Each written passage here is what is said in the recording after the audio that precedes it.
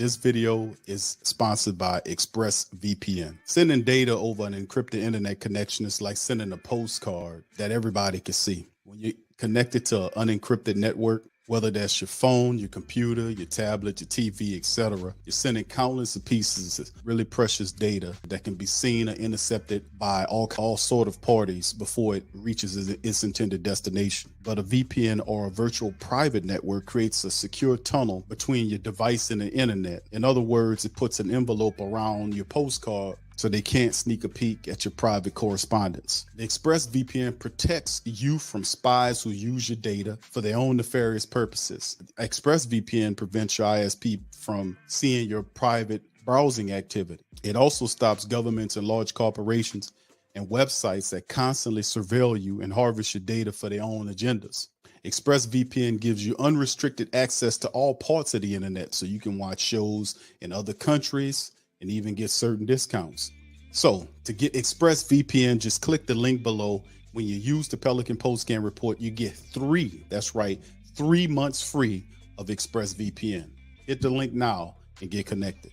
Thank you for making Saints Central your black and gold home for the New Orleans Saints.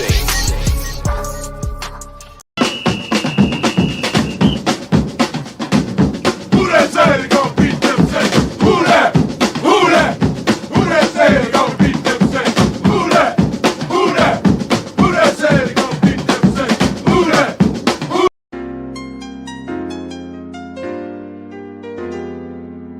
Yeah. Boogie like Benson, I'm a who that. I'm a who that. Long as I'm living, I'm a who that. Lose or winning, I'm a who that. Sports coma, yeah, this is where we do that. Where we do that, where we do that, where we do that, where we do that, where we do that. Boogie like Benson, I'm a who that. I'm a who that. Sports coma, this is where we do that. Where we do that. Welcome, welcome, welcome. Somebody please better help. Running this thing like Elf. I thank God every day I'm not a felt. Go to YouTube Live with Big Q and the guys. If you ain't ride or die, the bandwagon get flipped. Been marching in, that was way for the ring. I was yelling out your shame for the championship. Bucking on town, duck down. Falcons pluck, get shut down. Panthers ain't much touchdown. The vision really belong to us now. So much hate on the Saints, you could probably tell. Ever since Bounty Gate hit the NFL, when things seem fishy, and you probably smell the crooked referees or Roger Goodell. Yeah, like this, and I'm a who that. Every day I'm living, I'm a who that. Lose or winning, I'm a who that. It's the sports coma, this is where we do that. Where we do that, where we do that, where we do that, where we do that, where we do that. Boogie like this, and I'm a who that. It's the sports coma, this is where we do that. You're listening to the Sports Coma with Big Q and the guys on the PRO Media Network.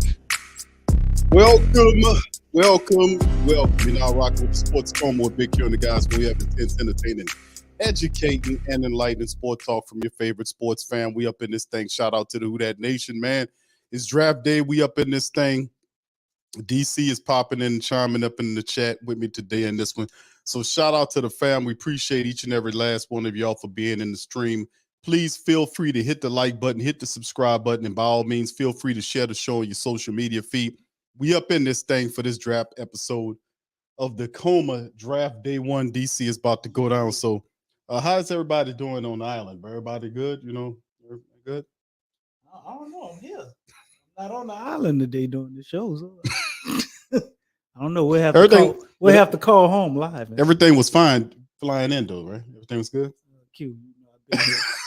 You know, Well, anyway, shout out to the fam, man. We appreciate each and every. You can't bust the island jokes when we're in the same place at the same time. Then that would mean Big Q ass be in the island too. Hey, man, I love the Caribbean. You want to let that cat out the bag? Where'd you learn how to make that curry chicken? Huh? Learn from you. Shout out to the fam, man. Appreciate y'all being in here. Hit the like button, the subscribe button, and the share button, man. We got some stuff we're going to talk about early on. And one of the big stories that's non-Saint related, man, was the fact that the Lamar Jackson deal finally got going and completed, man. DC, Lamar Jackson new Ravens deal includes $185 million guaranteed. I think they shorted him $3 million. I heard 188. Well, I mean, it might be in with incentives here. It's from ESPN saying after 27. 189. All right, an agreement is worth 260, making Jackson the highest paid player in the league at 52 million per year, includes 185 million in guaranteed money. Sources said.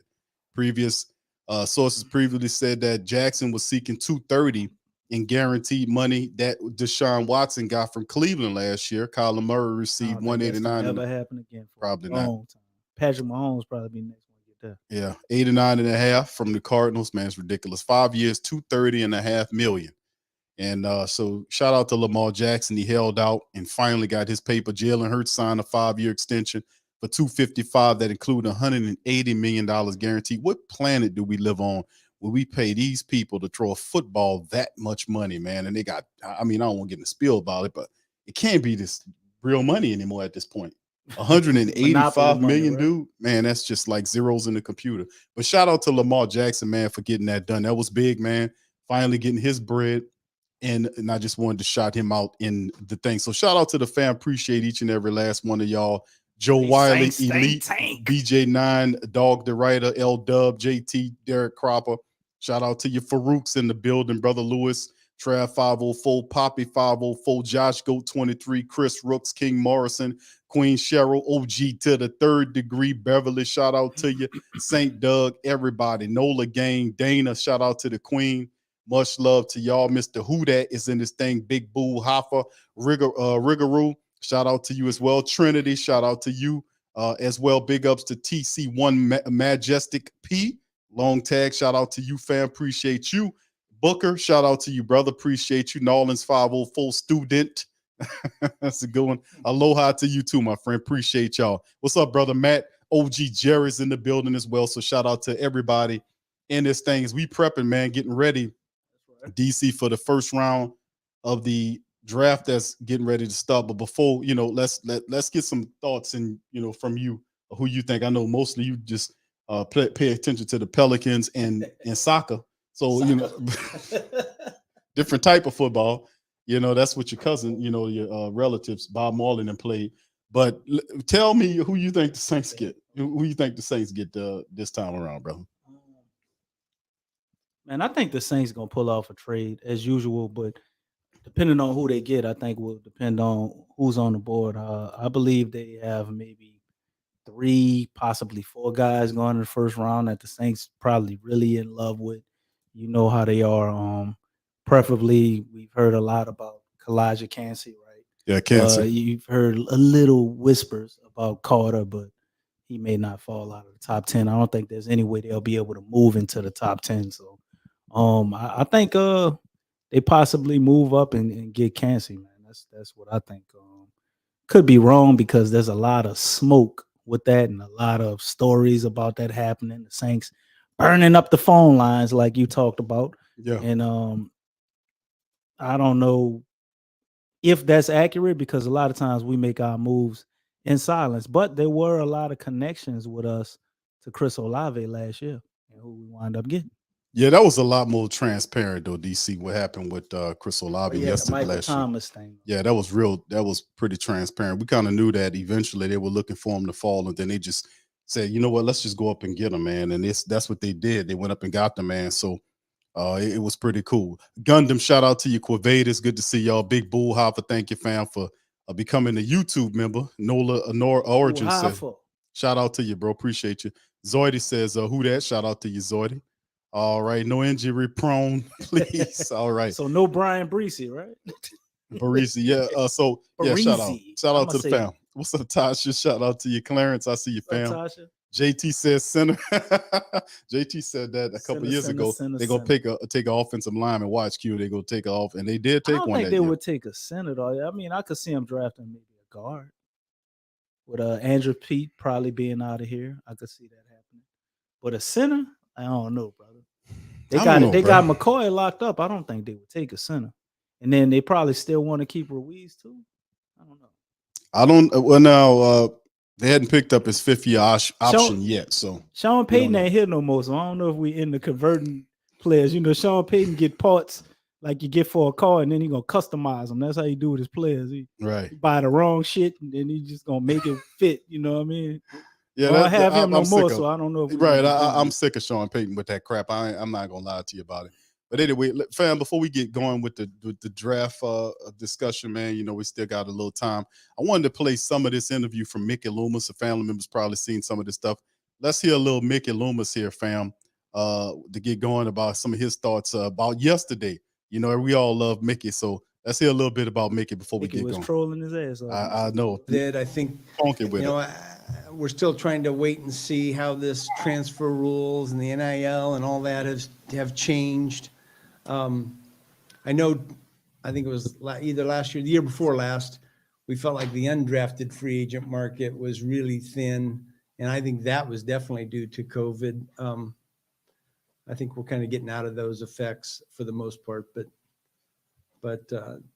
yeah, I think it's affected it. How much, I don't know. I mean, I can't really, haven't tried to measure it, so.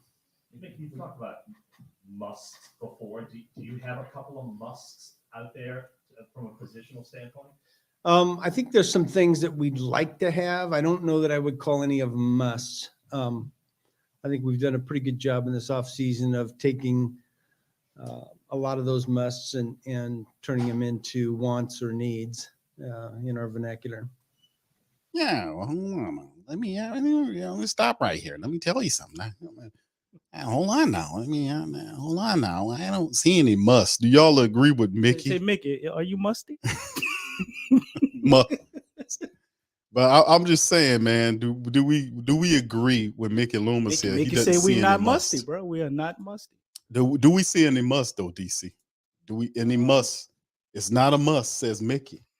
You feel like he done enough?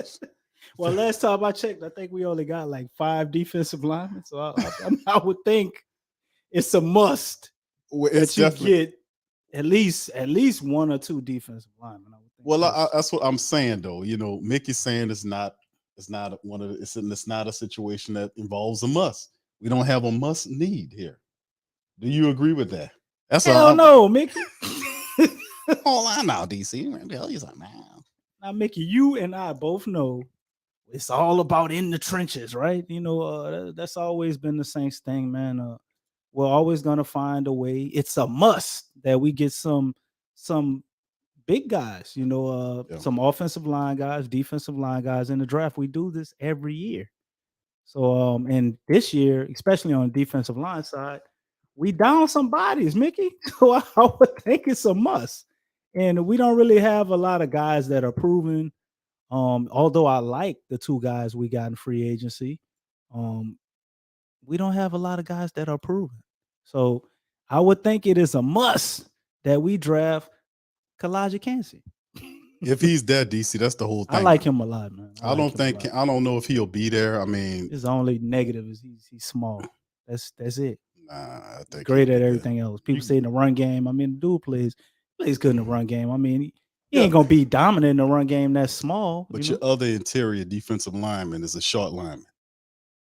Kalen Sanders is 6'1", 300 and plus pounds.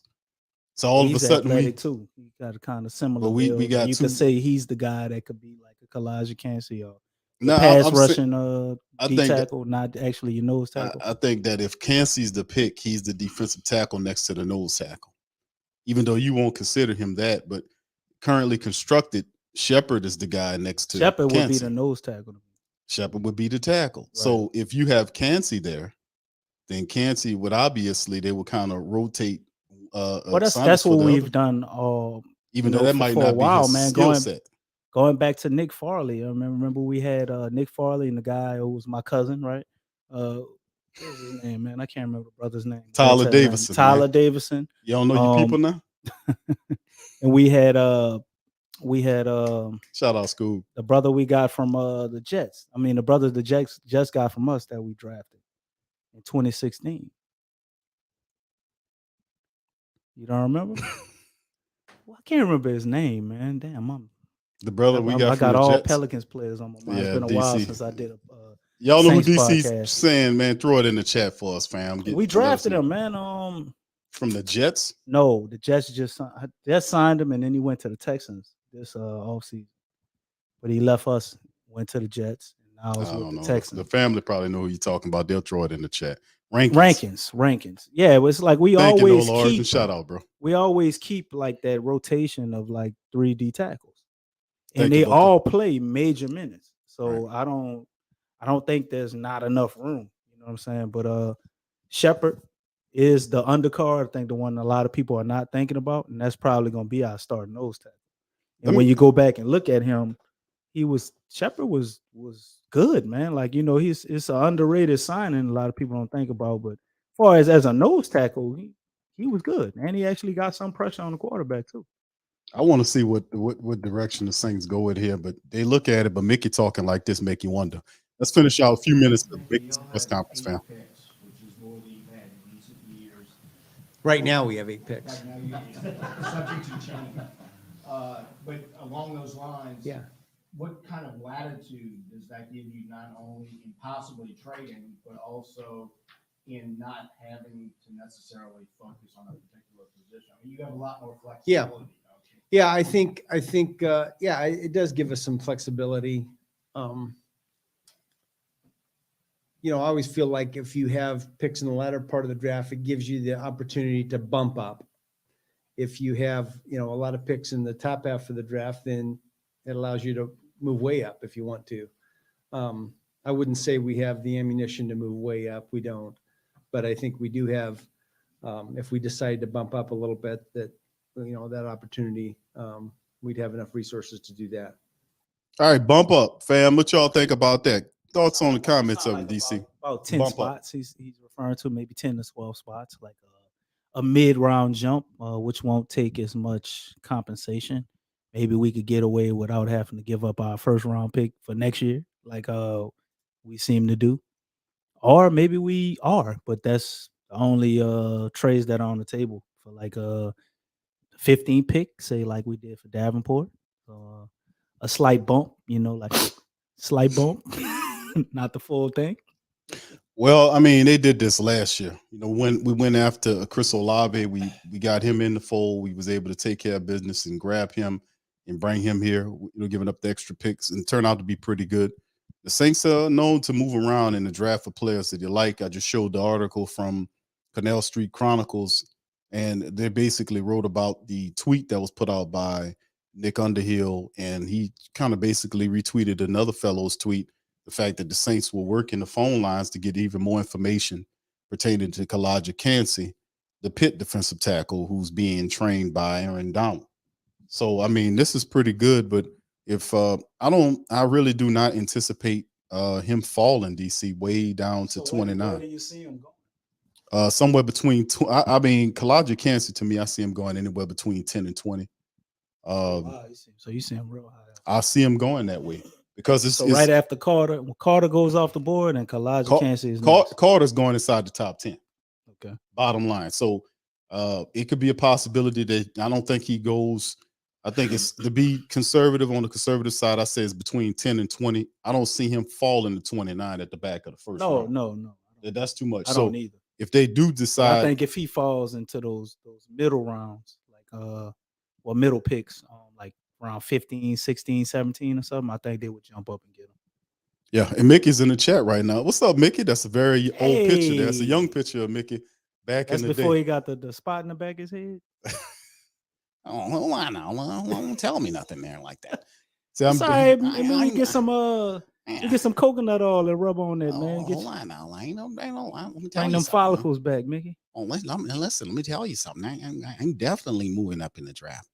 Get ready. Well, Mickey, you said you're not musty, so why would you move up if you don't have any must? Listen, I'm a millionaire. I can afford deodorant. I don't know what the hell you talk about, DC. Well, I'm saying you don't have no must, so that means you're not musty. No, you're confusing the words. I didn't say musty. I don't even talk like that. Now, if you don't mind, let me read my tweet here. I mean, my commentary. Go ahead, Mickey. All right, thank you. I'm definitely moving up in the draft.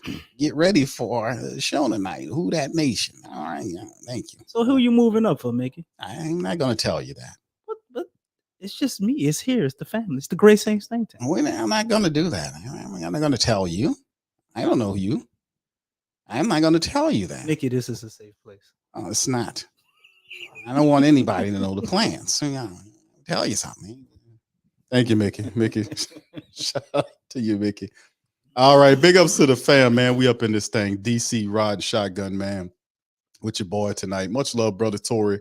I see you, fam. Appreciate you. 504 Cole's in the building. Brother Tro, shout out to you. Molly Malls in this thing as well. Shout out to you. It's the Magic Molly Mall. And all the rest of the fam, man. What's up, Rudy? Shout out to you, fam. Appreciate you as well. What's up, Josh? Shout out to you, fam. Appreciate you being in the stream as well. Much love. In his all bag. Right. All right. What's up, DeQuentin? Shout out to you, my brother. Appreciate you chiming in tonight as well. And all the rest of the family, my brother Scoob, and the rest of everybody in this thing as well. Yeah, that's a good count right there. I just seen it right there, man, from Leroy Glover and hold on. Yeah, that's a real. Yeah, Leroy Glover and what was it? Leroy was small. He was about 6 foot. He had short arms too, and he was definitely undersized. John Randall, Leroy Randall Glover. was another. My comps for Clancy. Okay, yeah, John Randall, man, that's some big shoes, there, bro. Even Leroy Glover, dude. Leroy Glover was outstanding. That was the first D tackle I remember getting like 17 sacks in the season and stuff. He couldn't stop Leroy Glover. They couldn't. Man. Yeah, that was a force. If we got, I was mad when we let him go, man. I didn't like. Well, yeah, he went to Dallas. He played good, but yeah, he wasn't at that top level. It was getting close to that time. Shout out to you, King Chosen One, Uncle Deuce in the building, Jermaine. What's up, Revolt? Shout out to you, bro. Claude, shout out to you, fam. Appreciate you. Shout out to all the fam. Greg, what's happening, brother? Hit the like button, brother. Tron's in this thing. Shout out to you, bro.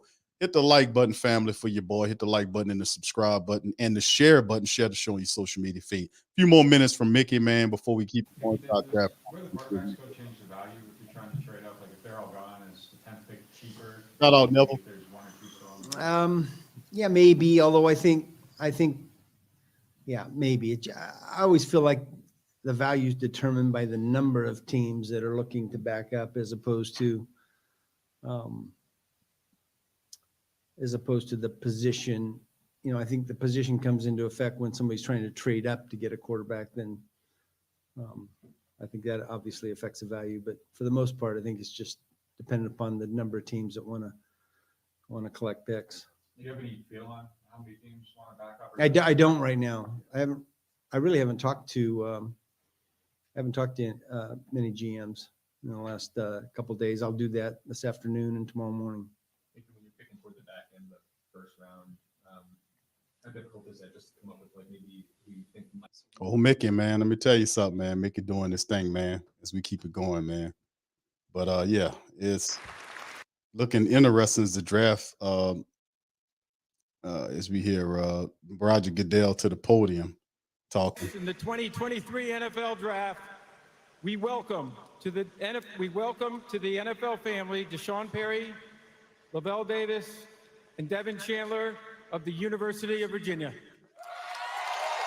All right, Goodell doing his thing early on. The draft has not yet started, but anyway, we're gonna keep it going right now. We're taking a look at it. But look, Saints family members, throw in the chat who you guys think the Saints will ultimately take. We're gonna be sitting waiting for a little bit before our pick is in.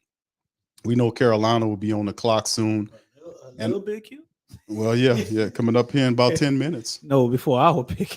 Yeah, we got a while, man. We're gonna be watching all our competitors first. That's fine. We can do a little scouting on their tail, make sure we got it, bro. But let's finish here. Let's still make it finish up talking his stuff. Here we go.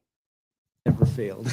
What kind of latitude does that give you, not only in possibly trading, but also in not having to necessarily focus on a particular position? I mean, you have a lot more flexibility, don't you? Yeah, I think, it does give us some flexibility. I always feel like if you have picks in the latter part of the draft, it gives you the opportunity to bump up. If you have, a lot of picks in the top half of the draft, then it allows you to move way up if you want to. I wouldn't say we have the ammunition to move way up. We don't.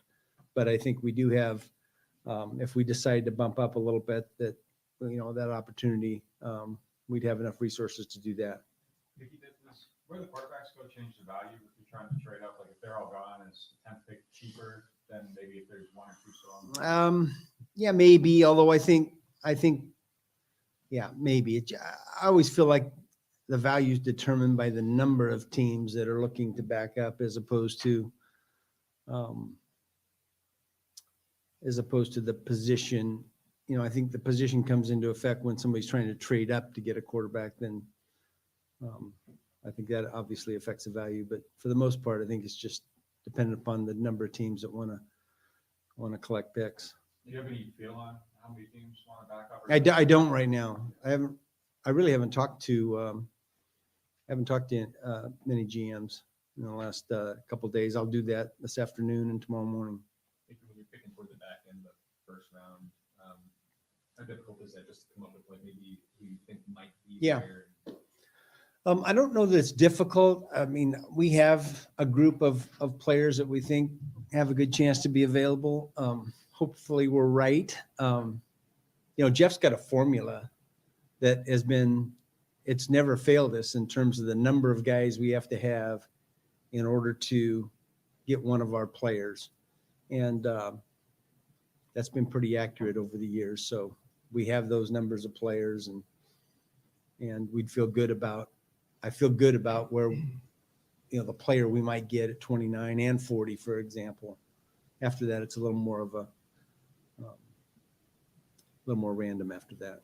All right, DC, that's some of this stuff from the press conference yesterday with Mickey Loomis dropping a little science about where the Saints, he anticipates the Saints go in the draft. And of course, we've done these, been a while, man, when we do these, and you see a stoic Mickey Loomis sit there. He's been doing it 20 years. And, this is old movements for he Mickey looks Loomis. really happy, man. So I'm gonna take that as a sign that we're gonna get some good news tonight. Actually, he look kind of constipated right there. Constipated. Yeah, that's what I see. Well, throughout the whole press conference, to me, hold on now, I'll tell you that's kind of happy. There you go. So he's definitely anticipating something. He got something up his sleeve, bro. You think so? I know so, but maybe it's just they know they're gonna be able to get some of the players they want, or we could be moving up. But something definitely up. The last year when Mickey had his pre-draft interview, did it look anything like this? Do you remember it? He seemed spry and what he got him, a young tender or something? He seemed Mickey, he married, bro. Oh, my bad. I'm sorry, Mickey. Yeah, don't get do you in that, trouble. yeah, But Mickey in trouble.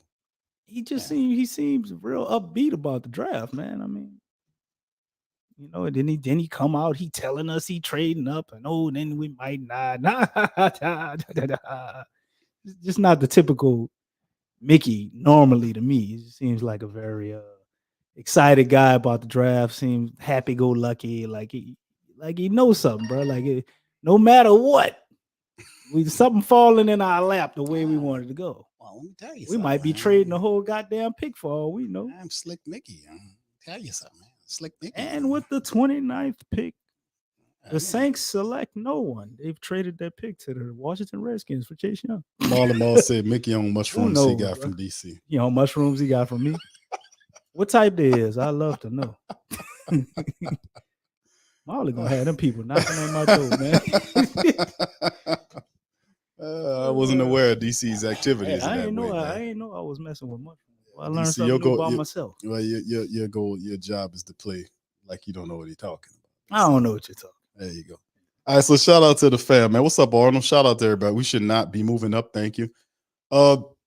Like we said, there was an article that was out about the Saints, man, and potentially looking at Kalijah Kancey as a possible person that they move up and go and see about. But I don't think he'll, like, if you talk about defensive ends and you look at a guy like Kalijah Kancey, man, he's one of those really good guys. But if you take a look at the defensive list that they have this year, man, number 2. He's ranked 2 behind Carter. As he should. That's why I was saying, man, if he goes off the board, it's not going to be at 29. Oh, hell no. It's going to be, and I'm going to say it's between 10 and 20. And if the Saints are interested, they have to move up 9 spots, if that is indeed the case, to get within the range. If he happens to fall to 20, to get to 20 is really kind of on the back end too. You think the number 2 tackle in the draft is going to go later than 20? Well, it all depends on where Carter falls, and then you would have to look at the teams and who needs a tackle. Shout out, brother James. Or who's willing to roll the dice on that. They KT. got a spot there for him. I mean, with Kalijah Cancer, you could say most teams probably would be willing to make room for him. But it's the draft, man, and you never know. Where there's smoke, there's potentially fire, but the Saints could also be trying to pump fake. These articles and them burning up the phone lines. Maybe they got their eye on a unknown guy. Who knows? You might have a point. So, really, Tasha, I ain't even reading shit yet. She said that's why you read because of the mushrooms, bro. DC do be reading slow, man. I ain't gonna lie, man. I gotta pronounce all my words. No, bro. It's okay, bro. It's all good. AK, shout out to you, fam. Appreciate you. But yeah, fam, I mean, the position of need. Let's look at the depth chart right here, DC. As you can see right here, as we get ready, getting close to the action to start off the first round of the draft.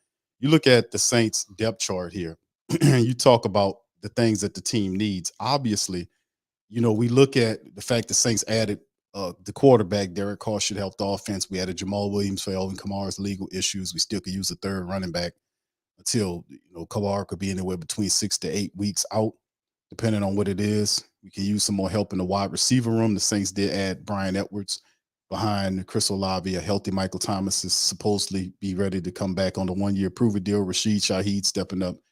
But outside of I'm really looking forward to Kirk Merritt stepping up. He looked really good in preseason and training camp last year. The Saints practice squatted him the entire year.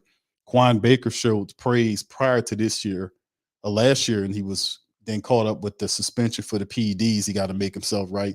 But Keith Kirkwood, since he came back from Carolina, he didn't look like crap. And Traquan Smith, I'm just trying to hope the Saints find a wide receiver that can finally kind of push him out of here, because I'm tired of people always talking about trying to keep him because he blocks well, but he don't do nothing else.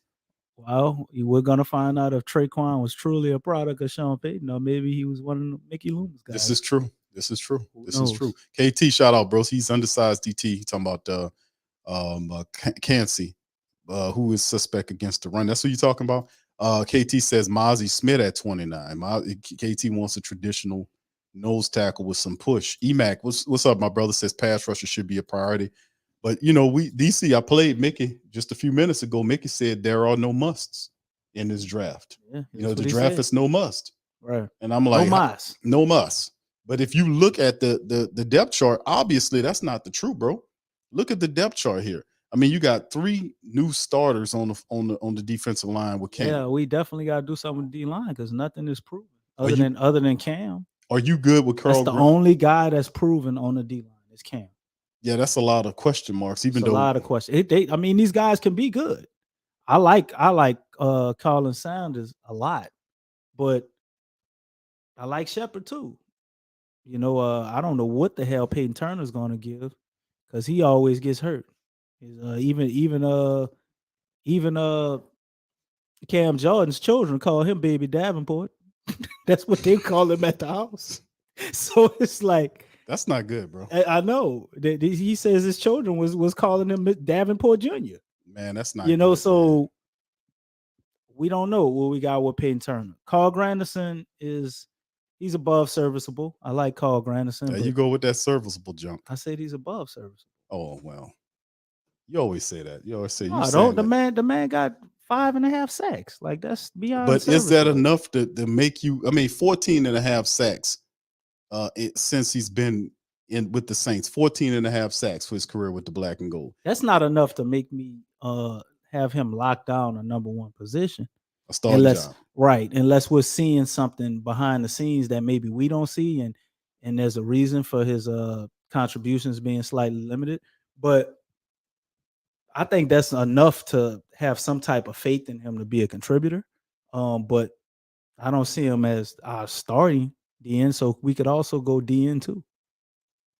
Yeah, I don't. I like Carl Granderson. I just don't know. It's a lot to put on. I mean, 5.5 sacks is not bad. Peyton Turner can't stay healthy, and then even behind those guys, if you look at behind those guys, it's still a problem because you got Tanu Passanio there. And Passanio is kind of getting up in age, and I don't know if he's a guy that you won't rely on as a backup. Passanio kind of is just a wild card. He plays all over the D line. They'll put him at DN, they'll put him at D tackle, either side. So he's just, to me, he's a piece, man. He's like one of the veteran guys that you have that's part of the rotation. I don't think you should be putting a whole lot of pressure on him, especially at this time in his career. And he's been injury prone since he's been here too. He's had his good days and his bad, but definitely a player I like being in a rotation. But I don't see a starter in any capacity for Tannehill. I don't know why. Tanu Passigno. I'm trying to mix his first and name. Don't worry, DC. Sometimes I get mushrooms kicking in, bro. Sometimes I get people's names wrong. Not all the times. Man, you mess people's names up all the time. Sometimes. Stop that, cat. I said sometimes. Right. Sometimes. For the sake of the show, I'm gonna let you have that one. All right. So shout out. On. KT, shout out to you, bro. Says Q, keep an eye out for Jatarvis Martin, defensive back out of Illinois, ball hawk, big hitter. 30 seconds. KT the man, always dropping some game, man. And we got a few seconds before them on the clock. What's up, brother Jarvis? Shout out to you. Appreciate you, bro. Shout out to Sir Rogers and the rest of the family members. St. John, how you doing, my brother? Mushrooms, yeah. DC, yes, he did. Pelicans, I couldn't miss the draft in America, man. Uncle Paul, it says, they got too much soccer on over there, man. They don't broadcast the draft. DC. I got to come to America to make sure I see the draft. DC know a lot about soccer, man. He got my soccer shirt. There you go. Big Q. The Saints need a linebacker and free safety and a safety. Okay, thank you, Uncle Paul. A shout out to you. This is true. Linebacker, the Saints, and we talked about that before. For Mickey to come out and say, I think I like DeMarco Jackson, though, man. I know he's still a question mark. Very, very good, but yeah, he's definitely a question mark. And your guy Zach Brown, huh? Zach. I don't know how Zach Bond's still on the team, to be honest. Well, I think if they use Zach Bond in a similar way that we use Ellis, as far as rushing the passer, I think we can get a lot out of him. Oh, so you thinking he gonna have a transition similar to what I think Caden Ellis had? No, Caden Ellis is really good, but I think if they utilize Zach Bond more at trying to rush the quarterback, I think we get a lot more out of him. It's not Braun. It's actually Bond, Zach Bond. Oh, I thought it was Braun, like the Clippers. Like the who? Like the Clippers. The little Clipper company, Bond. All right, whatever. Bond. Zach Bond. Zach Bond. Zach. Right. Zach Bond. Yeah, you saying Zach Braun, like it was an R in that some kind of way. Yeah, I was putting an R. All right. Yeah, it's okay, DC. That's what I'm here for, brother. No judgment. No judgment. I'm pretty sure you messed that name up a lot till you got it right. So. I did not. Never. I never did that. All right.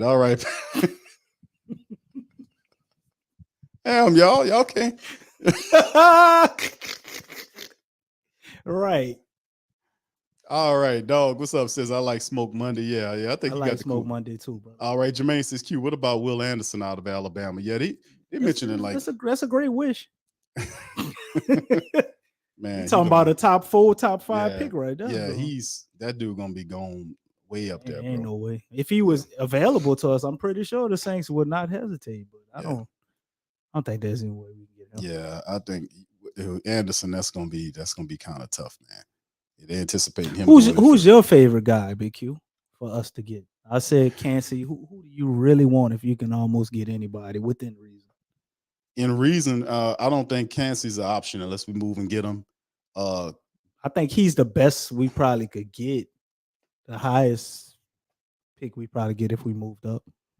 I don't think it, like you said, Jalen Carter. I don't believe we get Jalen Carter either. Nah, hell no. You're not gonna get no Carter. I mean, I don't think we get Kancey unless we move to get him. But a lot of people keep talking about Brian Barisi. Barisi to me is he's his injury situation kind of. I'm looking at his front. Now he's not a perfect I see effort in him and some skill. He's good. But I don't know. I don't know how he transitions to the league. I don't like injuries. Man. I don't like Brian Barisi as a first round defensive tackle for my team. Maybe a second round, a third round guy. I don't like him for a first round. I think we can do better. You got Kalen Saunders right there.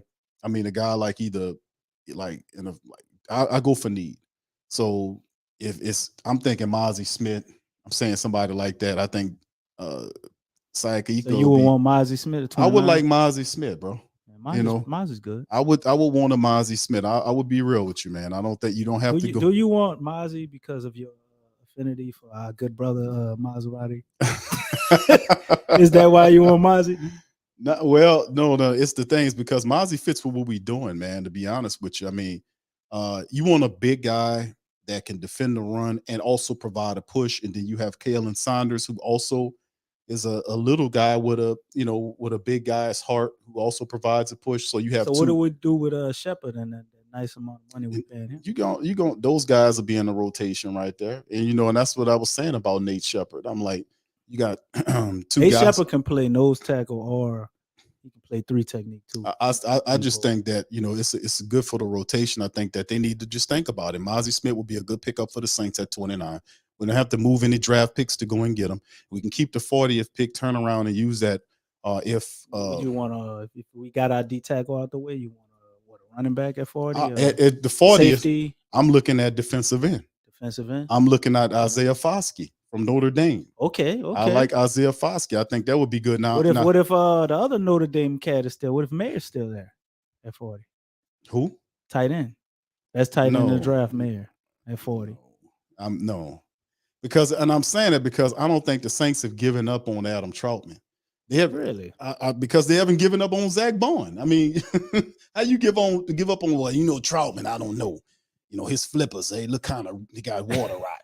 No, man. They haven't given up. He got on caught Troutman. in the propeller, man. Don't do that to him. But I'm saying they haven't given up on Zach Bond. They don't give up on Traquan Smith. They haven't given up on Zach. They haven't given up on Adam Troutman. That's why I'm saying I don't think you take that guy. I don't think that. But there are other moves like.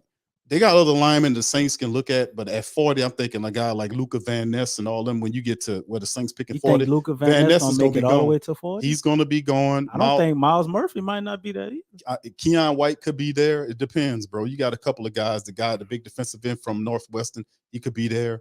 But like I said, but Isaiah Foskey, he's all over the place, man. I don't know how to mention his name, but they had him in like the top 15 at some point. The guy at Northwestern. He's a real tricky one. I don't know where he'll go. Some people seem like they really love him. And then I hear stuff like you, like he can still be there in a second. But Isaiah Foskey is your guy, right? I like Foskey. And Mozzie. I like because and what that does is that solves two big needs for the Saints. Because even though Mickey Loomis in the pit talking about there is no must, you still need thorough interior defensive tackles. Your defensive rush, your defense against the rush last year was pitiful. You allowed all these yards, 120, 130 something odd yards a game given up on the rush. That was pitiful. They basically retooled the interior defensive line. You got 3 new starters on the defensive line. Cam is getting old. He got a year left on his contract and I think Cam could probably do a good job with more than him too. This is who I consider. Like we talked about this before. He's kind of like Cam. Like he's got the same exactly. kind of similar play style too. We're not doing that. I'm talking against all those people sitting up here talking about drafting people. I'm not drafting no Davenports, and I'm not drafting guys that are not fundamental for what we're doing here. They haven't done a damn thing. Let's draft from a prototype, and we have that. We got Cam Jordan. Which defensive end in the draft looks like Cam Jordan is Isaiah Foskey. I say so. KT says so, and Bob Rose said the same thing. Isaiah Foskey is the closest player in terms of what he looks like, and from a production standpoint overall, Isaiah Foskey is a good pickup at 40. Now, if Hendon Hooker is there, then you have to think about it because I know he's probably hot on their board, but that solves two things. Let me ask you this though, man. As Carolina's getting ready to pick, we would be pissed if we try to draft a quarterback because we think he's going to be the next Drew Brees. So why would we want to do the same thing with a DN? Say that again. If we were to draft a quarterback, let's say we need a quarterback, and we drafted him thinking, okay, this is the guy that's closest in similarity to Drew Brees. Like nobody will be happy about that. Almost never succeeds. Why would we want to use that same template when drafting the defense? I mean, because you know what a good defensive end look like. You know what Cam done did for us for years, man. Come on, it's not like we don't know what a good quarterback look like. Drew Brees and the attributes that Drew Brees brought. It's not like we don't know what these people could do. I mean, you come on now. We know exactly what a Drew Brees brings with accuracy and he don't have the biggest arm in the world, but he's super accurate. He'll get you lined up correctly. Carolina's still thinking about it, huh? Yeah, they're gonna put that out there like that. I guess they feeling it. But remember, and just to remind the family members, I told them even when we had the Carolina Panther roundtable, when the roundtable came together, and I told them, I said Bryce Young was the guy. He is the guy, but I'm really hoping that they mess it up. Yeah. Go ahead and get Will Levis. Go ahead and draft a D tackle. Go ahead and get Will Anderson. Do it. I told those Carolina people then, and they were saying, hell no, CJ Stroud, Bryce Young too. And I told them, I said, hey, listen, y'all only saying that because he's short. But if he was the same house as CJ Stroud, this would not be a competition. He's the best quarterback that reminds me of Drew Brees in the draft. I don't know if you say Drew Brees, but well, I'm just because of his height. Anybody who's short, he's 5'10", 5'11" with sneakers on. They say he's real short, but his game is big. He's a lot smarter and I don't want to say my damn strategic than Kyler Murray would look like. Even though he's not as athletic as Kyler Murray, but when you're looking at that height, I think that's a good comparison. But Bryce Young is a phenomenal quarterback, man. He processes the game very, very fast, very smart, very intelligent, can make all the throws, got some athleticism with him. His really only downfall is kryptonite is he's short.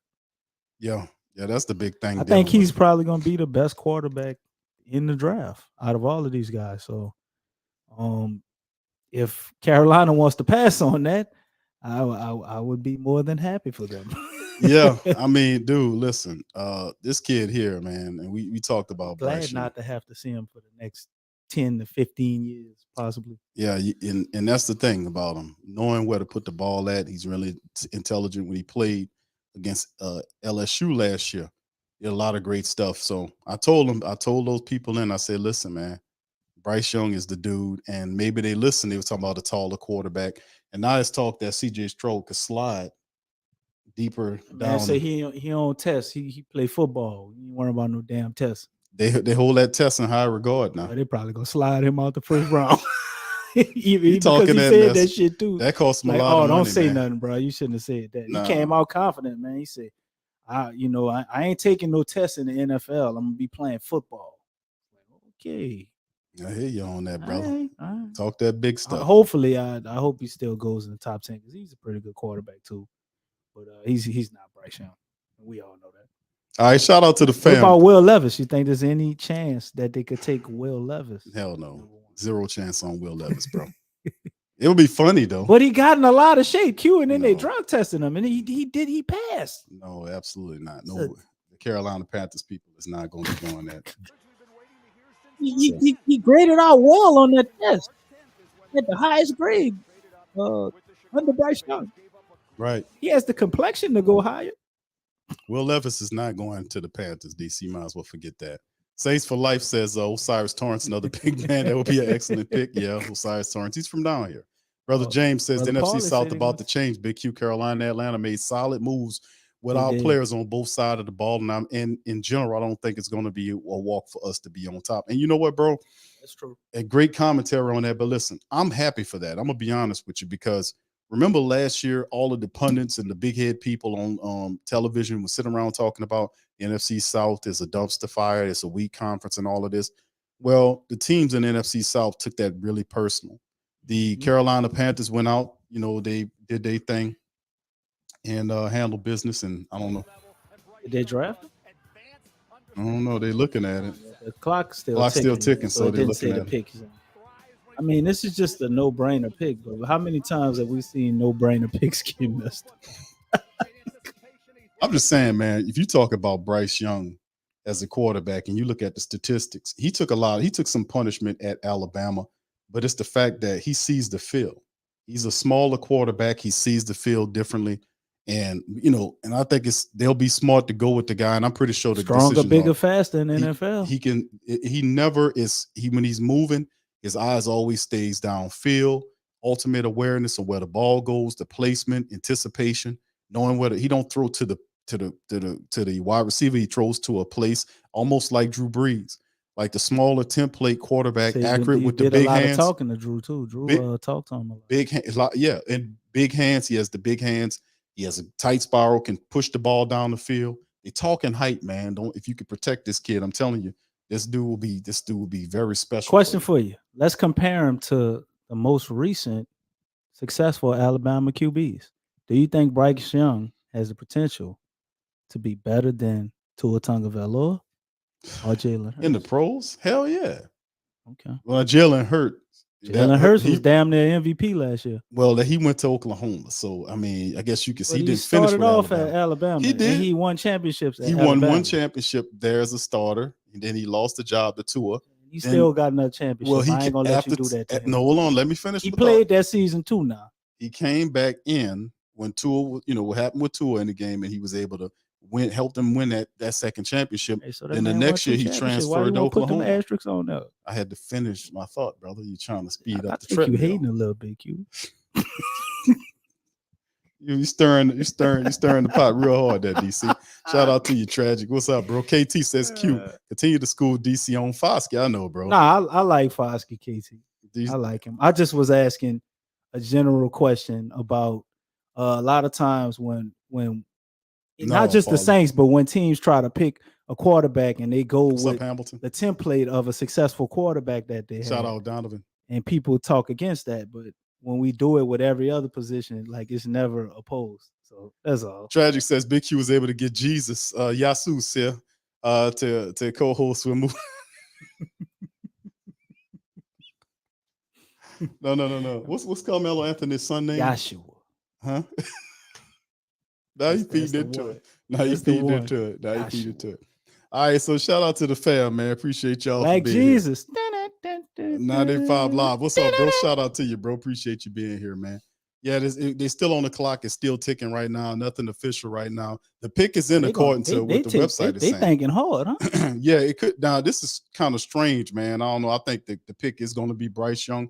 For whatever reason, they keep showing working Bryce that whole Young clock. Stuff, so. Yeah, they working. But why are they working the clock, man? What are they? Could be filling picks at the last moment or trade, thoughts at the last moment. They traded for the number one pick, so I know they ain't listening to trade offers. You never know, bro. Wow. You never know. You never know what's going on here. So Texans might want them real bad, huh?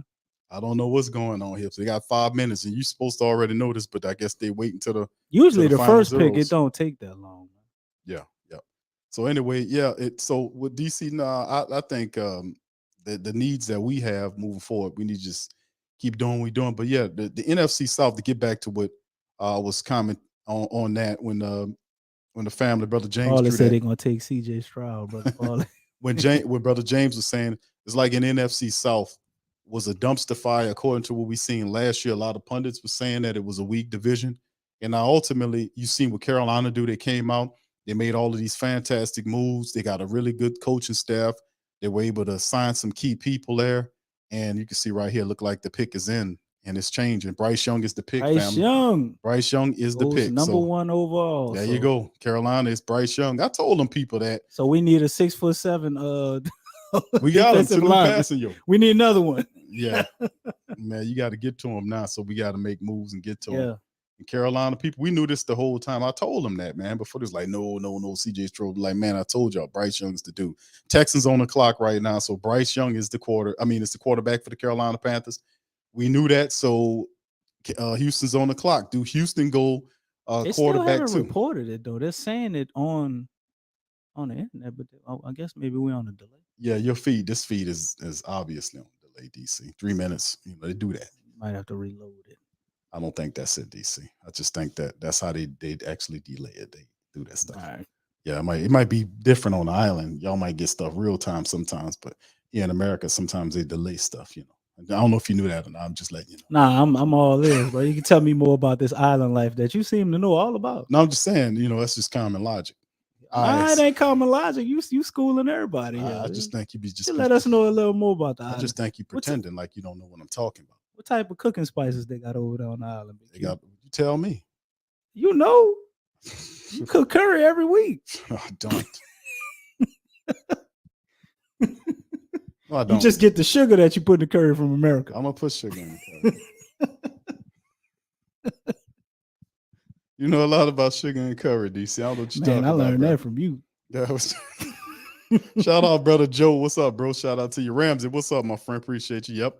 All right, 9'8" Levant says, how tall is he? Because look short. Yeah, 5'10". 5'10", man. 5'10", bro. 5'10" he is. True shorty. Yeah, he's definitely 5'10". Texans on the clock right now. Bryce And- Young is an inspiration to all of us because if Bryce Young can make it to the NFL, so can you. 5'10". Man, the man could play football. Man. Nah, Come he's on, great at it, man. I'm just saying he's short. You know, sometimes there's a lot of guys that are real good, but they're like, you ain't never gonna make because they're short. You know what I'm saying? You can't say that about Bryce Young. Bryce done made a way, man. That's why I say he's an inspiration for all the normal sized people. Well, I mean, they had guys shorter than him. Kyler Murray made it, man. What you talking about? Well, him too. But we talking about Bryce right now. Can Bryce have his moment? Damn, Big Q.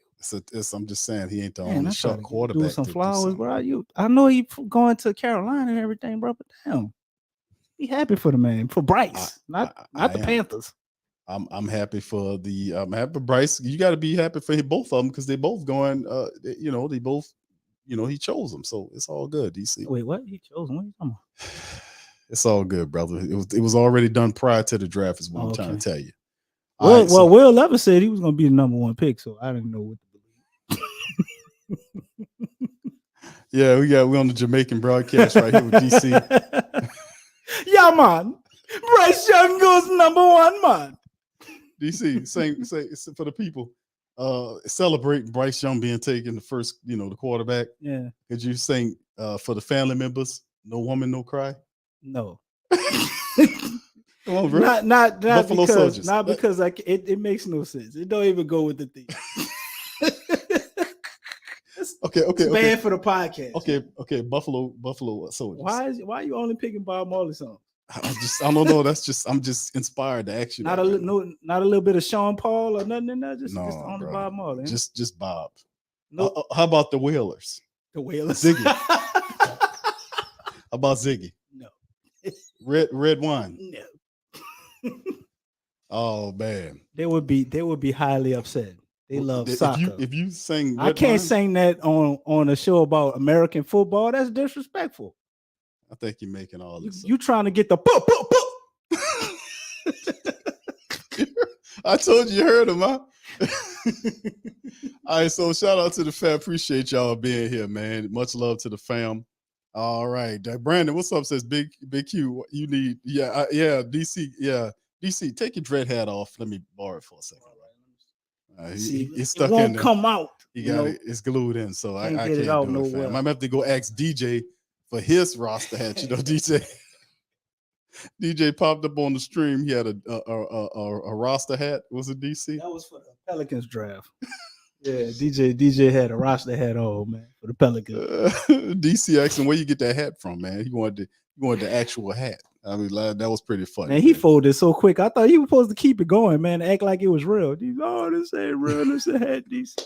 Like, keep it going, DC. Tasha said, DC, I'm proud of you standing in your truth about being one of Bob's 20 kids.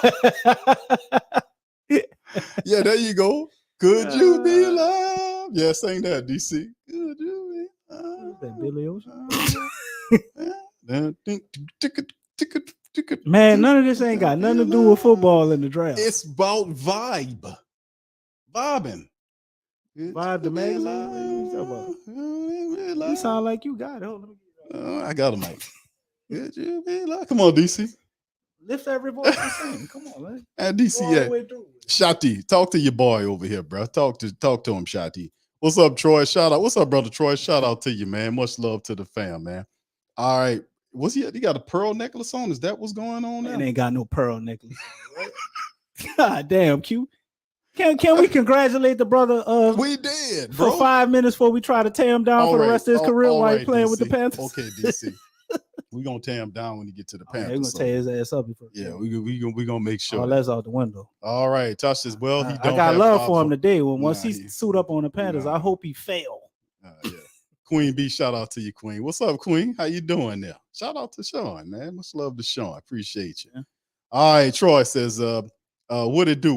He's howling at brother Troy. Yeah, and Tasha, you see that, huh? Well, he don't have. Wait, hold up. I gotta read it how Tasha said.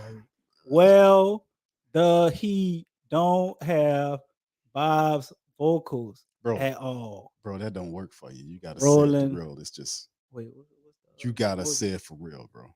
Because people don't think, I know they know you can read, but I can't read. I think it's like I read like this. When I read, it take forever. According to it does according take to forever. Tasha, simply Tasha. It does take forever. I ain't gonna lie to y'all, Man, man. get out of here. It does, man. All right, so shout out to the OG to the 3rd degree. Shout out to you. Says, now Q, you wouldn't have known this, but I'm half Creole, half Ghanaian. Okay, right, brother, all I right. need you to get your reggae music catalog down pack, bro. All right. Get it together, Q. I got to get it together, OG to the 3rd degree, man. Much love to you, brother. Appreciate Get him right, y'all, OG. man. Appreciate you. Well, OG said it, man. I got to Appreciate get your it together, tempo, man. bro. I got to get it together, Yeah, brother. man. Stop half stepping. All right, so DC, guess who's the Texans have taken is CJ Stroud's off the board. So that's 2 quarterbacks back to back. Oh wow. So the So Texans, they did all that pump faking. Huh? Oh, this changes everything, Q. How so? Will Anderson is still on the board. How's that change for us? It could change the dynamic of who goes next. Will Carolina take him? Yeah. I mean, not Carolina. Will the Cardinals take him? Does he wind up with the Bears, who might have wanted Carter? Could be. They saying Tyree Wilson could be the guy. Tyree Wilson still on the board. Let's ask the family members. Shout out to you, OG. Thank you for that super chat, my brother. CJ Stroud. I think a lot of people thought he might not go second. So I'm just saying this could change the way the draft's gonna fall out. Yeah, this could be a possibility. Let me get the family members to chime in on this. Family, who do you guys think happens next? Like with the 3rd pick. Now we have 2 quarterbacks that went 1 and 2. We got Bryce to Carolina, and we got CJ to the Texans. So the Texans got 2 quarterbacks going in the first 2 picks. The 3rd pick, who is it? Who do you the guys think it is? Who you guys think it's going to be for the 3rd pick here? Arizona on the clock. Got to be a pass rusher, man. JJ Watt retires. You got to be the pass rusher. Tyree Wilson, could be Anderson. It's got to be one of those guys. DC. Who do you guys think? You think it's Carter? I'm just saying it could be. I don't know. What's their need? They need a DN. They need a tackle. I think they need a cornerback. So they got some needs there. I don't think any cornerback is worth taking top 3. Not in this draft. Yeah, they got some of the best still available. We know John Robinson from Texas is up there. Okay, Sir Roger, shout out to you, fam. Says Anderson. I'm gonna have to agree with you on that, bro. I think probably Anderson. They might take Devon, man. I draft him. They need a cornerback. Nah, Witherspoon's not gonna go that high. But it's got to be a pass rusher. It's gonna be Will Anderson Jr. or Tyree Wilson. Okay. It's gonna be either one of the 2. I don't see them taking that cornerback or the running back there. And they're not going to take a quarterback with Kyler Murray there. So, yeah, I would say the Anderson or Tyree Wilson out of Texas Tech. What do you guys think, man? Chime in. Now, you're right. DC, you throw the defensive tackle in there, Carter. And a lot of people think he's sliding down the list. So, I don't know, man. The further Carter slides, the further Kansas slides. Yeah, there it is. Pamela says 985 alive. Your eyes were not lying to you. All right, Tro says Cam Smith over Witherspoon. Okay. Brother Lionel, shout out to you, bro. Says Anderson. I agree with you, bro. I think it is. Larry says Will. Yep, Will Anderson. Thank you. All right, KT, shout out to you. Says because he got high because DC. Boom. Yeah. Tasha called like, okay, I think DC's. He said, boy, DC, the rainbow videos are working well for you. And yes, thank you, Tasha. Shout out. Hooked on finance, actually. Tramal says, DC, don't let Floyd Mayweather beat you in a spelling bee. Goddamn. Damn, man. DC. Man, Floyd got y'all fooled, man. Floyd know how to spell. I know one thing. He can run a whole goddamn promotion company getting $50 million a fight. You think he can't spell? I'll tell you one thing. If he don't know how to spell, I know he knows how to count. I know that one thing. Right. Shout out to Brother I don't know Bear. who dropped them stories talking about Floyd can't read. He can't spell. The man run a whole promotion company. Well, Leonard Ellaby helps out. So well, he helps out, but damn, he do everything and just give Floyd all the money. I don't know, brother. I'm just telling you know. All right, so I never seen no damn boxer that rich. Barry Anderson, shout out to you. Dog says CJ career is about to start over rough as you know what. The Texans, I don't know, man. You got keep drafting QBs. Yeah, that helps us out. Yeah, they didn't give him nothing. Like he don't have no receivers. Got a nice running back, your guy who you wanted us to draft last year. But other than that, you don't really have anything. They don't have a defense. Carolina, Hold They on. don't let's have see, a let's see. coach. They fired their coach for actually trying to win. Like it's gonna be rough, man. Well, you got your guy there, the linebacker who used to play for the 49ers. He was a coach at 49ers, and he was from D'Amico Ryans. So D'Amico Ryans Yeah, is but I mean, how's D'Amico that gonna Ryans is the help guy. CJ Stroud? I mean, he got a pretty decent offensive staff together. I mean, you got to get the guy some weapons. I mean, listen, it's a tough environment for him to go to, but that team is going to be built defensively. They got another pick in with the 12, so let's see who they pick. Yeah, Donovan says Houston trading up again. You know, Wait, they trading up again? What are you talking about? Oh let's wow, see. Houston is on the clock. Yep, Houston's back up there again. Huh.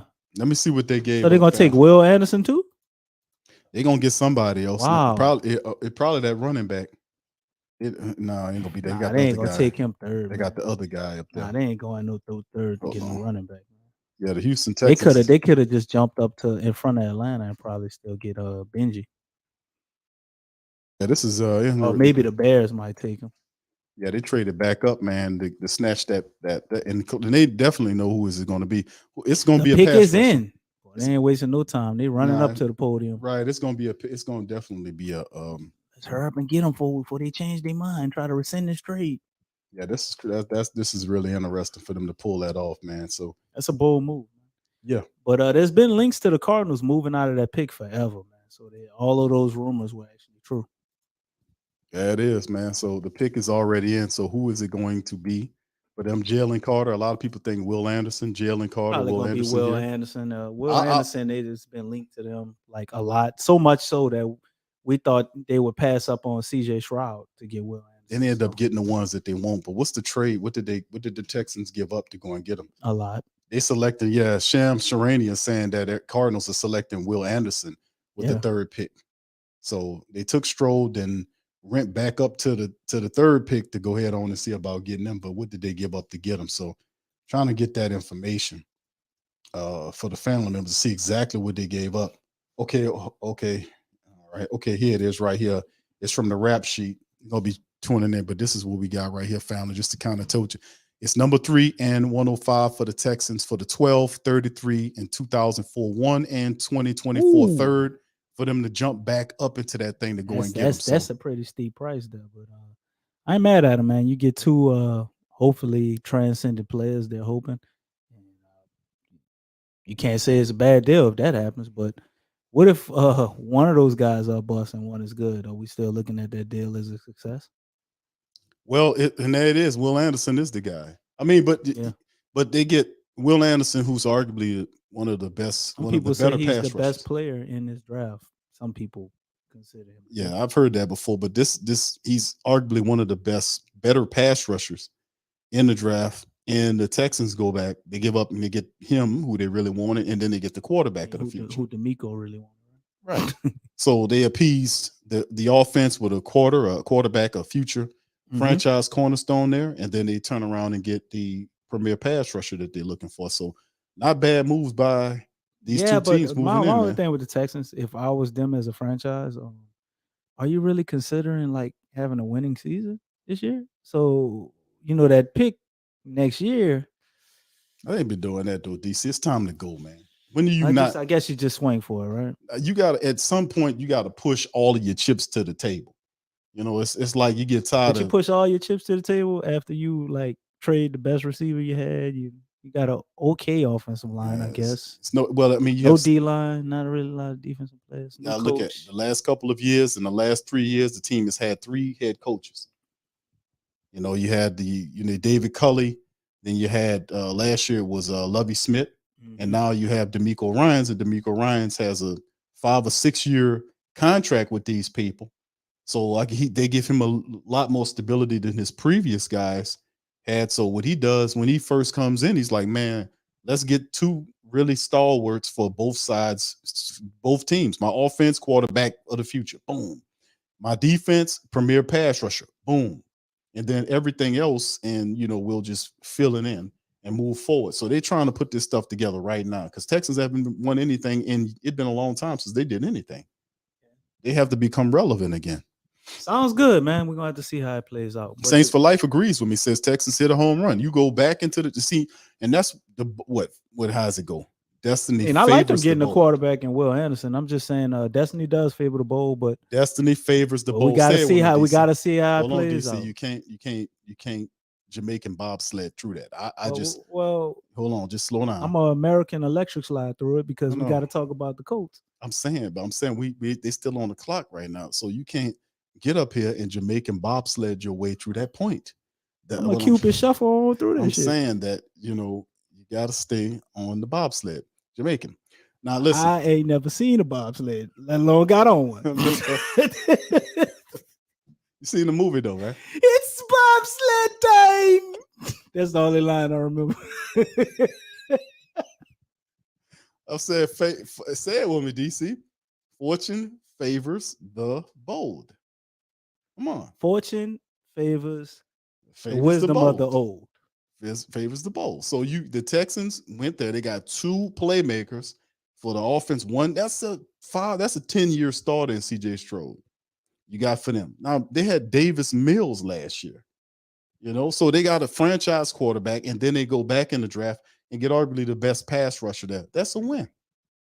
That's a win. So they're trying to win, and it's credit to Houston and the people because they've been giving them crap all year long. If they win 4 games, it could turn out to be a failure. There you go. Fortune favors the bold. KT with me on that. You on That's me right. on that. KT with you. I'm on the fence. I don't know. What's up, brother Crusher? Shout out to my dog Crusher, man. Much love, man. How y'all feeling? How y'all feeling tonight, man? I hope y'all feeling pretty good. Jamal says, can we trade? The pick is in for the Colts. Who are they going to take? Bro, nobody wants Traquan Smith, bro. Let's just drop that off top. Nobody don't want no Traquan Smith. All right, so the Colts we could trade Traquan Smith to replace some of the construction equipment that burnt up on the Superdome. I think they could probably pull that up. No, brother. All right, Tosh says Q made DC sound it out. Yeah, you seen him, huh? You had to slow him down. Had to, pull out. He tried to slide right through that with that bobsled. I was like, hold on. Here, Fortune favors the wisdom of the old. The wisdom of the who? The old. Dude, no, bro, no. Will Anderson was my top-rated player on my bid. Yes. Yeah, Will Anderson. Yes. Good. Yeah, that's a win. The second best quarterback in the draft and the best, arguably the best pass rusher from this guy is electric, and they get both of the playmakers at the same time, man. That's a huge win for the Texans. That's the best thing that happened. No. That's it's good picks, but I'm just saying the pick they might give up next year might hurt a little bit. That's all I'm saying. Man, they don't care. I don't think they're gonna win next. I don't think they're gonna win a lot DC. of games. We don't care about next year. All we care about this year. The hell with next year. We want to win this year because you became a Houston Texan. That's what I'm trying to talk I'm about. just saying, bro, and we don't care. Listen, hold on, let me check this damn head. Let me see. All right, so listen, I'm just saying that I feel for all the family members of stinking teams, whether that's in football, basketball, wherever. I feel for them, and the Texans people been suffering for a while. That for a long time, Texas people been suffering for a little while longer. It's almost over. 2 guys ain't gonna fix everything. All right, yeah, but we'll see. We'll see. Maybe I'm totally wrong. Them 2 guys ain't gonna fix everything, huh, DC? They ain't got a whole team with them. They don't got a team either, huh? They don't have much of a team. That's my point. DC, fortune favors the bold. You get Will maybe in the collab sweepstakes next year. Who knows? Yeah, who? What I said the man wrong? Damn, I'm messing everybody up. See, your aura is rubbing off on me, bro. I'm messing up everybody. Anyway, listen. I say you get Will Anderson, and then maybe you get Caleb next year. Caleb Williams next year from USC. Well, this is what I'm looking at with Houston because a lot of family members. I ain't go to the Colts. We didn't talk about Houston enough. The Colts pick is in. Q. Is it in? Yeah. All right. So we ain't no damn Houston Texans. All right. So Anthony Richardson is the pick, DC. Oh wow. Yeah, you go. So this I would have never guessed that.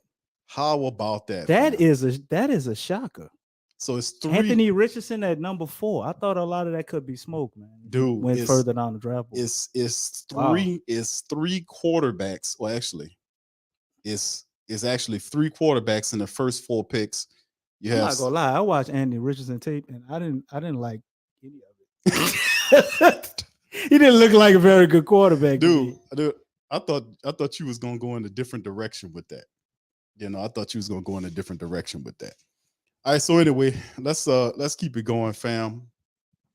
Let's keep it going here as we move it. So yeah, AR-15 is the next dude up, man. So he's the next guy on the hit parade, and the Colts actually get another quarterback. So I was thinking, damn, Will Levis, who had more popularity than him, now all of a sudden you see Anthony Richardson on the board. So that's crazy, man. 4 picks, 3 of the 4 picks are quarterbacks. How do you guys think about that? How you it was that the right move? I don't know. Anthony Richardson is a fantastic athletic quarterback.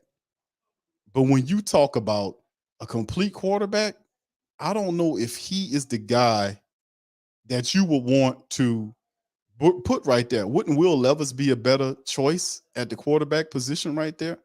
I mean, that's really interesting that the Colts would do that, fam. What do you guys think, man? That's a strange one. So because now you got 3 quarterbacks gone in the top 4. That's crazy, man. Seattle's on the clock. Obviously, we know Seattle probably gonna go with a pass rusher. Perhaps I don't know if they go with Robinson. I don't think Robinson goes, and he's the best running back. I don't see him as a top 5 back. Perhaps, we'll see. But this is intriguing, man. Probably Jalen Carter goes somewhere around here, maybe one of the pass rushers here. And perhaps Will Levis. Does Will Levis go here? This is really intriguing that the Colts would actually take this guy, man. So anyway, let me see if I could pull up the hold on. Here's the depth chart right here to see what the Colts. So the Colts, I don't know what the Colts are doing, family. I don't know what this is about, man. They have Gardner Minshew up there with Nick Foles. Yeah, they definitely need a quarterback. Allen Richardson's a beast, but his passing game is suspect to me. Jonathan Taylor's good, and they got Pittman and a few other things. I don't think the Colts are ready to win right now anyway. So I don't know, man. This is kind of strange to me. That was a strange pick of the day for me right there. Strange pick for me. Yeah, 1 year of production, and Anthony Richardson is your quarterback, man. Like I watched Anthony Richardson play. He was at Florida. He played like it was against LSU last year, and it was this game that happened with the college, the country guy. Well, it was his day for the game, over in Auburn. I mean, in Florida, excuse me. And they were playing his music. I know what was Richardson for Florida. Yeah, it was playing his music, and I forgot the country singer's music, the name of the guy that was singing. But they were playing it, and the people were singing, and he almost brung him back. Like, it was weird how they was tapping into this country song. They almost brought him back. But anyway, when I was watching him in the game, the guy was a fantastic quarterback. I mean, in terms of him running around and all this stuff. But when you talk about like throwing the ball, like complete quarterback, bro, that was a huge leap to go and get this guy. Newton, if I'm not mistaken. Well, his athleticism. A lot of people consider him how physical. No, I'm talking about him actually comparing himself. I mean, he probably did. He said he's gonna be the best quarterback in this draft. And he talk a good game, and I was like, yo, what? Man, let me put this tape on. I'm not sold on Anthony Richardson, minute. man. I mean, he's from an athletic stand. They talk about his ceiling and all that kind of stuff. And listen, they're just looking at him as an athlete, man. I mean, but he's not gonna be a wide receiver or no. Well, let me ask you this: right now, like, is he? Let me ask the family members this in the chat, and there's 200 plus of us in here. Please feel free to hit the like button, family. We up in this thing. Please feel free to hit the like button, hit the subscribe button, and please feel free to share the show on your social media feeds. Thank you. Let me ask the family members this question. When you look at Anthony Richardson, is he, to you, coming out of college, is he better than what's the quarterback from the Texans? From the Bears, when he came out, he got picked very high too. What's his name? Mitchell Trubisky. Okay, let me ask y'all this. And I'm thinking about it, I was like, man, this dude, the kind of things that's happening to Anthony Richardson, he had all this athletic skill, but he's passing wise, he needs a lot of work. His accuracy is not where it's supposed to be. How do you guys feel about Anthony Richardson versus Mitchell Trubisky coming out of North Carolina? What do you guys think? Is he better than Trubisky coming out of college, or do you think he's better? Y'all answered that in the chat. No, not Justin Fields. It's Mitchell Trubisky. Okay, 985 says nope. Okay. So nope at 985 live in terms is that he's not better than Trubisky, or he's better than Trubisky? Kind of clarify that. Y'all answer that for me. Okay, okay. Devin says Trubisky. That's what I'm thinking. I'm like, man, because Mitchell. That's what we saw in college. Well, that's all you can do. You can't compare Mitchell Trubisky as a pro quarterback to Anthony Richardson. All you can do is at this point where he's at is compare how good they were in college version. And I really thought Mitchell Trubisky shouldn't have been taken that high by the Chicago Bears and Ryan Pace. Right. So, I mean, it's just the same thing. All right. So, okay, Lionel says Mitch was better. Yeah, okay. Mitchell was head and shoulders better, like way better from what I saw on tape. Mitchell wasn't actually a bad quarterback in college. It was just the fact that you had I think Patrick Mahomes right there. You had Deshaun Watson right there. And I believe it was another quarterback too that wound up even being better than him, but wasn't quite that good, but he still wound up being better than him. Larry says yes. Saints for Life says nope. But KT brings up an interesting point. KT says he'll be great in the Taysom Hill role. I love to have him. KT says Colts looking at him like they're gonna mold him like they did Jalen Hurts, which is strange because. But Jalen Hurts, like that's still. I get you, KT. Jalen Hurts was good. We all knew Jalen Hurts was good. Like that wasn't no shocker to me when he got the starting job for the Eagles and he started ball. That's what I expected him to do. That's why when we had the draft and Jalen Hurts was sitting right there, it's like, man, we ought to draft Jalen Hurts.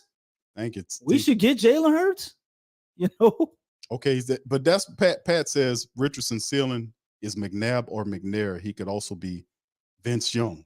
Damn, that's a lot of good quarterbacks. Man, but like listen, that. man. Vince Young was a guy that won championships in college. Vince Young, McNair and McNabb, dude. Vince Young. I'm with Patrick. I can see that kind of in the NFL version of Vince Young, not college. But McNabb and McNair. No, man. The throws I seen them make, they poise in the pocket. The way that they played the game, it ain't even close. For as them, he's not that guy. Vince Young, in the NFL, used his legs to make a lot of plays. He won some games. Eventually, his body started wearing down. He took some hits and stuff. Just didn't pan out. I could see him being that, but I don't see Anthony Richardson being like the next Cam Newton and all that. I just don't see. Maybe something I'm missing that y'all seeing. People who feel like that. People feel like that because a lot of the talking heads keep saying Anthony Richardson. But I have to remind y'all of Will Levis. We don't remember that last year, and we was actually anticipating maybe the Saints drafting him, and oh man, we should get him. And look, Tennessee then moved on from him after 1 year. Well, they're already done. Well, Devin Witherspoon's off the board, DC, to the Seattle Seahawks. Hey, his name's Devon. His Devon. Devon Witherspoon. His name is Devon. See, you always messing people's name up, bro. You sure it ain't Devin? Yeah, I'm positive. You always messing people's name up, bro. That was one of the first words I learned in my Hooked on Phonics class. DC, listen, nobody's messing up the brother's name. Messing his name. There's people pronounce it either two ways. It's either but it must be nice to Devon. It must be nice to be Detroit, bro. Well, they sitting on the board and everything that they need, they could pick. They can get the best running back in the draft. They can get the best player at any position of need. Look at that, man. D tackle, they need. DN, they need. Tight end, they need. Linebacker, they need. All of those guys are still available, man. Well, I mean, if you look at what they can get whatever they want. They're not going to draft a running back, though. Is Will Levis off the board here to the Lions? Jared Goff is the quarterback. I would laugh. I don't think Will Levis. Jared Goff is not the guy, though. Jared Goff is not a bad quarterback, though. You think Will Levis is going to be eventually better than Jared Goff, who had his numbers 4,400 yards, 29 touchdowns, and 7 interceptions? I mean, you give him a running back, perhaps? Not exactly bad. I mean, they gave him David Montgomery, who's a damn good running back. I was hoping the Saints would pick him up, but Detroit got him, and we got their old guy. I was pretty happy with. But David Montgomery is a real good running back, man. He played Chicago. There was nothing there. You know what I mean? Like, I think he's going to look real good with them, with DeAndre Swift. You know, I think they got a good running back combination, so I would look for them to get a tight end. Well, we ain't going to take no tight end number 4, so it's got to be D tackle or DN right here, man. Right. or possibly linebacker if they really like somebody who's not Will Anderson because he's gone. Okay. All right. So there go DC. And KT says it's Devon equals Devin. No, it's Devon. DEVO. Let's sound it out like Tasha said. What does VON say? Can somebody say it for me? VON. Is that Vin? DC's giving pronunciation. Is that Vin? Good No, Lord. that's Vaughn. DC is VON is Vaughn. Tasha, you hear this? Tasha, do you hear DC It's trying to tell Vaughn. somebody how to talk? You hear this? All right. So anyway, Vaughn. so I mean, We'll realistically be doing speaking, reading classes in the motherfucker in a minute. so you got Detroit on the board here. So we kind of scratched out the quarterback position, running back position, wide receiver. You got Jameson Williams under suspension. Marvin Jones is there. Do they go offensive line? Maybe I'm looking at pass rusher. I'm thinking the Lions go pass. They definitely rusher. go pass rusher. You definitely You got to. get Chase. What was it? Hitchison. What was that guy's name? Aiden Hutchinson. Aiden Hutchinson. Yeah. You Aiden get him a Hutchinson. running mate, man. That's what I would do. That would be the smartest thing. But they do have other needs. You know what I'm saying? Maybe they want to go and get one of the better wide receivers. I think they could use another weapon. Then I think the wide receiver going Jameson that high, Williams DC. got suspended, huh? Yeah, but maybe they trade out of the pick. That'd probably be the best bet for them to trade up out. Unless of the they're pick. really in love with somebody, maybe they trade out of the pick. Yeah. Hey, there you go, Tasha. Yeah, that's right, baby. Each one teach one. You already know what it is. That's the vibes. Yeah, look, that's what I'm saying. Vaughn. Right. Say it. Calio. Say it, bro. Say it right, man. That's Calio, man. You know what that is, man. It's Calio. Say this. Come on, man. Man, I know how to say burgundy, man. What's wrong with that, man? KT, you better stop with this shit. You gotta prove them wrong, DC. That's what it's about. This man put up burgundy and Calio up there. Like I really can't read, man. See, Tasha, see what you started? DC in here screwing up words. Here, giving me a third grade pop quiz and shit. Oh, man.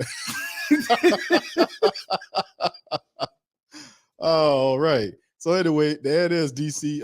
Devon Witherspoon. There you go. You got to it. Seattle, and then on the clock is the Cardinals. And what do they? And hold up. The Cardinals traded for the who pick. did the line? Oh, so the Cardinals jumped up and. So let's see what Rappaport is saying, fam. I think they get the DN from out of Texas. All right. So sources Arizona trading with the Lions, and that's what it was. We said they're gonna probably trade out of the pick, and that's exactly what they did. And let's see. Right now, he says they're trading, and no information on it. But he says right now that's what they hit them with, is that they're trading, and of course we see them trading out of the pick. And I know usually when you taking that long, DC, they're working on trying to get something done. Willing and dealing. Right. So the Cardinals, we don't never had that luxury as the Saints because we're allergic to trading back. We don't know what that even feels like. You got a lot of these young teams right here. A lot of these teams, they're trying to do something right now. They're trying to make something pop right now, and we're gonna see where it goes, man. But what do the Cardinals need, man? That's the next thing. What's the need for the Cardinals, fam? I mean, you got Kyler Murray, who's questionable. You got DN, you got D tackle. I don't think they've soured on Kyler Murray to draft a quarterback, right? I think it's defensive end. It's got to be a defensive line. Defensive end. Because defensive ends, D tackle maybe not so much, but defensive ends, man, that's high priority, man. If you get a good defensive end and lock him up for 5 years, that's almost like getting a quarterback, a good quarterback, and locking them up. Those and cornerbacks, man, that's you want to get guys like that young, and you could possibly get a good run, man, or maybe get a championship run out of it, because those guys command a lot of money on the free agent market. And a lot of times when guys get really good DNs, they're very reluctant to get rid of them. We got a guy like Cam Jordan with us that spent his whole career with us, and you can look to a lot of other teams and see a similar dynamic with DN, or at least they're there for 10 years, 8 years, before the team moves on from them. So I think that would be the smartest thing to do, going up high, if that's a need for you, which it is for the Cardinals. Yeah, we're going to get more information. Okay, there it is right here. Ian Rappaport just dropped the family that it's number 6 for 12 and 34. So they gave up the 12th wow. and 34th pick to move to get the 6th spot right there. So the Lions gain. That's ballsy by the Lions. Yeah. Huh? They must feel they There's must some- feel confident with their board. Yeah, the pick is in. So who do we think it is, fam? Who do y'all like? Who y'all think it is? All right, who do y'all think it is? Arizona will draft the cornerback. I think they go pass rush. I don't think you give up, you know, what Rappaport said, a 12 and They a didn't give 12 up. and a They didn't give 34. up a lot to move up. You give a first round and a second rounder to grab the 6. You give a first and a second to go to 6. They ain't that bad, bro. No, I'm saying, but you don't do that to go and get a cornerback, do you? I mean, if you look at their depth chart, I mean, I'm saying who's their pass rush. cornerback? I say pass Yeah, rush. they don't have 8. Damn, they don't have no cornerback. Marco Wilson and Yeah. Rashad Fenton. Yeah.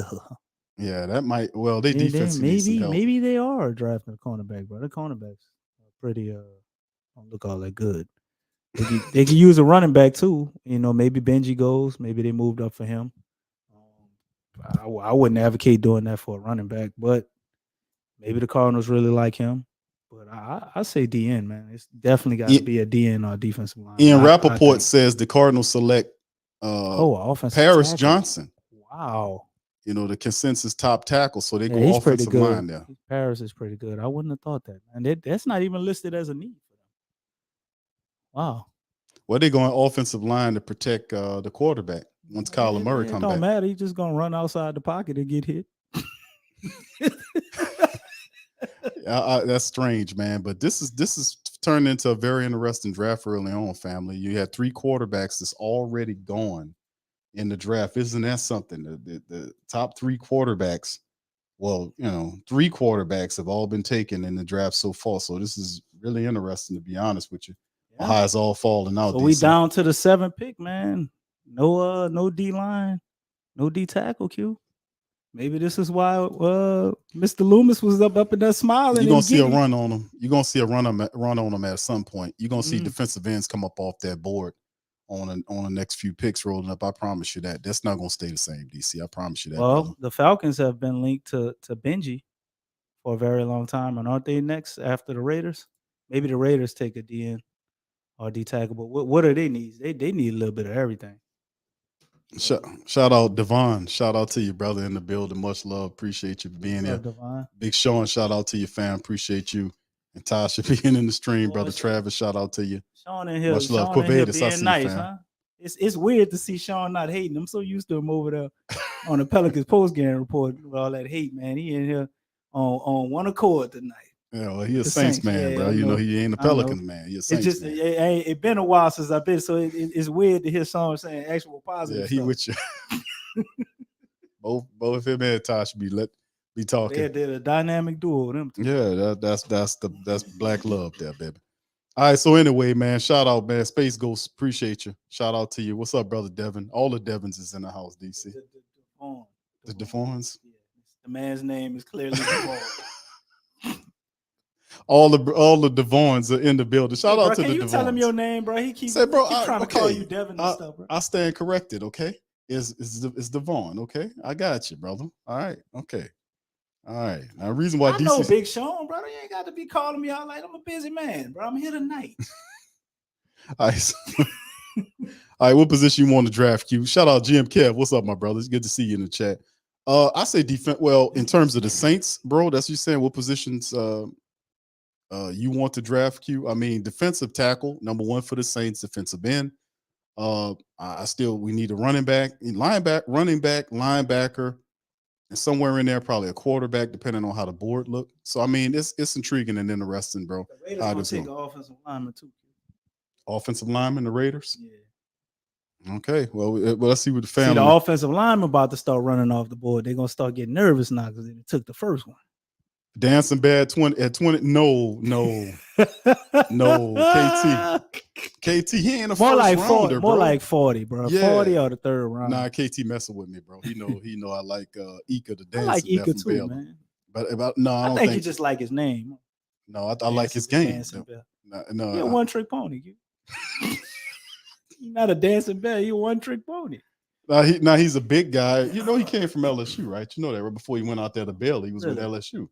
Yeah, so I didn't know that. He still need to get. You know, he's not Vita Vea. I ain't gonna say that. Vita Vea Yeah, they is keep comparing him to Vita Vea. nah, maybe because how big he's a big human, but nah, he still got a lot of work to do. But he's not a first round draft pick in terms. They got actually when you talking nose tackles, because those guys are nose tackles. There's defensive tackles and there's nose tackles.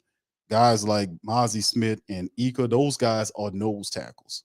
You know, you need those guys. The Saints need those guys. The Saints try to do that defensive tackle nonsense.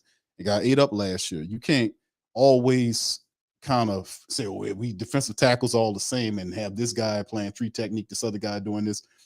No, you need nose tackles there. Like you had Malcolm Brown there. Malcolm Brown sat well next to David Onyemata, and they were able to do some stuff. The big guy, big body, man. Was some of them guys down. Right, exactly. Just him leaning all that weight on him over the game, man. That weighed down, man. Yeah, you need that, man. And then you have a rotation where guys are moving around, making stuff happen. That's a positive thing. We've been at our best when we've had that. Shout out to Jasper. Oh yeah, absolutely. Shout out to Jasper Demi. What's up, Demi? Shout out to you. Said the Falcons are going with Tennessee probably. All right, Raiders. Safe Flight says Raiders need help on deep. Raiders need help everywhere, fam. I'm not going. They need an offensive lineman to protect Jimmy G, because God knows he get hurt every time the wind blows. So I would think that's probably what they're gonna do. But they can't really go wrong with picking anything. Like you said, they need help everywhere. They need everywhere. Whatever pick they get is a good pick. Yeah, Jimmy Garoppolo was the new guy they brought. They got Amir Abdullah over there too. They got Josh Jacobs, Devontae Adams. They need another wide receiver. They need another tight end. Austin Hooper, OJ Howard, they brought in there. Get anybody on the offensive line. I said pick a spot. I said they need help on the offensive line. The defense needs some help too, because the defense. But then again, they might still have faith in Chandler Jones. I know he old as hell. You got Max Crosby, so you got some competent DNs. I would say D tackles possibly could go there, but I think offense, man, they got to rebuild up their offense. They just got rid of a guy like Derek Carr. They're trying to transform what they're trying to do there. Defensively, they're not very good. Offensively, they're not very good. So it's shit. The Raiders could do anything, man. Yeah, they can go anywhere. DC, top running back in the game is on the board for them if they need him. Pass rushers on the board if they need him. Is Brian Jacobs not locked up? They never came to understanding with him, because he's the top running back in the league. So you want to draft a running back? Well, and maybe that means they're going to trade now. Brian Jacobs. Josh Jacobs. He's still there now. But during the draft, possibly. Yeah, he's there now, but you never know how to, with the moves that they're making. But right now, brief recap, fam, for what happened so far. Just glad we didn't get a Raiders a pick for Derek Carr. For the family members tuning in who might have missed it, Bryce Young was the first pick for the Carolina Panthers. C.J. Stroud was for the Texans. Texans then traded back up to the third spot to get Will Anderson, arguably the best pass rusher in the draft. The Colts followed up with a very surprising move to get Anthony Richardson out of Florida, not Will Levis, Anthony Richardson to be their quarterback. Seattle went with Devon Witherspoon from Illinois. The Cardinals traded up back into the round with Detroit, I think it was. The Cardinals traded with the Lions to go and get one of the better offensive linemen in the draft, and Mr. Paris Johnson Jr. out of Ohio State. And currently, right now, the Raiders are on the clock with the pick, and they said the pick is in, so we'll see what it is right now. Walter World says Raiders going with Levis. All right, thank you. Revolt Jasper says Bryce Young is Mac Jones 2.0. No, bro, I can't tell him that, bro. I think he's a lot better than Mac Jones, man.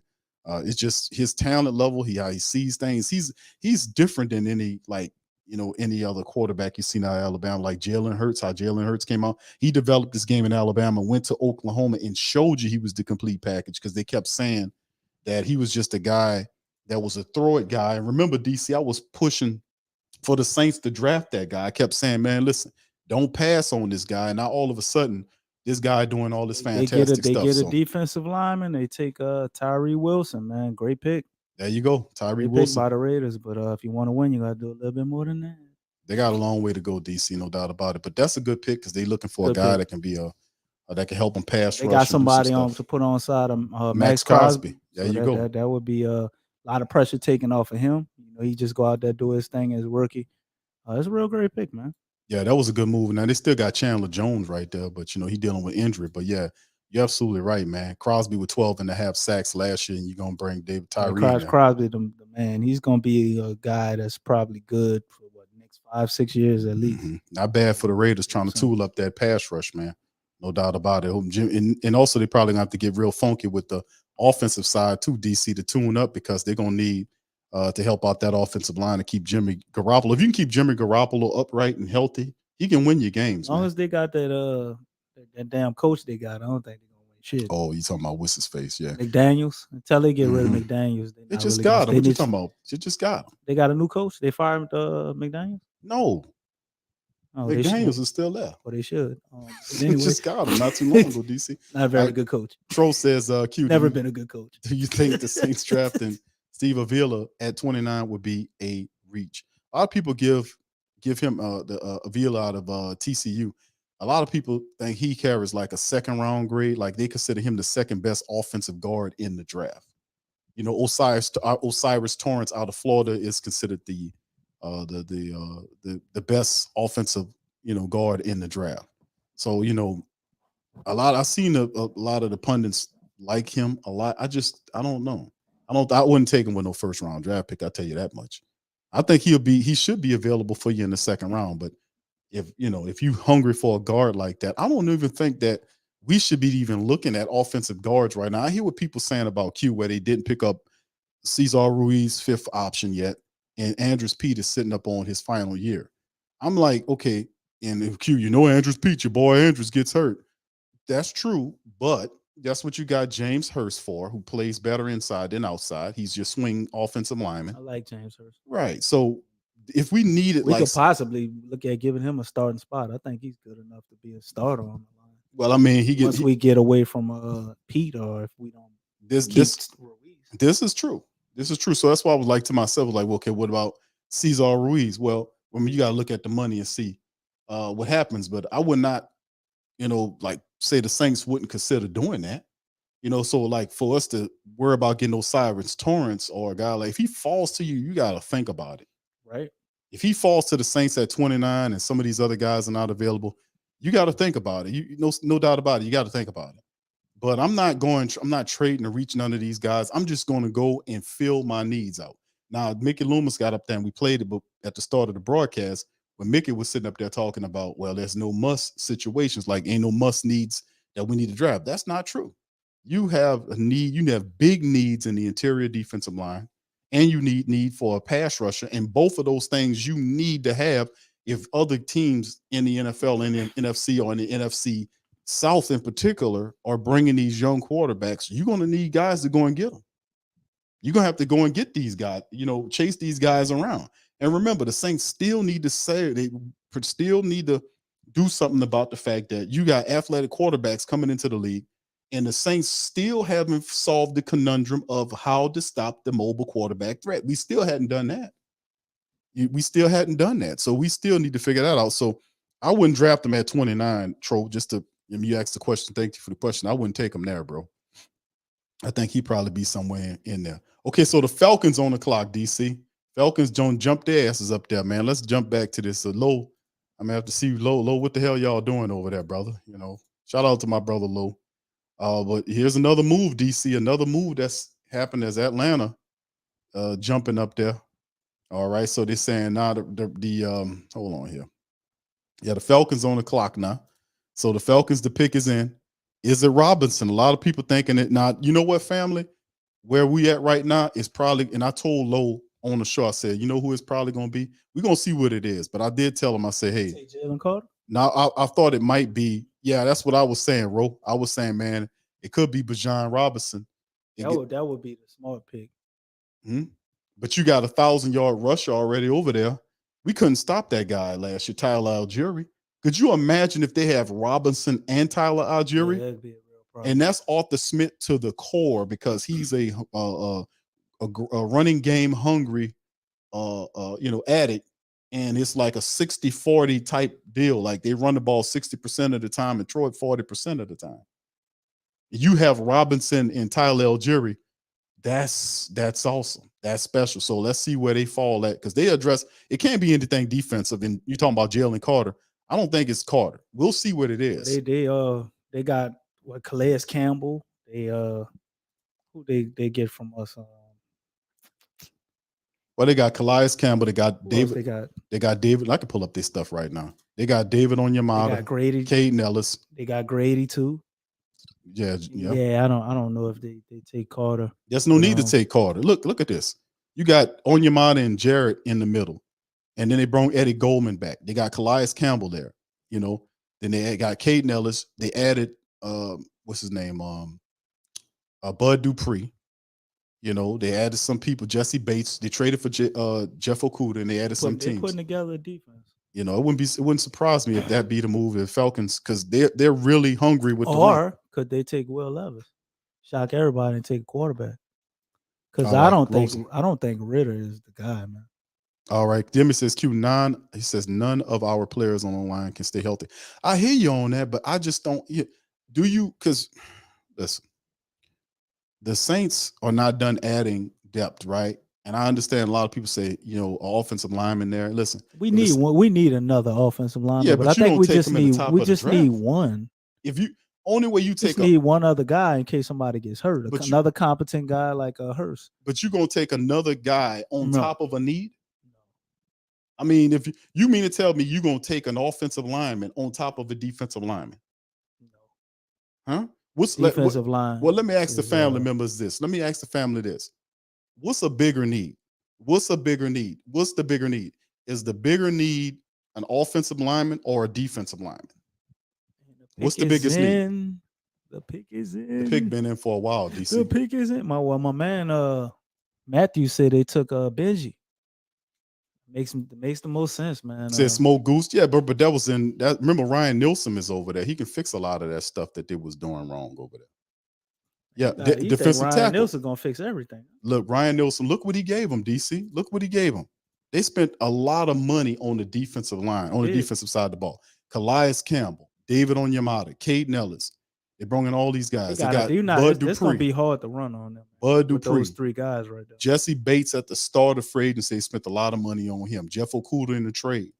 Then they added Mike Hughes, the cornerback. So they spent a lot of money on the defensive side of the ball. And I told Lo, I said, listen, the strength of y'all team is the defense.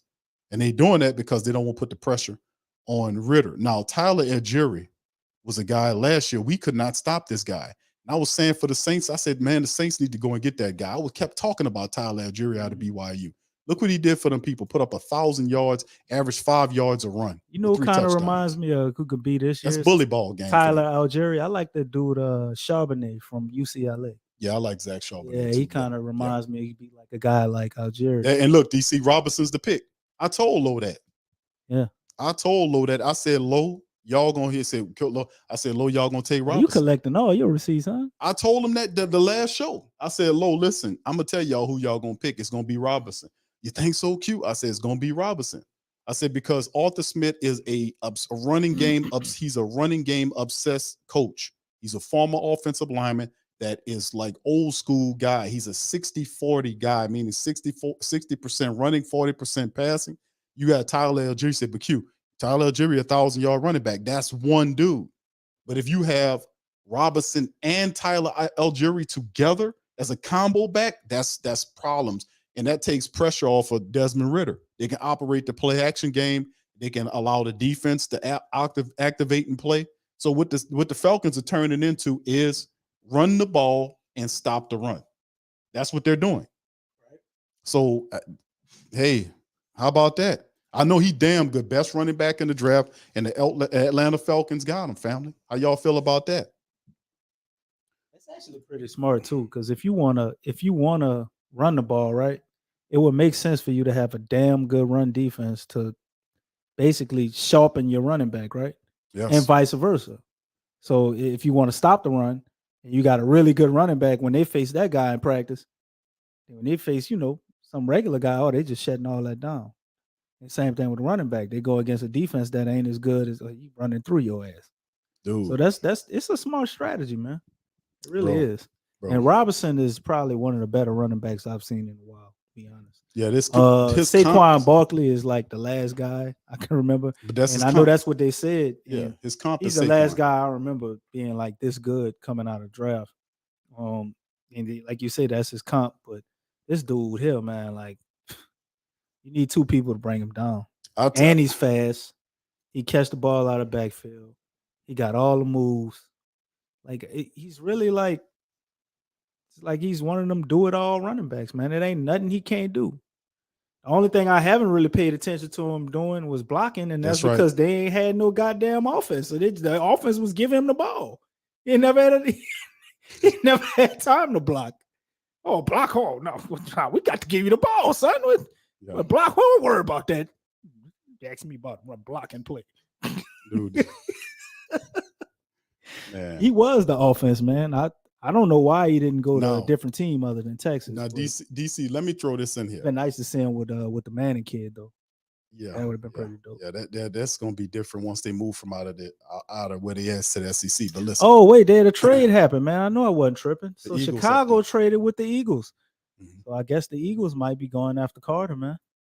Yeah, could be because they had some losses in free agency on that line. So and they love to stack that line, man. So Jalen Carter would make sense to the Eagles. And Carter fell that far, man. So I'm trying to see what if right now this. I want him to keep falling because the further he falls, I know we could possibly get Kansas. Well, it's positive thinking on that, DC, but yeah, but he's lining up, and that's their top need is a defensive tackle. Yeah, so they probably gonna Carter, take him. Yeah. Well, what if they take Kansas over Carter?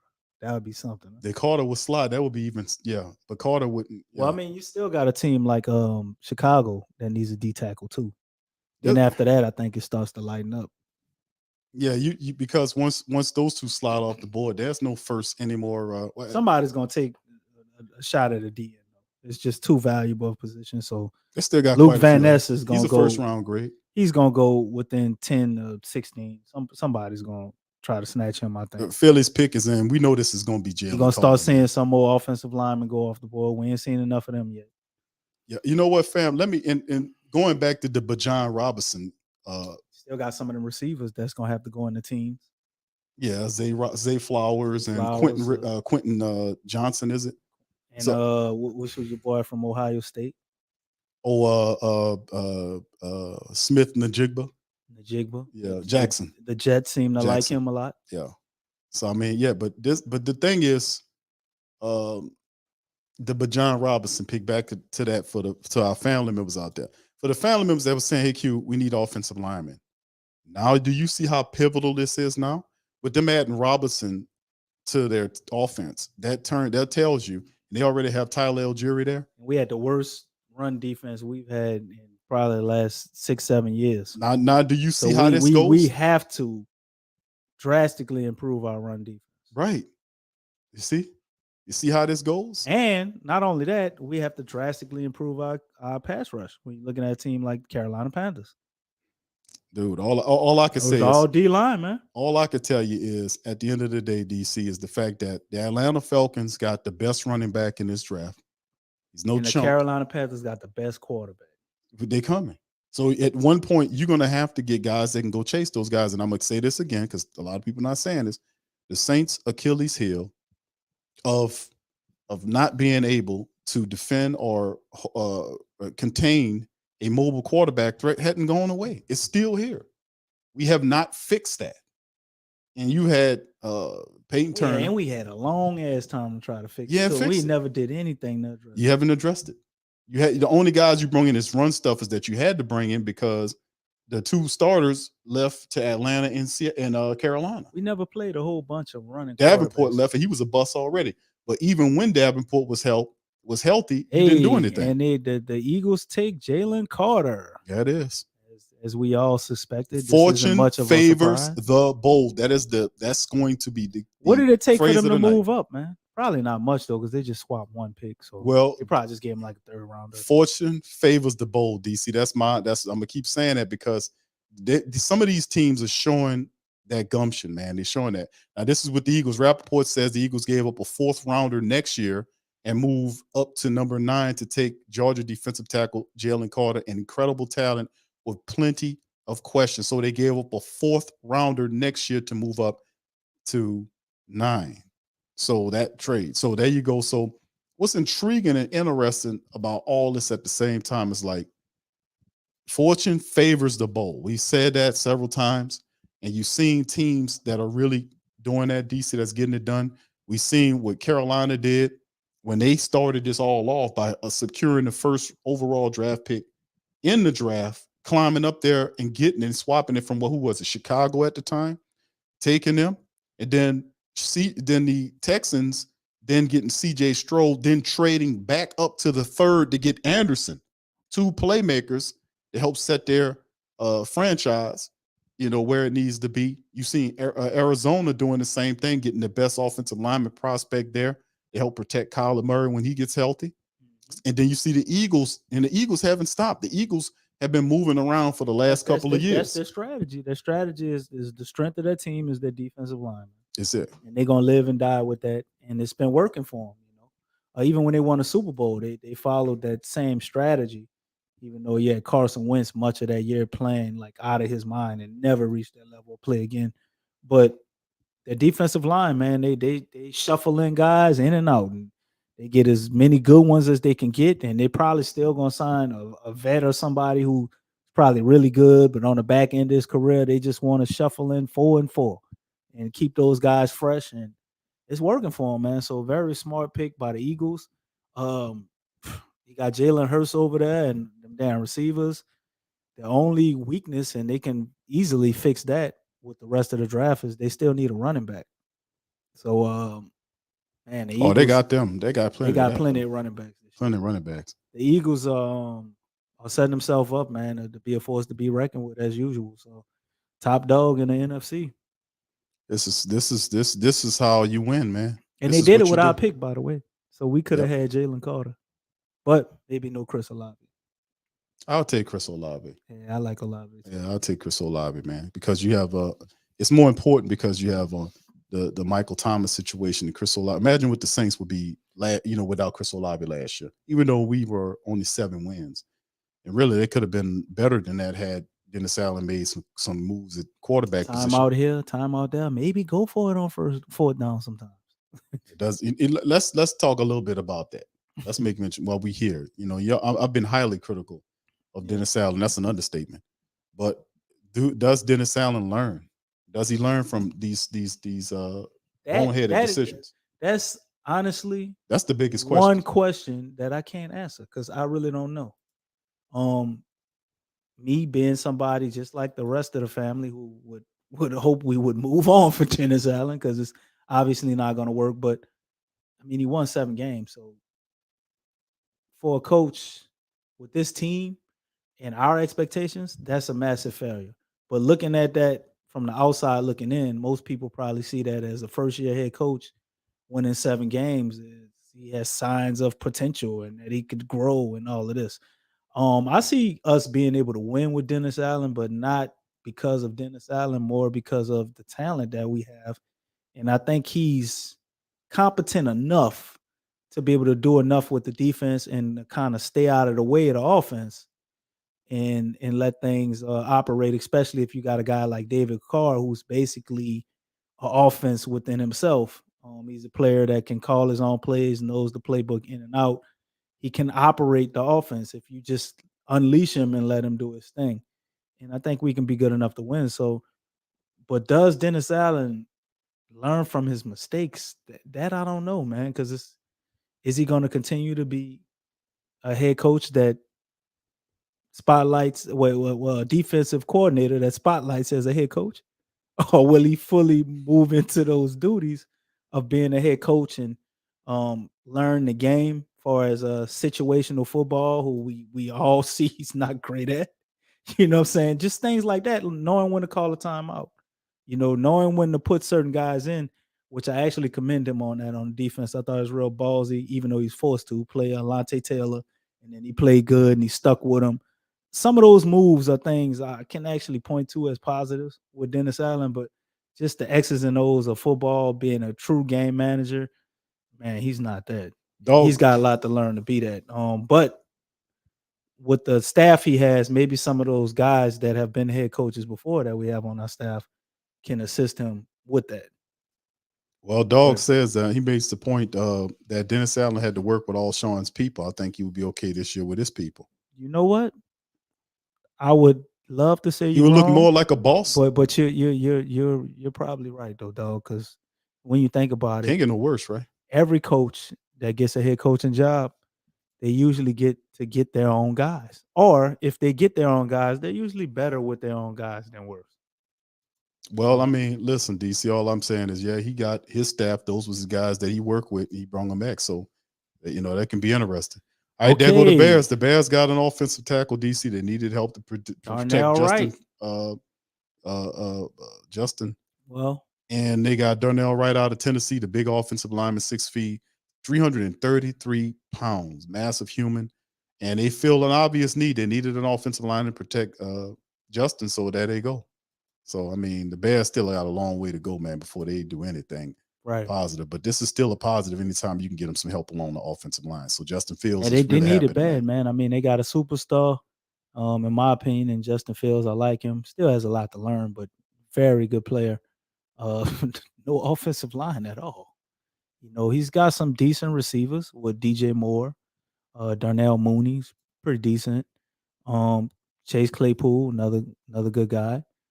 Dante Pitts ain't bad either. So he's got some guys to throw the ball to. Now you got to be able to give him time to throw because we don't recognize or pretty much know any of these guys on the offensive line. I like Daryl Mooney, man. Darnell Mooney from Tulane. He's Yeah, I pretty like good. him. The trade to get DJ Moore, which ultimately got him the first round draft pick. They got DJ Moore, bona fide, first round wide receiver one talent, and Chase Claypool, who's a big physical wide receiver too. So their staff is looking good as long as they can stay healthy. Donta Foreman's a heavy back they're gonna need a little bit more help with him. But yeah, the offensive line was a problem. Offense is always a problem with Chicago. With Chicago, yeah. They always find a way to have a good defense. But their offense is always a problem. Like they can never quite figure it out.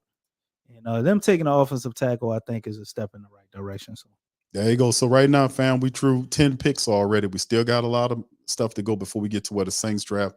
Bryce Young to Carolina, Strode to the Texans, Will Anderson to the Texans as they go back to get him. Anthony Richardson, he goes to the Colts. Devon Witherspoon, the cornerback, ends up with Seattle. Paris Johnson, the big offensive lineman, goes to the Cardinals to help protect Kyler Murray once he gets healthy. Tyree Wilson, the big defensive end talent from Texas Tech, ends up with the Raiders. He'll pair with Max Crosby, and that'd probably look pretty good. But John Robinson, the big running back from Texas, goes to Atlanta to join Tyler Algieri as they try to do a double back combo against the Saints defense. We got to be ready. John Algieri. That's fierce. People don't understand how hard it is. Man, that means that's like Mike Tyson combos. Just go back to when they had. And then you couldn't stop Patterson. When they had the little two running back tandem that was killing us with Freeman and what's the other guy they had with Freeman, man? Coleman. Yeah, they was lighting us up with Freeman and Coleman. Yeah. These guys, in my opinion, they're better than both of them. Yeah, way better. So, but that's like two Mike Tyson punches. But they ain't gonna be able to throw a paper airplane on us. They ain't gonna be able to pass for shit. DC, they're gonna set up that play action. You giving them, but John Robinson, along that play action gonna be pretty tough. You still don't forget Pitts, who's a freak, and then don't forget Drake London. Yeah, you hit with play action with two short-handed guys. Then you got they had Scotty Miller, which is a pretty good little slot guy that came over from Tampa Bay. So they got sneaky moves. Mac Hollins, they picked up from the Raiders. So they got some sneaky moves they did on the offense. They saved most of the money for the defense. But they have Riddler. So hand the ball off, DC. The quarterback at the helm, man. Like I'm not really sold. But you handing the ball it's off. easy to throw to somebody who wide open off goddamn play. You see, they said that Arthur Smith is not. It's not a complex dude to figure out. They spent a lot of money on the defense to stop the run, and they are now attempting to control the clock by giving you two power backs that they can send in there. I mean, Tyler Algieri averaged 5 yards per run. Robinson's going to come in there as a battering ram, and they're going to run the ball at you, try to control the clock, and you operate their play action, getting the ball down there to Pitts, getting the ball to Drake London. So it's not, tricky math right here what Atlanta's attempting to do. The only thing is, can the Saints counter? Now, outside of that, you see Jalen Carter, which was the Eagles went up and got him. That was their biggest need. And then the Bears followed suit by getting somebody to protect Justin Fields and Darnell Wright out of Tennessee. So I can't be mad anytime they try to improve your offensive line, especially if you're getting big offensive linemen to protect your quarterbacks. You need that to protect them. Said says, y'all think Saints going to trade up for real? Bro, Carolina, solid move to get Bryce Young. We knew that was going to happen. The whole damn summer, they went up there and got this pick. We knew it was going to be a quarterback. I kept telling them it would be Bryce Young before they even said it was going to be Bryce Young. I told them, I said, man, y'all tripping. There is not, if those guys are the same height, Young is way ahead of him. Ultimately, they came down and they said, well, damn, we'll take Young. I told them that. When Lowe was on the show the other day, I said, the pick is going to be but John Robinson. You think so, Q? Because Lowe said, man, we looking at this, we looking at that. I was like, man, no. You spend 80 to whatever it was, $1 million on the defense. You going to go with Carter?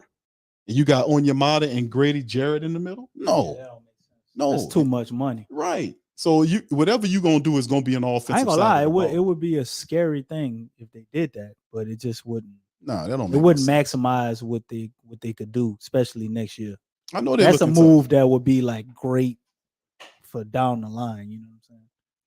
But, You just signed those guys, so then they only gonna play three defensive guys on the line. They run a 3-4, so that really wouldn't make sense.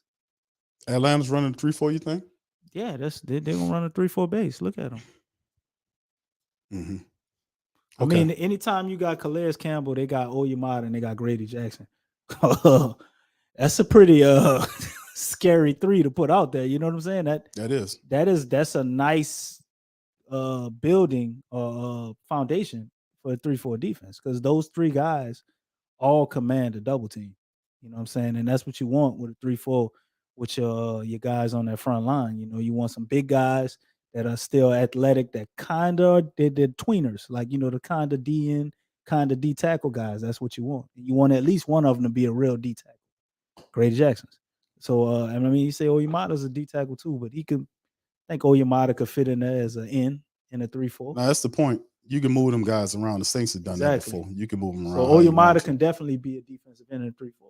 So you get you some fast ass linebackers, man, and you get one guy that's a tackling machine in there. You got yourself something. Yeah, it's interesting to see. They already got a decent secondary, so Atlanta is they're building up a pretty competent defense. Yeah, this is interesting. Nova says Brock Dilson will be over there helping Atlanta to feast on our O-line. I got you, bro. All right, shout out to I mean, Brother we're Phillip. gonna have all different guys that ain't Nielsen's guys on our D line other than Cam. So I guess he can give them some tips to how to bother Cam and Peyton Turner. But you got Granderson, but our two interior guys are different. We're going to get a defensive end in the draft, or we're gonna sign one or trade for one or something, because there's no way we're gonna go with Carl Granderson as our number one defensive end. I don't see that if we're supposedly really serious about winning. Man, God, every time you turn around, it's a trade, huh? Well, you got what happened with the Peter Strzokowski. the Titans. Skoronski gets picked up by the Titans. Skoronski, and they obviously looking to kind pretty of good build up player.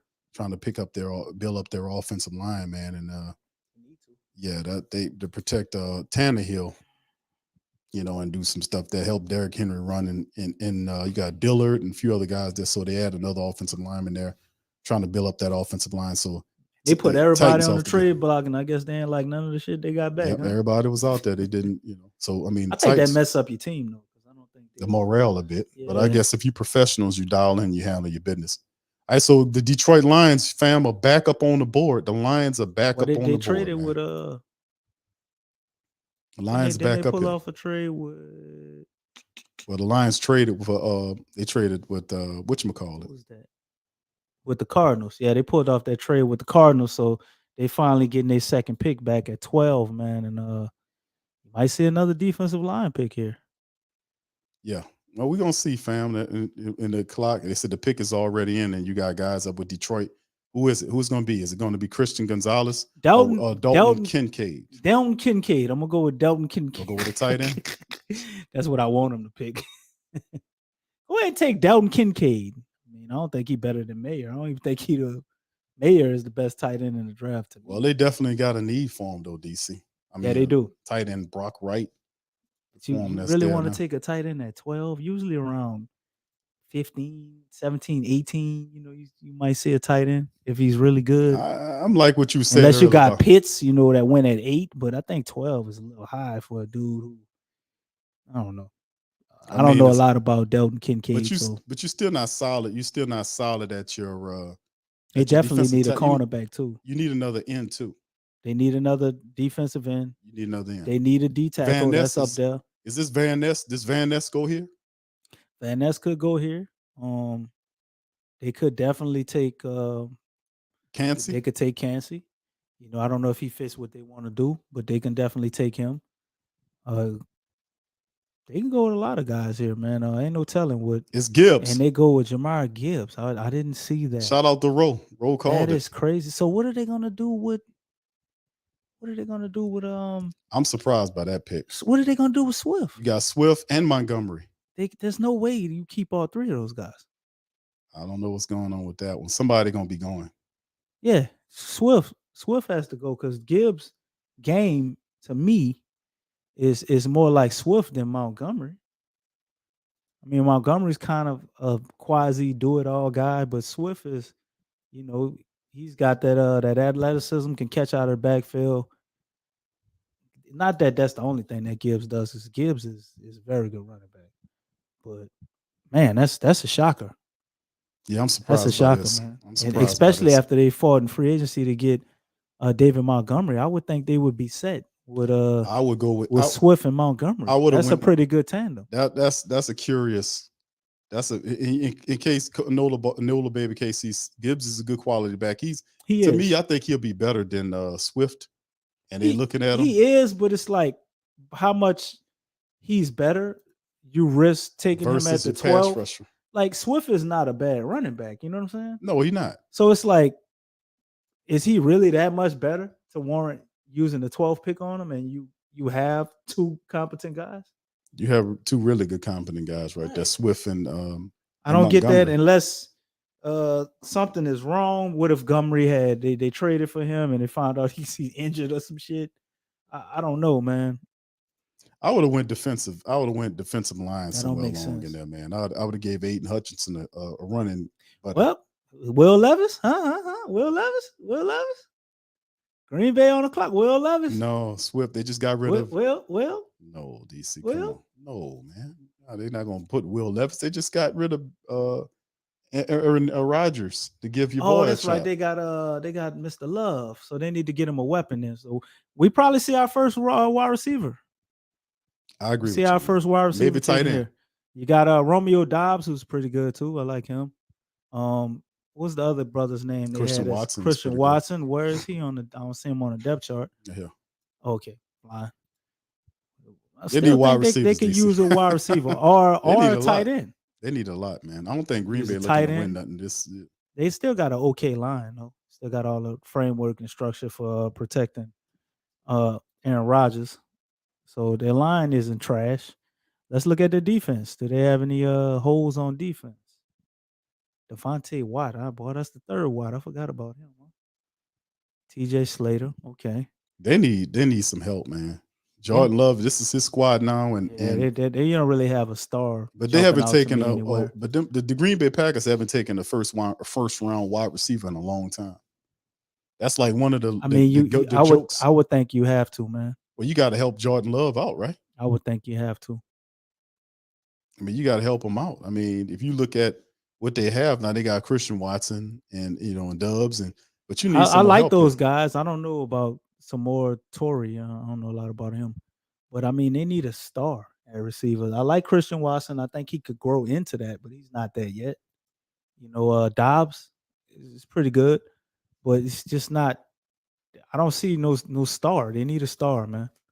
Well, you got Jackson Smith-Njigba from Ohio State. He's there. Zay Flowers. You can't go wrong with Zigba or Zay Flowers. It's just a matter of what you want. With either one of those guys. Zay's a smaller guy, though. Zay's smaller, so if you want somebody more precise, more route running, more short-handed, go with Jax. Well, he's either Jackson, but Zay's faster. How about Quentin Johnston? A lot of people like Quentin Johnston out of TCU. Big guy. If you want a big guy, go up and get the ball. A good 50-50 guy. You can get him. But dude, Quinn Johnson could be a star. See a speedster. A lot of people looking at him. Zay Flowers, is he the guy? Remember the Zay, Green Bay? Zay Flowers reminds me of what's your boy, man? What's that damn wide receiver, man? I can't think of his name right now. He reminds me of like Deshaun Jackson a little bit, but not as fast. That's what I was thinking of. Like he can actually run after the catch. You know, he's a little more physical than Deshaun was. Deshaun was shying away from all that goddamn contact. But just a lightning bolt, man. Like he's real quick, small guy that I think actually is gonna be good. You know, Steve Smith's favorite wide receiver in the draft. He says Zay Flowers is his favorite guy. You're a beast. He is. So I wouldn't think that would be a bad move to get him. You know, you got the Tyreek Hills of the world. He's kind of fits that type of mold, that kind of guy. Yeah, but you know the truth is, DC, they need help all over the place. To be honest with you, bro. And you know, and if you I don't think their line is that bad though. Well, no, I mean a lot of the guys on this line is pretty good, man. Yeah, they got a good offensive line. But you need now their defensive line. Kenny Clark. You know, they could use another linebacker. Yeah. They could use another cornerback. They could use use a safety. They got old boy Eric Wilson up here. Sitting there chilling. He done went back, huh? That's where we got him from, huh? No, we got him from Minnesota. They plucked him during the practice squad, and he been up there chilling. Probably one of them joint practices. Yeah, him and Preston Smith who can't stay healthy, but yeah, they need a lot, man. Hopefully they break that streak and go. And the pick is in. It should be a wide receiver, but knowing them, it'd probably be a tight end. I don't know. They got a running gag or something going on. They don't want to take first round wide receivers. I don't know what's going on with Green Bay. All right, Travis, shout out to you. Said it would be London Van Ness to Green Bay, according to. That wouldn't be a bad move to get a little defensive in there, opposite of Kenny Clark, to get some pressure on the quarterback. Although you got a young quarterback there, you're not giving him a wide receiver, but perhaps like at that value, they might not feel like that's a good place to grab him. And look who it is. That's who he was telling you. It was yeah, he must be on this. He got his, yeah. Rolls a little ahead of us on his screen. Stream is faster now. So all right, so there it is. Lucas Van Ness to get a pass rusher there. So the Packers do it again. American internet while we was out here, bro. Yeah, we on the Caribbean internet package, man. Gotta get on the America side of things there. All right, General Gouda says we need a back who can break through D lines for an easy first, someone to rotate with Hill. Shout out to you, General Gouda. A lot of family members actually say, Q, who would you take? Confidence, shout out to you, fam. Appreciate you. He says, who y'all think will take? I'm thinking maybe I'm saying defensive lineman, whether it's a defensive tackle. There's still got a lot of good guys there on the defensive line, man. There are. And we got a lot of guys available still that I think the Saints will be interested in. So, well, 3 pass rushes have come off the board, DC, and Will Anderson could be considered. You know, he's considered as an outside linebacker. 3-4 pass rusher, right? And then of course you had Tyree Wilson to the Raiders, and then Lucas Van Ness to the Pack. Right, that's two of the best of the best in the draft. Two of the most solid ones, and then still available from the defensive. If you're going in style, you still got the Miles Murphy from Clemson. You know, he's still up there. He can make it. He fits the prototype of the size we want. You got a lot of good ones. You got Felix Anzuma. Keon White from Georgia Tech is another good one. Yeah. Play inside and out for you. So, a lot of people will talk about. I can't pronounce your boy name. I ain't gonna even try. I'm gonna butcher that up. Try it, DC. Go ahead, bro. Adambawe. Go down the who way? The highway. Go to the highway. Go down the highway. Oh,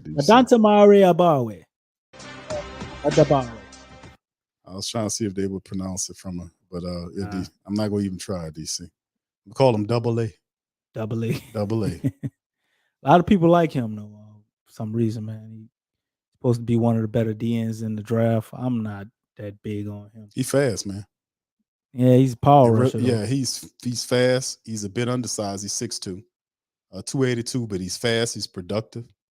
A lot of people do like him. You know, a lot of people thinking he'd be a move, but I don't think he's a guy that's gonna go in the first round. But you never know. We still got a lot of picking. I was watching him. He just looked kind of stiff to me. I don't like stiff defensive. I like guys with a little more flexible. I still say like Isaiah Foskey on many people's boards, all like got him way down when he's supposed to be a lot higher than this. Right. You know. But yeah, we done missed the pick, man. We up here talking about this. Got the pick. Did we miss it? No. Nah, we didn't. No, I'm sorry. It's This- coming up in 2 minutes. They thinking hard. Pittsburgh using all their time to try to I figure think it it's out. Joey I think they're Porter. gonna take a offensive lineman. Joey Porter. You could take Joey Porter's son. There's a little Yeah. bit too much nepotism. Man. Well, well, Gonzalez is better than him. Yeah, they So, definitely could use a cornerback. Yeah, they could definitely do that. But I think more than anything, they need an offensive lineman. But back to this, like with the Saints, we talking the best interior defensive lineman left DT on the board right now. Kalaja Cansey is still there. Yeah, You got Keanu Benton, which Benton carries. I think he makes it past the Steelers though. He don't fit they don't usually take guys like him. They said Brian Barisi. Now you look at Keanu Benton's tape. I like Keanu Benton better than Brian Barisi. I do. Okay. I think they're giving Benton a raw deal. I like man. Mozzie better than Brian Barisi. Yeah, Mozzie. But I separate the two. Like you have a defensive tackle, DC. They need a third category, like another category, like nose tackle. You know, and that's what Mozzie Smith's the best nose tackle in the draft. And then you got other guys, but they got a lot of solid like day two guys. Like I think Barisi would be better in day two. Benton, they consider him as a day two pick, and I'm like, man, that dude. What about Brian Young? Another day two pick. And then you have Gervin from Dexter from Florida. Yeah. Another good one. Zach Pickens from South Carolina. This is another good one. They got some solid defensive linemen like we can get in day two. Like with the second round picks, man. It depends on what board you're looking at, with how these people feel about it. But the pick is in. Bet you it's Joey Porter Jr. Nah, I don't think so, man. I still say defensive end. Okay, yeah. Saint for Life says no Cansey. Yeah. If Cansey's come off the board. You don't like Cansey got picked, or you saying you don't like Cansey? No, but a lot of people looking at Cansey like, man, Cansey should be the guy. Cansey, family, I'm gonna say I don't want to bust nobody bubble or make nobody feel bad about some people don't. Some people don't like Cansey though. They consider him too small. I never care about that, man. I never care about that because guys with heart that can play, man, you can play. We see it proven time and time again, man. You get football players, the measurements and all that go out the window when you got somebody that's just superior at what they do. I don't look at their size when the tape and all that match up. You know, and Cansey to me is one of them guys. They talking about he's second coming to Aaron Donald. I don't believe all that, but he's definitely a guy I think you would get that will produce, be a good pick. So they go with Broderick Jones, man. They actually went with the ESPN recommendations. So the Steelers was sitting there looking at ESPN just like we was. It was like, I guess we'll pick Broderick. Well, but yeah, they need an offensive tackle though. Get Pickens some protection. Yeah, man. Try to see what they can do. Not Pickens, Pickett. You get Pickens some protection so he can throw to Pickens and see what they can do. Najee Harris, get him a little road grader. Allen Robinson in the trade, he passed his physical and was able to be traded. Allen Robinson, like dead man running over there in LA. I don't. He healthy now. I'm pretty sure he could catch an open pass or two, but I don't know how much you expect out of him. I mean, but you ain't relying on him as a solid one. He's look at their receivers though, man. You got Dante, who's pretty fast, but he's got two big, tall possession receivers. Well, this guy, he had 86 catches last year, and he didn't get any touchdowns, but he averages a first down every time he catches the ball for him. That's a positive. He need a little speed stuff. And then Pickens is the guy that a lot of people like, second round pick out of Georgia. Got targeted 84 times, wound up with 52 receptions, 800 yards, four touchdowns. Not bad for a rookie. 15 yards per catch, 6'3" receiver. Not bad for a rookie. And then, of course, you bring Robinson as a complimentary guy. Who did nothing last year. Well, but in his heyday, he was a very, very good receiver, man, at the top of his class. And you give him an offensive lineman, man, to put in there. So the Jets are on the clock. And who are they recommending? They're recommending Cansey to the Jets. There you along go. with Christian Gonzalez. Now, offensive lineman, you got Aaron Rodgers in there. Yeah, dude. they probably definitely go offensive. You gotta go. You gotta build a line, man. You can't let that. He's everything to this season. So if you're the Jets, you gotta look offensive line, man. No doubt about it. Aaron Rodgers is coming there. They got some pretty decent weapons Derek Garrett Wilson. They brought in Alec Lazard along with Tyler Conklin. These former Packer people. Mhm. You know, you got Corey Davis, Barisi Hall, the running back, is there as well. So yeah, Mekhi Becton has been banged up for him. Yeah, they need help on the offensive line. CJ Uzma, tight end, pretty good. They need some offensive line help. So you need to help old man Aaron out, getting them offensive line. Or they could say, the hell with what you talking about, Q. We gonna draft Smith from Ohio State. We get 2 very good receivers and pair them up with each other for Why? because Why would you go wide receiver then? offensive line makes the most sense. Yes, But that's also the safest pick. You want to roll the It's the dice a smart little pick. bit. It's the smart pick. you need to protect this your 100-year-old quarterback. You want to roll the dice a little bit, and you're pretty competent that Aaron Rodgers can do some recruiting, a la Tom Brady. Start getting some of them.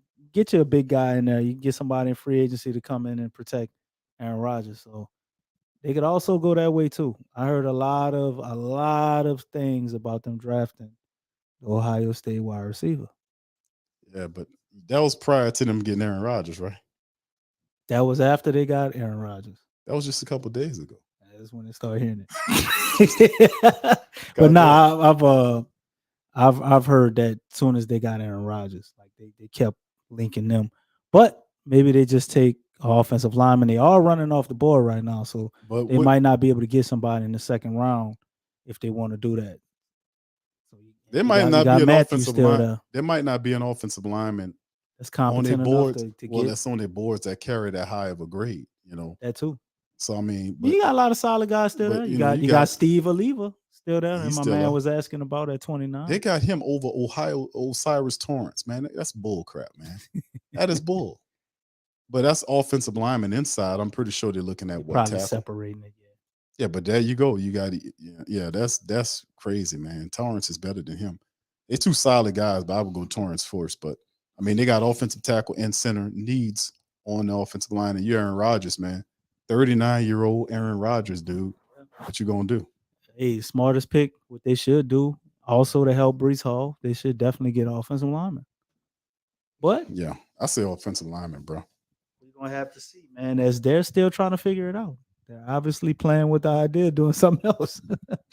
It's still on the board though, man. Shout out to the fam, man. We got 3 minutes. This how you know they're really thinking about because usually now, when you got your guy and it comes up and your guy's there, oh boy, they run to the goddamn podium with them cars, huh? Yeah. You don't even see the clock. You just say the pick is in. They probably working trying to figure it out to trade out of it. It might think be, so?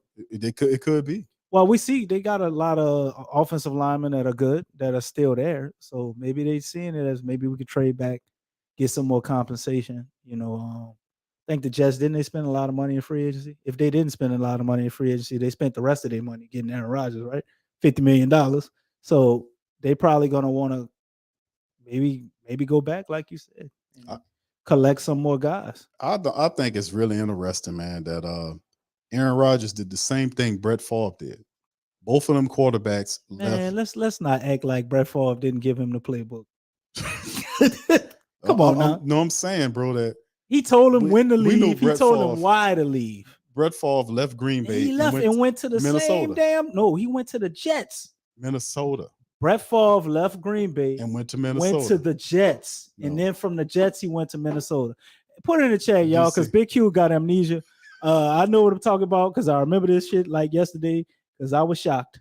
And then he did not want to train up his replacement. Remember why he trained up his replacement? Then Aaron Rodgers went and said he didn't come here to train no rookies, right? And still probably wound up training up Jordan Love. DC. He did the exact same thing that Brett Favre did. So expect him to go to Minnesota next year.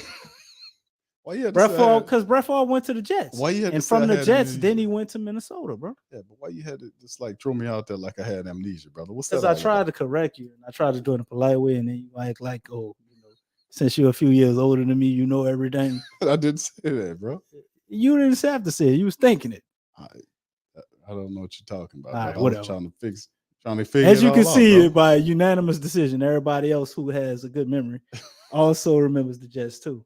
Look, cool guy says he went from the Vikings, then the Jets. I know he finished his career. He finished the career with the Vikings. No, he did not. I promise you, No, he went. didn't. He got. I DC. like DC, Brett Favre.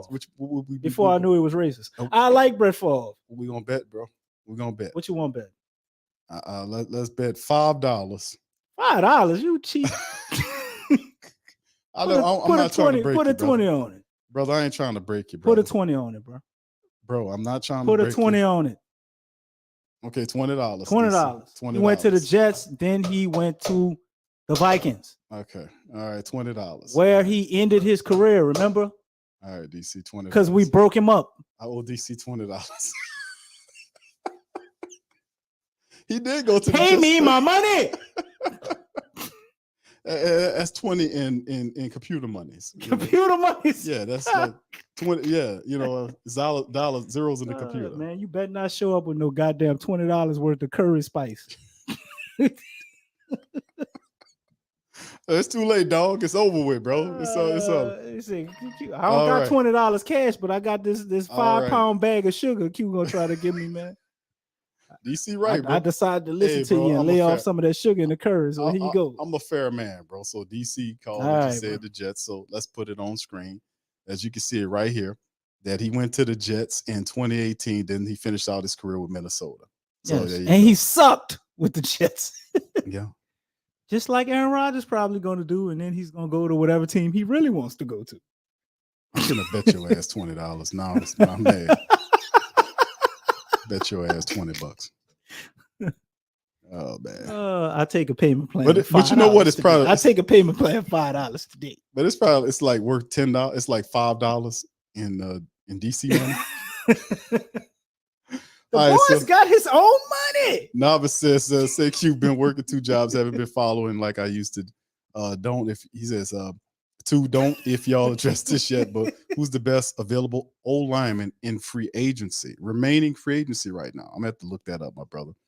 I'm gonna have to look. You're too late, Mo. Tried to help you, man. You'll lose. They tried to help you.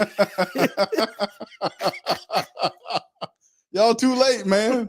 I was thinking about it too, man. I was thinking because I was like, man, he went to the Jets. He did the same thing. How crazy is that, family? It's not when you understand that Brett Favre. He don't like him, bro. What you talking about? Maybe all of that's a charade, bro.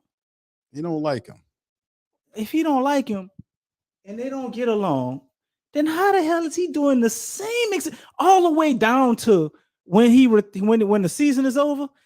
Give me some time away from the game to see if I'm gonna come back. He did the same shit every step of the way, all the way down to supposedly not wanting to train up his backup quarterback, which obviously that's true. Which obviously we know that Brett Favre had to help out. They were so much alike that they hated each other.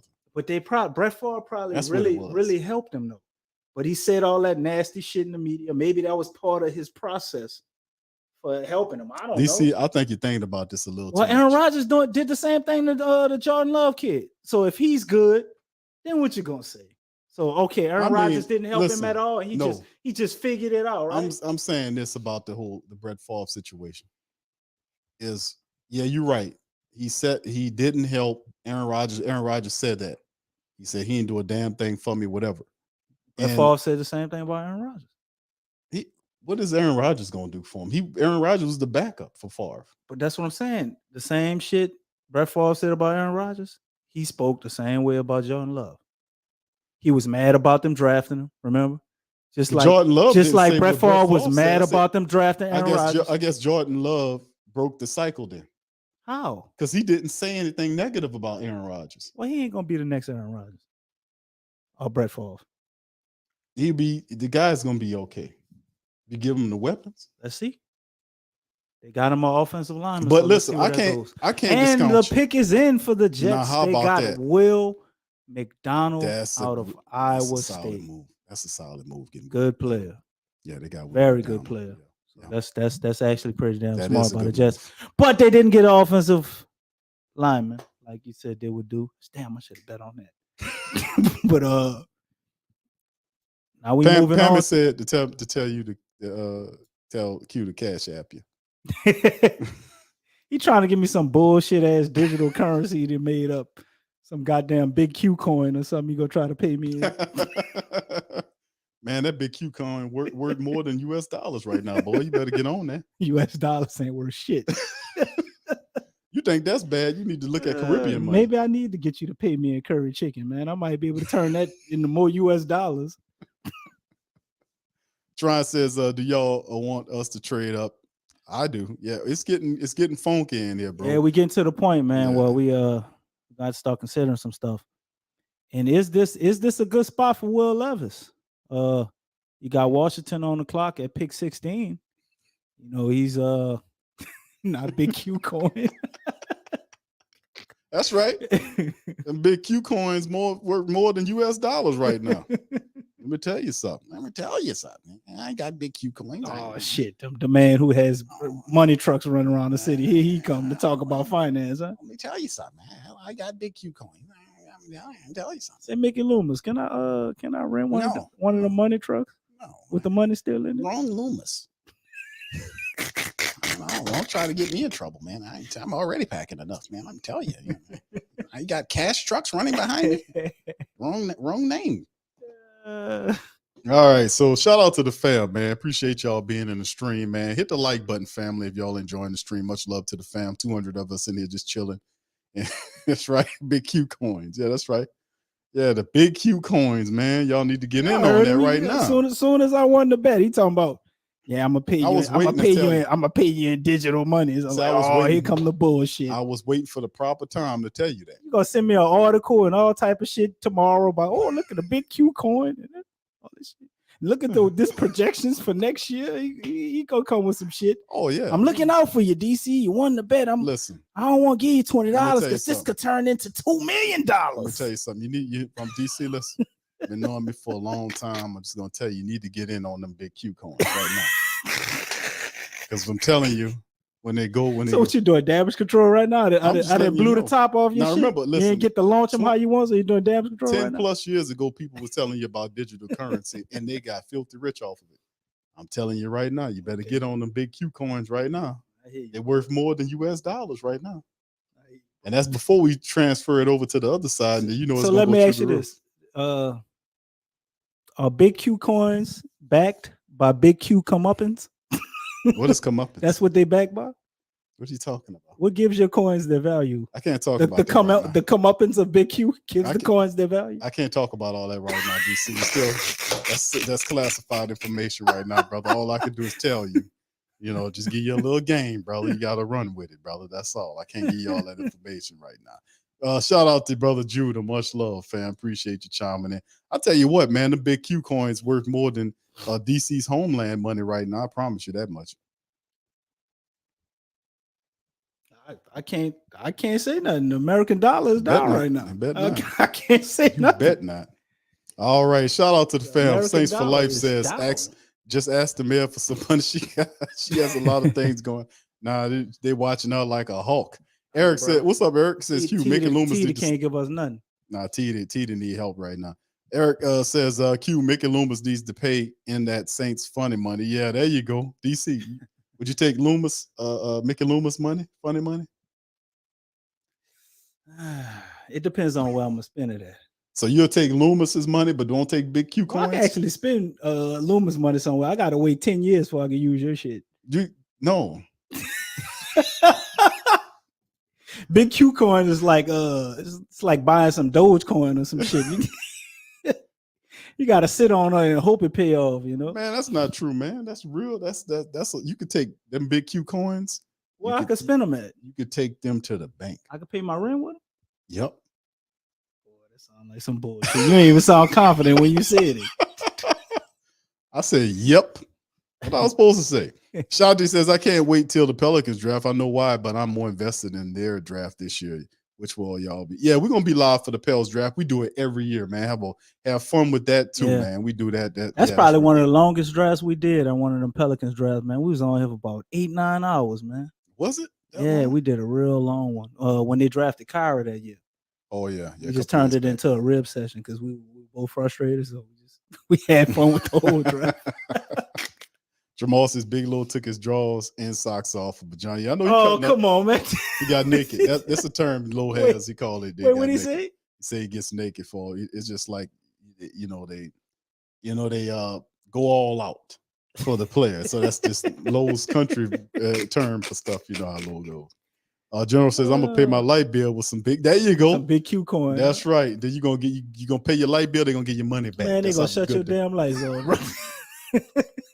Gonna be in the dark trying to count the rest of your Say, big Q man, coin. listen, brother, don't be squelching down on my big Q coins, brother. Energy don't play. They ain't accepted that shit. All right, Jasper, say who's better in their prime, Jimmy or Travis? That's a good question. I'm gonna say Jimmy because I think Travis is definitely great, but I'm gonna give Jimmy the edge, man. Because when you look at the numbers, he had more numbers. We could call a quarterback situation a wash, right? So we'll say that's a wash. I give the better team slightly to the Chiefs, so which makes what Jimmy did even that much more phenomenal. But when you look at, I guess, the tough parts of the game, like blocking and just all those nasty plays, I definitely want Kelsey. So Kelsey, probably a better all-around tight end, but Jimmy was definitely the better pass catcher, receiver guy in that role. What you think, bro? I agree with you. I think Kelsey's the dude, man. Kelsey's the guy, man. He does it all, man. He's phenomenal. Yeah. He got it all, bro. I can't take nothing away from him. Emmanuel Forbes is the pick for the Commanders. Wow. They picked up on him. So they didn't take Christian? Nope, they got their own guy. So they get Forbes is good. at the I 16th pick. I thought Christian would go. 6'1", he's kind of light in the ass though. 166, tall but too picked in, with long arms and the speed. He's at his best coverage. He's a cover corner, man. So that don't matter. Fast eyes, great understanding of route concepts. They'll get him bulked up. Instinctive, has the don't length have to to get contest bulked passes. up. He's an excellent cover corner, man. His DC. game ain't gonna be DC getting a ain't lot of no tackles. way in the world that guy even if he started to tackle you, he's 166. He gotta have to gain at least 10 to 12 pounds. He's gonna try to be the next Dion, bro. No, brother. He got to get about 180, brother. I ain't come here to tackle. I came here to cover. And Dion had to make some tackles, so he has the length to contest passes. And he would swipe at your feet. Yeah, he would. Yeah, all Dion did was shoot straight tackle. He got a couple of licks on you too.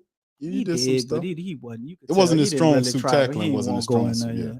His lack of bulk strength shows up in run support. So yeah, he definitely, if he playing for the Commanders, Riverboat Ryan gonna get them together. He's gonna make them gain a little weight, bro. So you can stop all that capping. Man, the Commanders ain't shit. Hold on, don't get my dog Louis T mad at you, boy. My bad, Louis. I get him mad at you. The Commanders ain't shit right now. That's better. Dude, you just well, you know what, bro? They're not right now. They're not very good right now. Hey. They're not. He's honest enough. Wait, hold up. The pick already then came up, man. The Patriots didn't waste no time. Christian Gonzalez. Now the Pats sitting there saying, man, won't y'all here make up your minds? So they get the cornerback that we thought that the the Commanders should have got, which is Christian Gonzalez, 6 feet tall, 197 proper size for a cornerback. It's 40 more pounds. So you're gonna take a smaller guy and then you're gonna feed him. You could have just got the right size guy, right? Well, they like that guy. So, but that's how some of these scout departments Christian go. Gonzalez, we see him come off the board. I think that was a bad mistake by the Commanders. I think Gonzalez. Gonzalez should have been the pick. Yeah, I think Gonzalez is better than Emmanuel Forbes. But Forbes is not. He's not bad cornerback though. No, he ain't Gonzalez bad, is better. But Gonzalez is better. Yeah. I thought Gonzalez would have been gone, to be honest with you. Well, he probably would have went a little earlier. This is we're sitting up here. When I saw Devon Witherspoon, who's obviously the best corner in the draft, he went 5. I thought Gonzalez would have been at least 11, 12, somewhere around there. Yeah, but he falls all the way to 17. Yeah. And then the Pats get him. Yeah, that's pretty damn good, man. This is a solid pick right here for the Patriots, man.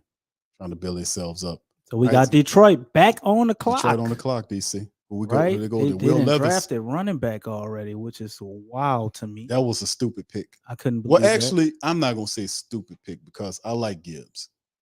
But you didn't need Gibbs there. Well, I was expecting after I saw that pick. Unless they're running a 3-back rotation. I thought we was gonna see DeAndre Swift traded to such and such for a 3rd-round pick, something, like I don't understand what they're doing. Well, If maybe they're gonna keep all three of them. Well, maybe they're doing it in the reverse. They got the running back they want here. Now they go after the defensive end. Well, you had several of them come off of the. Maybe they didn't really. You know who this pick is going to be? They didn't really want any of them guys. You know who this pick is going to be? Tight end. Nope. Who? Kancey. Why you think they pick Kancey? Because there's a need for him. And remember what I said? What I said with Kancey goes between 10. They got a bigger need at tight end though. DC, I'm remember what I'm asking you. I'm asking you to remember what I said when we started the show off, and people was asking about Kancey, and I'm like, where does Kancey go? Kancey, I'll be surprised if he falls to 29, but I say he goes between 10 and 20. We're at 18 now. Yeah. So this will fit where he would go. And if you look at look at this. Nothing. Yeah, Isaiah Buggs. And Aleem McNeil. Who? You got Aiden Hutchinson, and you put him in the middle Well, of what this? about another? I would see a defensive end. No, bro. Harris is good. You like Harris? Well, no, I'm saying I don't really like Harris. I mean, the best they got is Aiden Hutchinson. Right. But you need a running mate, but defensive end or D tackle. But you can move around. You can move him around, is what I'm saying. And this Kancey, I'm not putting Kancey. I'm gonna let him be where he at, man. You can put him inside. He's versatile now where you can move him around a little bit. So I'm saying, like I said, I think at the end of the day, I think this is gonna be the Kancey pick. Now I could be wrong, but I'm saying they need an interior defensive lineman. He's the best guy on the board. They need a tight end back. And at least you get a tight end in the second round, man. Well, I mean, you got a guy like Mayer, man, who many people are comparing to like a Travis Kelce or something. Well, listen, like listen, don't get me wrong. You got a couple of good tight ends. Well, I hope they do. Well, I obviously don't want them to pick Kancey. Right. But I'm just looking at what they've done. I mean, you still got what Kincaid. they need. I don't really. Mayer is better than Kincaid. Exactly. I don't understand. Mayer is the best tight end in the draft. Yeah. They don't have a tight end at all. You know, they need one unless they're not going to utilize that for what they're doing. I mean, you can still get a tight end in the second round because you still who you gonna get? You gonna wait for Darnell Washington? No, they got value. You got Luke Musgrave. They can get Washington. Some of them guys gonna be available. Luke Shoemaker's another good one. Josh Wiley. They got some good tight ends that you could pick up later. Are any one of those guys their guy though? Like, I don't think Darnell Washington to me. I don't know. Musgrave ain't bad, but after Darnell Washington, that's it. He said Nolan Smith is still on the board. That's a good one too, bro. Yeah. Jasper says, ask DC, do he know who Christopher Koch is? I think that's his cousin. You know who that is? No, I don't know what Christopher Koch. I thought that was like a little street name or something. Christopher Koch. Who the hell is that? DC says he don't know who Christopher Koch is, bro. I think DC be kind of fibbing sometimes, man. I don't get it. He look more like you than me. Who the hell is that? He from Kingston, Jamaica, DC. Why would I know him? Because you from Kingston, Jamaica. Where did you ever get that idea? You look like the Marley Boys. You don't see the resemblance? Okay. Yeah, the Jamaican Shower Posse. You know who these people are. He be faking the front. DC be capping, man. That's all DC do is cap, man. That's all he do is cap. That's all you do is cap, bro. People was running Florida, man. How you know all about all that if you don't know about them? Shh, be quiet. All right. So anyway, the Lions on the clock, family. Who y'all got, man? Who y'all thinking is going on right here? I'm hoping it's not the Lions doing really crazy maneuvers. They picked up the running back Gibbs early on. I thought that was kind of a reach unless they the pick is in, Q? Bro, it's gonna be a defensive lineman to tackle. And I said between the 10 and 20 picks is where Kalijah Kancey falls. They should pick Kancey right here. That would be the smartest pick. Nolan Smith's there as well for defensive end to pair with Aiden Hutchinson. So I mean they got a few guys. Smart pick. Yeah, so like I said, the Detroit. There's no way in hell Detroit is going to trade with us. No way. I don't know, DC. They got a lot of stuff going on here. What y'all think, man? How y'all think it plays out, man? The pick is in, so they ain't trading it. Big Bull says, what draft pick are they at? They're I at think it's number 18, bro. 18. I Yeah, think I'm gonna say 18. Yeah, pick 18. 18. Well, it's moving along pretty fast though, family. Could y'all imagine what day three is Then, gonna then be? you got Tampa Bay. So you know Tampa Bay ain't about to. I don't think they should be looking at D line at all. They almost got to Defensive. take a quarterback, unless they just gonna try and tank Will for next year. no Will Levis for Tampa Bay. I mean, would you? They Will they Levis. never gave Kyle Trask a chance. Do you think Will Levis is head and shoulders All I'm above saying Kyle is, Trask? if somebody wants Will Levis, they'll trade with the Detroit Lions to hop ahead of Tampa Bay, who obviously gonna take Will Levis. They need to start Let's all see. over again. All right, Rose says Jack Campbell to Jack Lions. Campbell. Okay. Campbell soup, huh? Well, that's the linebacker, man. That'd be a good pickup for him. And Yeah, that they keeps do our need a guy on line. the They clock. do So, need a linebacker. but this is pretty cool though, because you're looking at DC, you got I don't think it's any way Tampa Bay don't take him. what, Kancey? Well, they got Baker Mayfield, but they got Will Levis. I don't know how they fit. Will Levis is considered a first round quarterback, and that's Obviously Tampa Bay. not by. Well, I mean, of course he's sliding now, but I thought this would be Richardson going to doing this slide.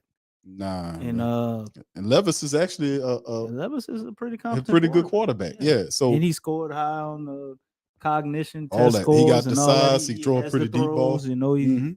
prototypical size. He's got the complexion for protection. He came from Kentucky. Maybe they thinking about didn't know that wasn't Kentucky. Where did Mitchell Trubisky come from? That was North Carolina. North Carolina. There it is. Jake Campbell, man. 6'5", Jake Campbell. 249, big linebacker, Man, big inside Jake linebacker. big as hell, man. Big Jake Campbell, man. God damn. Jake So, big as shit. That is. So Tampa Bay is on the clock, family. Who do y'all think? I say quarterback here, but Kalaja Kancey is sliding, man. We at 19, and I said between picks 10 and 20, I thought Kancey will fall. Well, he will go in between, and there's 2 picks left, and that is Seattle's up next. We got Tampa Bay at 19, then Seattle, who does have a need at defensive end. Nolan Smith seems like it might be the move. They also have a defensive tackle issue, but Tampa Bay, man, this is a good move for Tampa Bay, DC. I like Miles to stay on the board too, man. We can't get Kancey. I like us to get Miles. But Tampa Bay, listen, Tampa Bay Buccaneers, man, they got to start all over again. So you got Baker Mayfield on top of the team. You know, what do they do here, DC? I mean, you got Vita Vea Get a running inside. back. You know, you got him there. I don't think Tampa Bay is the squad that we go. I say honestly, Q, I don't know what the hell Tampa's gonna do, because I really think they want to be in the collab sweepstakes next year. They're probably one of those teams that's For Williams? seriously considering that, like tanking this year. For Williams? Yeah. I mean, what are they playing for, man? No. They don't have a competent team. So you think they're gonna really try to go out there and try to win? I mean, you signed Baker Mayfield. You ain't serious about finishing by winning. Yeah, Baker Mayfield ain't shit. You signed Baker Mayfield. You're not serious about winning. Right. So what are they gonna do here, man? They're gonna try to pick something. DC the I pick is think in. headed towards the future. We'll see. I mean, I hear you with the Caleb Williams thing, but at the end of the day, I still think they them people trying to win. I mean, maybe they get Miles Murphy like they projected to get by ESPN, but I don't see them. How they trying to win now? Everybody trying to win now to a degree. Tampa Bay. You're not trying to win now when you sign Baker Mayfield. But you're not guaranteed to get him. I mean, you're not, but because you're not guaranteed to get him. So all of these teams that know they're not going to win. Wait, let me finish. All these teams that know they're not going to win anything this year, right? And you're looking at a guy like Caleb Williams, and you're not going to put yourself in a position where you possibly could get him. Can't see the Tampa Bay. Goddamn. There it is. Well, y'all gonna have Miles to Murphy. Here we come. Well, that one gonna hurt. We gotta watch him. But you know what? That was the thing prior to last year, before the year goes inside. And that's the thing, though, family. And listen, I hate to toot my own horn here if that's the pick, because it hadn't shown. You said it was gonna go to the Lions. No, I said between picks 10 and 20. Yeah, you said that was where he was going to grow. But if he's going, if that is indeed the pick that Tampa Bay is making with Kalaja Kancey, that's what our brother Rose City put up there, and we got some family members in the chat champion, and we still waiting on Caribbean internet over here. here to get the official. But if Kansas is gone, then all is not lost. We still got guys like Miles Murphy. We still got Mozzie Smith. We still got a lot of ways we can make this work. We still got all our picks tomorrow as well. What the Saints are going to do. So I don't say we need to trade anything. Now, I've been saying that, I mean, if we did that last year, we don't need to trade anything. We need to make these picks pop. And there you go, DC. Elijah Cansey to the Tampa Bay Buccaneers, So- and they pair him alongside of Vita Bay. God damn. See how these people not playing, family? Now And see, then are they going to players get rid of end up in the Devin White? NFC. Or Devin White going to want to? I don't. Is They're he not. gonna wanna- He's not going nowhere, DC. He's not going nowhere. Man, that is a dangerous But DC, combination. but DC, let me just Ain't, say ain't this. all this. We gonna run the NFC South, and it's gonna be easy shit. Let me just give me an opportunity to kind of toot my own horn right here, because I told family members before the show started that Elijah Cansey would not be there at 29 for the Saints. No, I didn't believe that. Okay, and I even told you where he would go. I said Elijah Cansey would go He anywhere would between have 10 went and right 20. here for the Chargers or the Seahawks. If Yeah. he would go here. Yeah, They, he they was- were not gonna pass him up. Now, Which really- is probably why Tampa Bay took him too. Well, and then of course, maybe like you're saying, maybe Will Levis is not their guy. Tampa Bay comes back around. Well, on the Will board in the Levis second could be a round. guy right here that goes to Seattle. How serious This are could- they about Geno Smith? Well, He they had gave that him a one good contract. year. No, they gave him contract, dude. How big? What is it, about a 3-year deal? How I is it wanna say? structured? Can you get from up under him? So I get a guy like Will Levis, and I give him DC. some years. I'm just saying, I get a guy like Will Levis. You give him some years to figure things out, right? Let's say Geno isn't looking like that same guy the second year or the third year. Cut bait and move on from him. You talking about cutting bait and moving on from Geno Smith? Now They've been holding on Drew Lock as a backup forever. He's obviously not going to be shit. So it's like, why wouldn't they want to bring in a rookie when you have a guy like Geno, who, although he had an amazing year last year, liked what I saw. What happened? You tooted already, Big Q. All right. Well, can I toot it bro. again, Marge Evian, bro? I No. just wanted to say it, bro. Sometimes we stay on him. You always be trying to gloat. I'm not. That's not gloating if you're telling the truth. Yeah, but you don't got to keep saying it. I'm That's saying the it 'cause gloating part. sometimes people be forgetting. So I just Man, want. nobody forget that. Obviously, they came in the chat to let you know you already the tooted. Okay. Can you please put your horn down, sir? It's not Okay. a battle of the band. Okay, there you go. All right. Okay, I'm not doing it no more. All right. I just was saying something. Goddamn. All right. So anyway, let me see here, fam. Let me get Geno Smith, excuse me. His contract That's what we're together. looking at. Can they cut bait from that contract, man? Do they have an out? And if they do, then, DC, hey, maybe they it's do. it's a 3-year deal worth $105 million. Man, we know that don't mean shit. What's the guaranteed money? I'm just saying, bro. That them deals though, they always be $60-70 million less than this the NFL. This ain't the NBA. I'm just saying, bro. I mean, the If Seattle. it don't say guaranteed, it ain't real to me. All right, hold on. Let me pull it up on Sport Track here and take a look at it. Let me see. But it could be. I mean, but that's just crazy how he's falling though. But Will Levis, you expected him to go, bro? We about to I hit. thought pick Will 20. Levis would have won at least before the 20th pick. The way they was talking about him and what he did at the combine, which I thought he would have went a little higher. So when he's a potential out, All right, 2024, he's a potential out, man. So they can get from up under that contract just as fast as they got They're him not under. gonna get from up under that contract that soon. DC is out. He got an out after this upcoming year. But Well, if they don't take Will Levis, they gonna take $17 million in dead money They definitely need to take Smith right here, man. because he does have because the contract goes 12 and then 4 over the next 2 years past that. So still in all, if they go with the 1-year opt out, that's $27.5 million that they're owing with $17.4 million in dead money. So I guess you provided the out, just in case. But Geno Smith looked good, man. I just had the numbers up there. He looked really good, man. He looked like the guy that we thought they, when he was in college, like he looked like the guy he thought the Jets were drafting.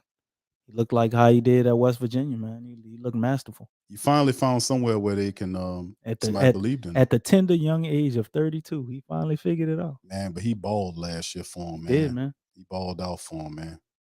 He Fine. did. I was shout happy out to see shout out it. to Geno, man. I'm Yeah, glad he man. got a contract because I always thought he was a good guy.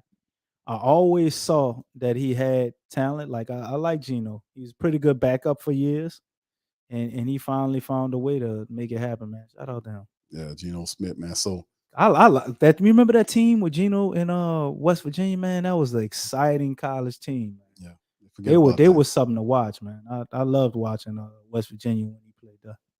All right, shout out to the fam, man. Much love. Y'all know why I ain't down there, man. Y'all know why I ain't down there. Shout out. Travis says Kansas be looking like a T-Rex running around with short arms, but guess what? He's in the NFC South. Yeah, man. He's in the South. Yeah. He's Now we in the South. now we gotta hope he too short. Went from he can do it. He could be the next Leroy Glover. Yeah, So now we gotta hope. Yeah, he too short, man. That dude ain't gonna work out. Man, he in the But South. hey, I'm not gonna lie, family. I think that's a perfect combination with him, though, because you take somebody like Kansas and you put him next to Vita Vey. Like to me, that's just really smart, bro. Yeah, that's gonna be all of our competitors. Our competitors are doing fucking great, man. This is it's not making me feel good, Q. I know, man. They picking real But good, man. we still got the rest of the draft, and I will say this: we've seen Atlanta be great in the top of the draft. We've seen Carolina be the same, but nobody in our division, damn near in the whole NFL, drafts better than us in the later rounds, man. And the undrafted free agents, as you heard Mickey allude to, as it would be, he expects that to be deeper this year. So we probably intending on recreating that, the undrafted free agent formula, getting more of those guys this year. Because when you think about it, a lot of them nobody really stuck last year as an undrafted free agent. It's usually somebody was able to come in and like steal a spot. I don't remember anybody being able to get one last year as an undrafted free agent, man. Yeah, this is and this for the family members, as Axel said, Q, who's still left in the Saints position to need the defensive tackle position. You can see Mozzie Smith still up, Brian Barisi, Keanu Benton, Zach Pickens, Garvin Dexter, Big Siaka Ika is still up there as well. So they got quite a few people. And of course, we know Mozzie Smith's there. Defense from a defensive end standpoint, a lot of people there. Miles Murphy is still available. Keon White still available, and a lot of really good people. Thule's up there. Isaiah Foskey's my favorite. So they got a lot of players that's still available Foskey right now. definitely should still be there at 29. Yep. So let's see who still on the clock. The pick is in for Seattle. And if you're looking at, we just showed Geno Smith there, what he did. Did they with take Seattle. Nolan? I mean, it makes sense. I mean, you might Tyler Lockett's there. They could DK Metcalf, so they got help there. Kenneth Walker III did all right for him. Running back. They could use a tight end that can help them out. Perhaps they can use some help from a defensive end standpoint. They can use some help all over the defense, to be honest with you. Bobby Wagner went back up there to help him out. Jamal Adams and Quandre Diggs are there as a safety. Tyreek Woolen is all right. So you got Weatherspoon that they drafted. So still a lot of needs there for Seattle, man, and they did all right. So we'll see exactly where they end up doing as the pick is in for them. So could it be Will Levis? I mean, it could be Will Levis, DC. It very well could be. It could be. No, it's Roll once again with the go to Minnesota. Well, Roll once again with the he said Jackson to Seattle to give him another wide receiver. Yeah, that makes sense. And Tyler Lockett getting a little up and. Well, when Roe said, bro, Roe like he got that 1,000-mile internet, man. Yeah, he got the opposite of DC internet, bro. You know what I'm saying? We're not running this off of my internet, so what's your excuse? I tapped into your internet by mistake. All right. Eric says Shaheed stuck you. All right. There you go, bro. All right. So yep. Philip says, they got, I know Phil. He says the Bucs got Kansas. And that's the thing, man, that they all land in the NFC South. And they talking all that spunk about the NFC South being garbage and everything. Look how serious the NFC South teams are approaching free agency and the draft. Carolina and Atlanta been about the business all off season long, taking care of the business, signing people, spending a lot of money to build up their defenses and their offenses. The NFC South will be probably one of the most competitive divisions in football next year, bro. The Saints came in there with Carr, bringing him in there. We need Michael Thomas to stay healthy. You know, Chris Olave and Rashid Shaheed going to get better. It's Taysom Hill still in the mix. Alvin Kamara will be in there once he gets through his legal issues. Bro, we picked up Jamal Williams, you know, on all. So the Saints have done. We didn't exactly like lay on Lawrence either, bro. Right. We actually handled. We did very good too. Right. So, but I'm saying that's still credit But to. according to everybody who graded the NFC South, we just did okay. Well, them talking heads don't know what the hell they talking about. We just got to see. Them talking heads don't know what the hell they talking about, DC. You know that.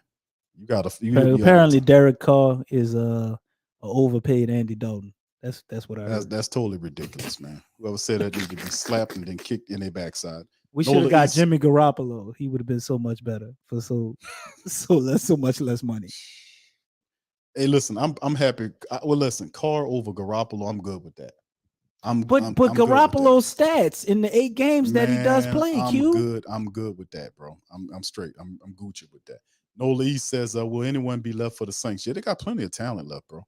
Plenty of talent, a lot of talent left in the draft, bro. So don't get down. It's still very on. Smith might go right here, man. Yeah. Well, you got the Chargers love they like drafting linebackers too. They always on the lookout for a good linebacker. Linebackers and cornerbacks with the Chargers, man. They draft a lot of them in the first round. Let's get them up on the board. Here go the depth chart right here. Justin Herbert's there. Austin Eckler, trade rumors dealing with him. I don't see that as another running back hiring up with Gibbs gone and Robertson off the board. They could draft a running back, yeah. No, but that not on the board that high, right? There's not another running back high enough in the first round grade. You'd be reaching a bit, wouldn't you? Yeah, you would be. But the wide receiver position, Keenan Allen, who's gets banged up. Mike Williams is banged up. So do they get somebody to help? Gerald Everett, they can use a tight end there. They can use some help on offensive line. Zay Flowers, especially pair him with a Justin Herbert. They could use some help defensive line. They could use help all over the place, DC. They get a defensive lineman. They get another linebacker to put on side of Eric Kendricks. Yeah, we'll see what the Chargers are a competent team, though, man, and they setting themselves up to be successful in the future. They got their quarterback right. The defense isn't horrible, but they do have some holes they got to fill. Got a decent secondary. They could go a lot of different directions. But I know where they're not gonna go. They won't be drafting Will Levis. Nah, I don't think Will Levis is gonna fall to the second round. I won't say that. I don't think he falls to the second round. I think somebody gonna move up and go and get him. So we're gonna see how it all plays out, man. But yeah, he's sliding he's falling, man. Falling, man. And so it's just we're gonna see, man, how it all shapes out. But 4 minutes left with the Chargers on the clock. So Jackson is off the board to Seattle, gives them a wide receiver weapon. Then behind them is the Ravens, DC. And of course, Lamar Jackson just signed that big old fat contract, bro. So Lamar got his money. He represented himself. Could be creating and starting a trend, right? Is that what's going on? Could be the thing that's going on, DC, perhaps? Is that we looking at Lamar Jackson represent himself. Eventually, he got his paper. So, I mean, that's a positive. He ain't the first to do that. He had people like Richard Sherman doing it. They just didn't want his mama to do it, right? I guess not. I don't know. Because he wasn't able to sign the contract until he's allegedly, doing it himself. So we'll see how all that plays out. But he could be setting a trend for the future, and maybe ownership groups and franchises are happier to have the player do that than them. I guess start to expand and build what they see as maybe potential empire or saves a lot structure of money with their family. But you're getting out of the network of the usual agents that are usually tied into all of these. But teams, it's time. But that's a lot of money, man. 10% of $260 million, almost $30 million. You're cutting out the middleman, right? And that's what you're supposed to do. You're supposed to, if you're smart enough to operate it, like you have guys that's intelligent, like Richard Sherman and others, cut out the middleman to get the bread. Like you said, 10% or whatever it is, that's a lot of bread. When you're talking millions, hundreds of millions of dollars, man, somebody in your pocket, just because they're talking contracts, which if you're astute enough to know what time it is, right? And I would think that most people, would get in that network like that. But some of these other networks need to be frozen out anyway because they're old school and it's time for a lot of that to go, man. That's just my thought on it. Anyway, shout out to the fam, man. We up in this thing. Scoob, shout out to my brother. Say he's going to be another JJ or check a Whiteside. Damn, from whatchamacallit, from the Eagles.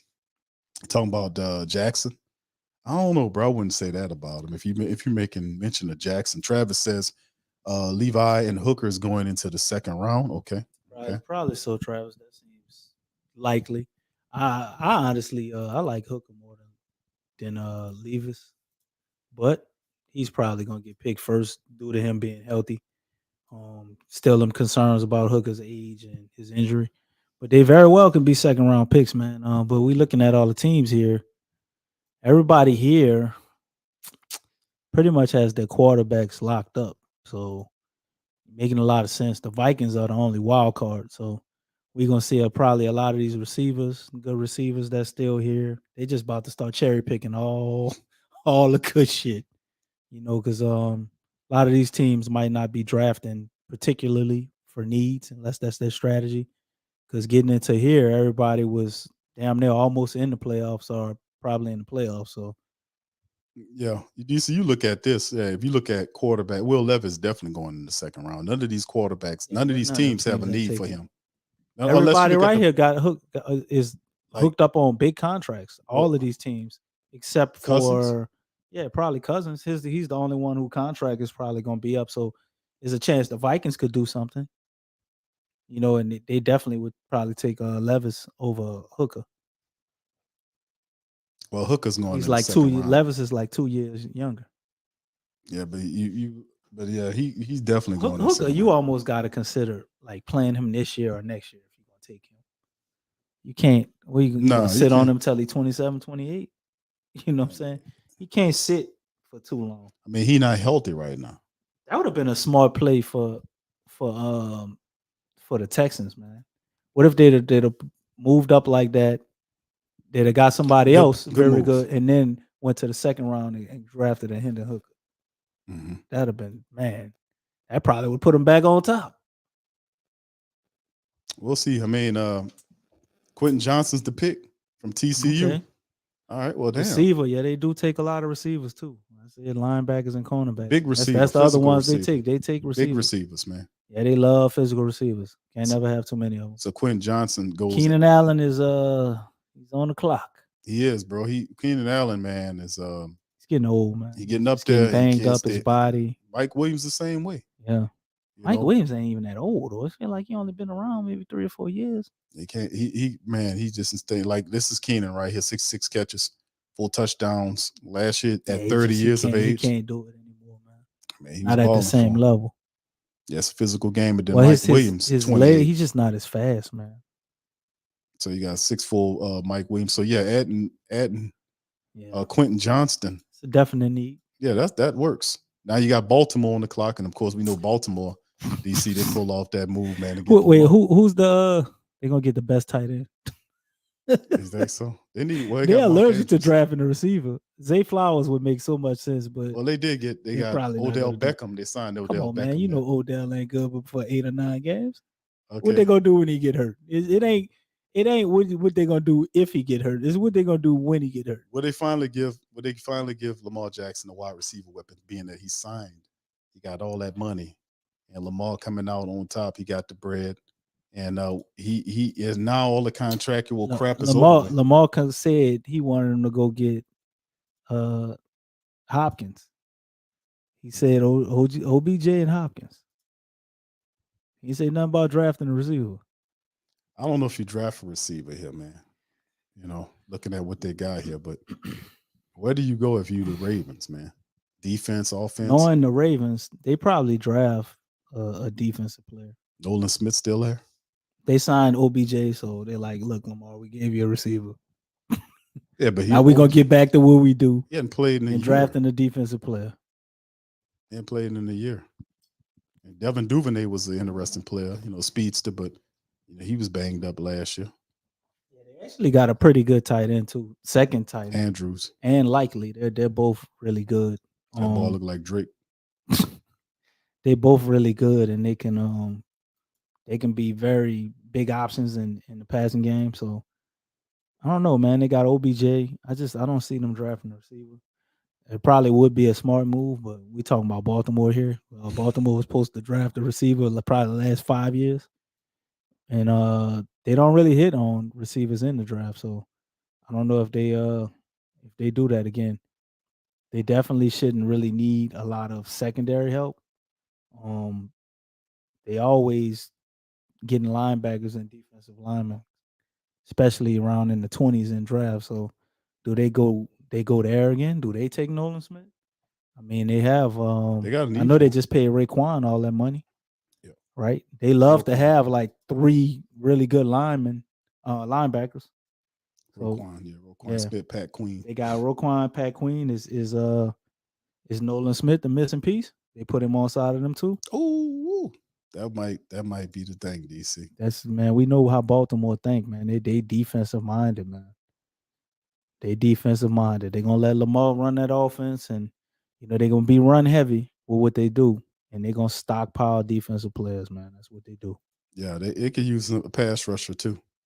We'll see. They got some needs, man, and they're feeling pretty good at it. He got about 3 minutes left on the clock here. Got a handful of teams remaining, DC. What? About 13 picks left to Wait, go. hold up, man. It appears there's been a trade, Big Q. That's no trade. The Saints have traded back to pick 30,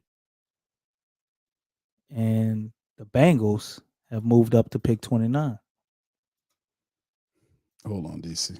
And I almost feel like I'm living in the Twilight Zone because I don't ever remember the Saints trading back.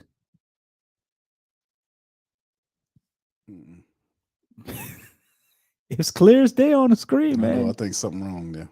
Okay, maybe it's a mix-up. Anyway, the Baltimore Ravens, man. But we are pick 29, right, Big Q? All of a sudden now we're pick 30. I think something. I don't think that's right. Been 29 the whole way. Well, it's showing 30 right now. Eagles have 30. They're showing us with 30. DC, that's their crap, bro. I think we still at 29, my brother. I hear what you're saying. All right, so anyway, let's keep it moving, man. Shout out to the fam, man. Okay, Lamar. Is Lamar making a pick? Travis says Zay Flowers here. How about that? That wouldn't be a bad move. Pretty smart pick. That wouldn't That's be what they do. Yeah, that wouldn't be a bad move at all, man. If Zay Flowers, yeah, you expect him to come off the board any moment here now. In the next several picks, any one of those teams can reach at him and get him, and bring him here. Either one of these teams, to be honest with you. Yeah, he definitely gonna get out of there before then. All right, Mickey's on there. Mickey said, "I told you I was trading." All right. So anyway, yeah. Okay, somebody missing the pick. DC off them island shrooms. Oh, don't beat up on old DC, man. Don't worry. DC is all right, man. Everybody entitled to their opinion. Yeah, that's right, DC. Saint for Life says Raven either going to go draft running back or an offensive tackle. I wouldn't be mad at an offensive tackle, but you need to give Lamar Jackson some more weapons, man. Zay Flowers would really set it off for Baltimore. So, I mean, that should be the pick for them. I don't know what's taking them so damn long to make that pick, but it is what it is, man. We'll see what Zay Flowers ended up. He's some of the better guys available. Because they ain't picking him, bro. I mean, we'll see. If you was picking Zay Flowers, you think you need this much damn time to figure that out? No, I wouldn't. But they're making their way in their options though, because there's still a lot of talent on that board. DC, they can use a pass. They got a hell of a lot of talent on the board. Miles Murphy's still up there on the board. They don't need no tight end. Nolan Smith is still on the board for them. Zay Flowers is up there. If they need a corner, Joey Porter Jr. is up there. So they got some talent on the board there. If they need them, if they're looking at them. Steve Avila is on the board right now, and I think your boy Osiris Torrance is still on the board. I don't think anybody took us Osiris. Yeah, Torrance is still on the board. I thought he'd be gone by now, but I think he'll be out of here. Keon White's still on the board. They got a lot of talent still left here to see where what they'll pick up on. Brian Barise is there. I think Mozzie Smith goes probably the last 5 picks of the first round that's remaining. I think he might go in the second round. You think he's gonna go before the Wisconsin kid? Oh yeah, Keanu's still out there. Yeah, I know, but they got Keanu. They got Keanu Benton listed like behind, like Brian Barise. They got all of these guys in front of Mozzie, man. Then you still got some good defensive ends. I mean, you got the defensive tackles, and a lot of times, like You got Mozzie Smith, just an outstanding nose tackle. You know, like Big Jordan Davis that they had Right. last year. The Philly picked up on. It's not a sexy pick, man. No, it's not, but it Nose works. tackle is not a sexy pick, but you it's got very effective. But you got to, if you the Saints, you still in the mindset is you still have to be able to, number one, stop the run, and you still have to be able to box up and hold these speedy quarterbacks. You still have, we have not beat Jalen Hurts since he came here. Zay Flowers is the pick, so there you go. All right. That's a very He good must have pick. called Lamar, and he was, if you don't draft Zay, I'm gonna Zay tear up that Flowers. contract. That's big, man. That's very intelligent pick by that's- Baltimore. So. Yeah, that works. You giving him a weapon like that, man, as exciting. Zay Flowers is a playmaker. And you give Zay Flowers a mentor in OBJ. Baltimore That's doing Baltimore the right things, pretty, man. It's Baltimore Day, man. You pretty got to get scary, to 'em. man. Getting Lamar Jackson under contract and drafting Zay Flowers is a I good think day for the Ravens. that's the best pick that they could have possibly made with what was available to me for what they are in their roster. So Yeah. smart pick by Baltimore. Yeah, that's awesome, man. That's awesome. Tyrone, what's up, bro? 6Q. What are the Saints going to do? All the big boys are going. No, they got quite a few they of them, bro. not. We still got a lot of good guys. Yeah, they got a lot of big guys left, bro. You know, because people like Cansey, and really, you know, there's quite a few tackles that's left that can help us. And Like you still got Miles Murphy for as a DN. You know what I'm saying? We got the guy we was just talking about, Keanu's still out there. Ben, I Brian don't think Breesy, Ben who goes. we not high on, but he's out there. You got Mozzie still out there. You know, they still got some guys, man. You got Keon White, Big Q's guys still out there. The Saints are definitely going to walk away with a good player. You know, it's just a matter of who we wind up with. And to be honest, we all want a D tackle, right? But Yep. I'm not opposed to being a defensive end either. I think the tackles we got are a little underrated, and they're pretty good that we signed in free agency. And if we have to draft a defensive lineman, point blank, period. It could be a defensive end or a D tackle. It don't have to be a D tackle.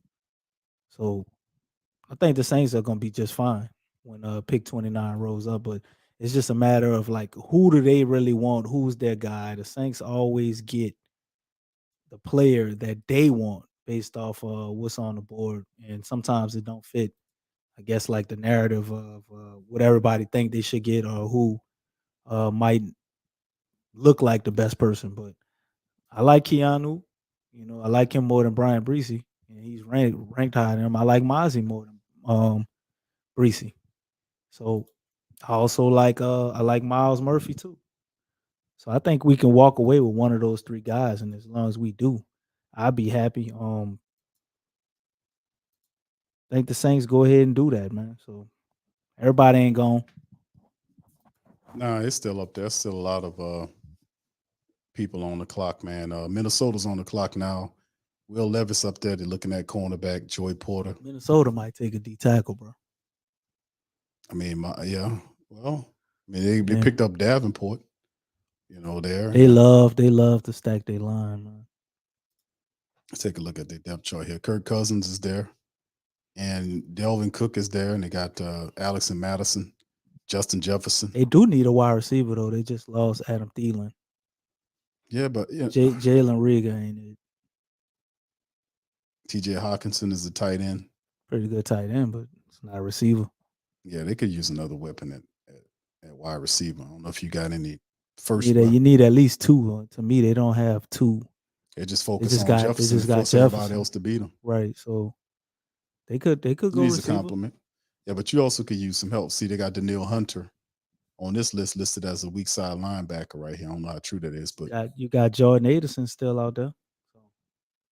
They got I don't know what's going on with it. I don't know how they got Davenport as a outside. This is all screwed up. Look at that. Davenport should be over there by Dean Lowry this is or whatever. all wrong. It's all wrong. Yeah, this should be like He's gonna play on side of. Well, they got Danielle Hunter as an outside line. Yeah, that's all screwed up. Hunter and outside line. Hunter and him need to be on. They got him like they run a 3-4, man. But you know, Minnesota usually runs a 4-3. So I don't know. Maybe they are switching over to a 3-4. They do have a new coach. I don't know about all that, bro. So they see Davenport as an outside Davenport outside linebacker. and Daniil Hunter. Eric Howards, what's up, brother? Eric says Mickey Loomis is saying he's looking for a kicker at 20. Well, hold on there, good dude. Hold on now, man. I don't know about that, man. That makes me sound crazy. Hold on. I don't know about that yet. All right, Tyrone says, who you guys want the Saints to pick you? I like well, like we said, bro, I think I would like a defensive tackle. I want somebody because it's, to me, defensive tackle first and defensive end is still position needs. I know Mickey said, well, hold on now. We don't have any ones. We can move around this motherfucker how we want to move. Pardon me. Mickey, you changing up what you said. You say y'all didn't have any musts, but y'all had a lot of wants. I mean, listen, let me tell you something.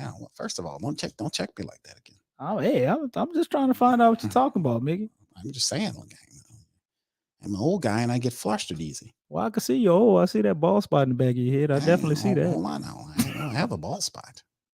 See, sir, you're being disrespectful. Well, I was just pointing out how I know you're old. You don't have to read that to me. Everybody gets old. So did you misspeak? I didn't misspeak anything. These guys, I got no respect for the elderly. I mean, I'm 60 years old. You're 60 years young, Mick. I'm 20. Listen, I've been doing this for 20 years. So I'm telling you something. Anyway. I'm telling you, the later it gets, the more crotchety I get. Let me tell you. All right, Mickey, settle down, Mickey. All right, so shout out to the fam, man. But yeah, I would say defensive tackle, defensive end. It's probably the move for the Saints, to be honest with you, fam, because we still need help there. And I'm not so I like the tape that I do see on Nate Shepard, but I just don't. I like the tape that I see on Nate Shepard. What I just don't like, I ain't gonna say I don't like, but I know when I'm looking at what the Saints are doing is incomplete. It's not the answer. And by the way, how they were moving in the free agency, like they didn't add a cheap veteran. They can end up probably doing something like that before the training camp starts, But I still see like the Saints adding value there, like maybe two guys, like two interior defensive linemen in the draft, one high, one low, and a defensive end. You can't, it's too many good defensive ends to walk away from this draft without getting an Isaiah Foskey or Thule or one of these other guys. You got to get something because Cam has got 1 year left on his contract. You can't keep putting that all on Cam Jordan. Granderson, 5.5 sacks last year, but he never was a full-time starter. Peyton Turner is first-round draft pick, never done it before, always hurt. Tanu Passanio is a guy that can play inside, outside, but at this stage of his career, he's more suited to be inside. You need a younger guy that can fire off the end. And the Saints still, I'm going to say it over and over again, they still haven't solved the issue of stopping mobile quarterback threats. They have not beaten Jalen. They have not beaten Jalen Hurts since he came in the league. If you want to stop a mobile quarterback, Kyler Murray tore him up, DC. You don't think we should get a defensive end capable of doing such? You got to go with the best, because look at what people are doing. And you can still get a good value there. Depending who's there, you could flip-flop the two, I imagine. Like Kalijah Kancey's not there. A lot of people anticipate not Mozzie Smith, going in the second round high. I think it'll be, we'll see how it all goes. But at the end of the day, you still have to look at the fact that whether you flip-flop and tackle or in, you need to get somebody because you're not settled there yet. And it's like, do the Saints have a plan that they chase down Yannick Ngakoue or Frank Clark after the draft is over with between them and Frank Clark. So, is that a part like, okay, we see them not get who they supposed to get because they're looking at a temporary option at the pass rushing role to pair with Cam, or do we go the long game? So, this draft will show us a lot of where the Saints' philosophy is in terms of building a team forward. We still need help in the interior defensive line, and this draft has guys that can help you right away. You have a lot of pass rushers that can help you. So I would stay defensive line, either at defensive tackle to me and then defensive end. But depending on who's there, if Miles Murphy is there, he's got to be higher on the Saints board, higher than any other defensive lineman that's there. If Miles Murphy falls to the Saints at 29, they're going to take him. They're going to take Miles Murphy if he's there at 29. There you go, Jordan Addison, wide receiver out of USC. selected by the Vikings as I thought, because they don't really have any other receivers. So still got some DNs out there, man. We what 4 picks away. There it is. 4 picks away. We marching. So Jordan Addison, you said they needed another wide receiver next to Jordan Jefferson, and they give him one in Jordan Addison from USC. So DC, that's not a bad call, The man. Jaguars are a team that makes me, I guess, nervous for the guy I would want. I want Murphy at this point, but I wouldn't be upset with Keanu. Wouldn't be upset with Mozzie. But I think a team like Jacksonville could take a defensive end. What do you think, man? They got some receivers. They could take another receiver, but I don't know if do they have anybody left on the board worth taking right now at receiver. The 3 best receivers, I think, are all gone. So, what would that? Jonathan Mingo, Jalen Hyatt from Tennessee is up there. He was a guy that a lot of people thought would be going in the first He's round. really too. good. I like Jalen Hyatt. Yeah, Hyatt's a guy. So you're looking at he's there. John Domingo from Ole Miss is there, but I think some Another people good wrote receiver. Hyatt better than Mingo, and then you got Jaden Reed out of Michigan State. So Josh But you Downs think is any another more guy, of but these these are guys second go round, third into round guys. the first round? Absolutely. Well, Jalen Highlights, a lot of people was beefing him up, because of his speed, and the guy's fantastic. So Yeah, he's an excellent deep ball guy. There's somebody they projected to go to us. what Hyatt? Yeah, but I don't think he's a first round pick. In my opinion, I'd be a little surprised. I mean, some of these Oh, guys. it's in trade, huh? The Giants are on the clock. Trade. There's a trade just happened, reported by Ian Rappaport here, is that the terms was the 24th pick for the 25th, 160, and 240. So the Giants make the jump. Who they jumping for? Who the Giants need, DC? Who the Giants jumping for? Who the Giants need some help in I would think. I know they definitely could use a receiver. a receiver to go with who the Let me see. Pull up the depth chart here. Receiver, cornerback. Isaiah Hodgkins, Paris Campbell, and Darius Slayton. I would definitely say wide receivers. They need a receiver. Yeah. Well, they had some good success last year, and they got a lot of plays they can go. But yeah, definitely wide receiver, DC. So is it Hyatt? Is Jordan Hyatt? They jumped up to go and get him. Is it Hyatt they're looking at? They need a D tackle too, so they could go D tackle here. Yeah, wide receiver is the number one need according to NFL ESPN. So I mean, we got to decide. So yeah, so Jordan Addison goes to the pick before to the Vikings. The Giants jump up on the clock for somebody. Who they jumping for? They jumping for the Jaguars to get who? They're jumping. I say it could be a wide receiver. You look at their depth chart; they definitely could use some help at the wide receiver Probably position. could, because who you think the Cowboys would draft? Do you think the Cowboys would have tried to draft a receiver or a tight end? I say tight end. They don't. No, they got Darren Waller. My bad. Forgot they pulled off that trade. They definitely, to me, it looks they need a receiver bad, man. They don't really have a receiver. You're gonna pay Daniel Jones $140 million. You got to give him somebody to throw to. Exactly. I say they can't really go spend big money on a receiver. That wouldn't make a lot of sense. I say it's gonna be Hyatt. I think it's gonna be Hyatt, bro. Hyatt? It's gonna be Hyatt. It's gonna be Hyatt, man. So that is somebody said no. Yeah, the pick is in. Pick is definitely in. I think it'll be. I think it'd be a wide receiver because we just pull up their depth chart. They can definitely use some help. Isaiah Hodgkins and Paris Campbell. You don't think they go Jonathan Mingo? Nah. I like Mingo, but I think Hyatt carries a little bit more. You got Paris Campbell, 63 catches, DC, and this Giants they could use a linebacker too. Darius Slayton. Yeah, they can do it. They can use a lot of stuff, but like you just mentioned Jones, and then you got Barkley there, and you bring in Darren Waller from the Raiders there.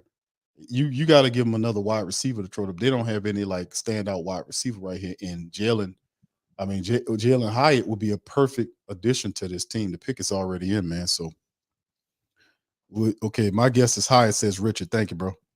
All right. Calabac says, what is it? Miles Murphy to the Saints. I mean, if he's there, man, If he's there, Miles Murphy would be a good pick, man. if he's got there, a guy that's fast, I think could help with that problem, bro. If he's of there, they're gonna containing take him. mobile quarterbacks. Yeah. I think that would be smart. And then we could double back in that second round and still get a D tackle. Yeah, you guy like Mozzie might still be there. He'll 40, be there. man. He'll be there. And I if don't not think it's him, guaranteed, but well, I mean, Mozzie could be there, but there's other guys. We brought up about the defensive tackle position that carried a second round grade. I think mean, Keanu will probably be the first one to go. Him or Breesy. I think he's better than Breesy, but people keep pushing Breesy. I thought what you saying. Keanu was better than Breesy. That's what I think. Yeah. But people pushing. He's Breesy the best to D me. tackle on the board right now to me. I went D tackle. D tackle. All right, Red Swarm. Shout out to you, But, fam. I Says mean, I don't cornerback think Deontay he. Banks. Thank you, bro. I guess you plugging it as Mozzie would be a better nose tackle, and I really can't argue. That's the thing. You know, I'm differentiation between the defensive tackle and nose tackle.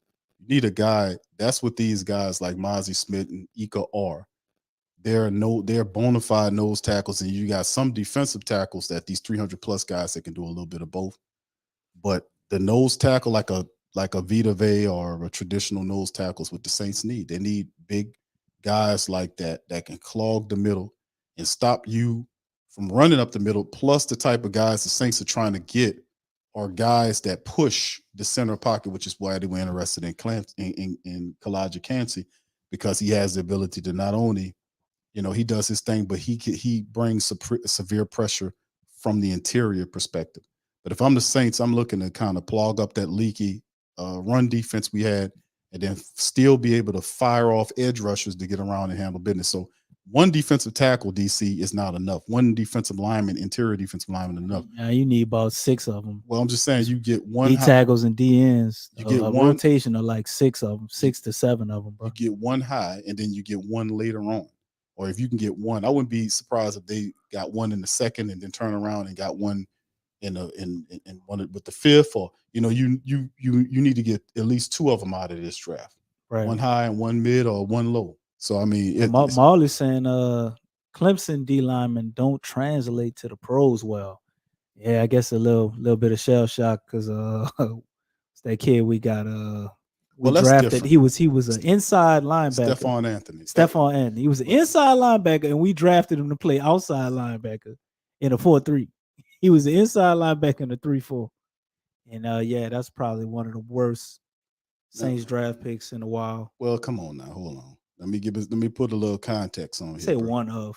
Some people were saying it was the worst. I know they had a poll going around. But they give it to him, but they don't give it to the scheme that he was playing. Yeah, he's playing a horrible scheme. But he did go to Miami. He still wasn't shit. They changed that, but bro, hold on. But that was different. That was totally different. But when the Saints drafted him, remember what he did.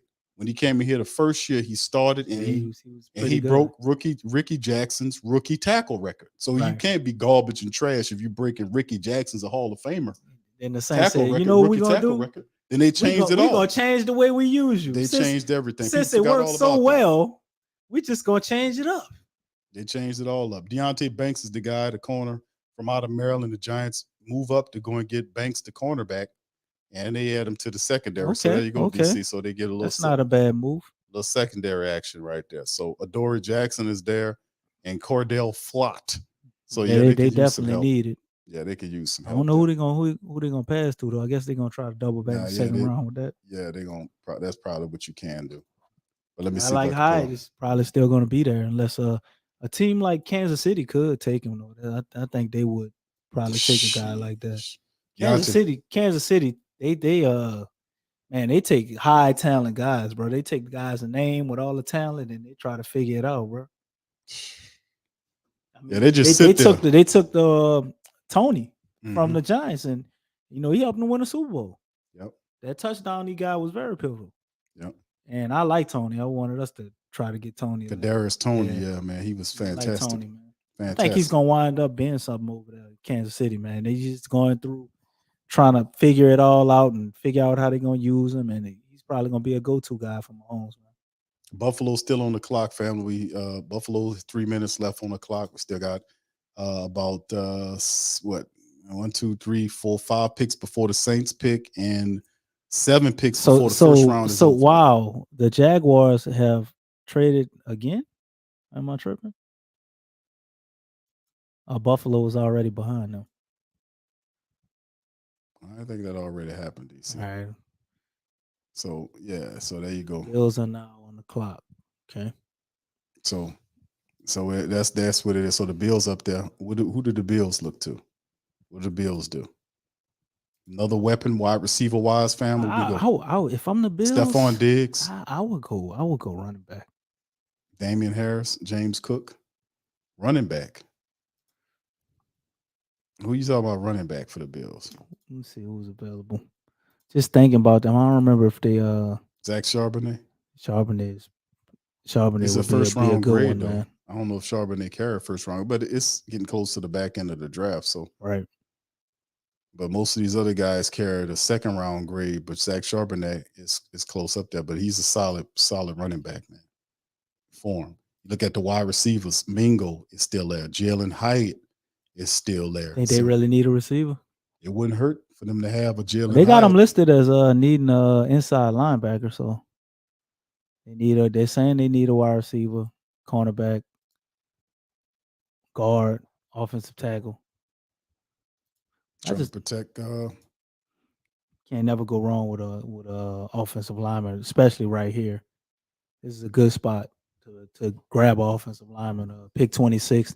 There's always good guys still there on the back end of the draft. A lot of offensive linemen. The potential kind of starts to wear off after like the middle of the second round. Kind of getting projects or taking a gamble. So maybe they go O-line right here. They can go to guard. I think one of the best guards is still on the board, if I'm not mistaken, right? A lot of tackles been coming off the board. Yeah. Couple of good guards on the board. Osiris Torrance could be coming off in the next several picks. The best offensive guard available. I think he's better than Avila, Steve Avila. But Osiris Torrance is the best one right there to me. So I expect Charbonnet to be getting ready to come off the board. If not now, probably the beginning of the second round. Yeah, Travis says, Q, you should see Big Low's reaction to Atlanta picking him.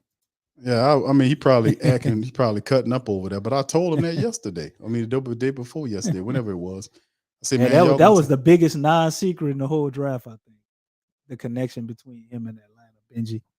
Yeah, I was like, dude, y'all gonna pick him. You think so, Q? Because Lowe really did. He was thinking something else. He What was do you like, thought they was gonna pick though? He said it was. I would have thought they maybe could have took a quarterback. I could see if Shroud would have been falling. I could have seen them draft Shroud.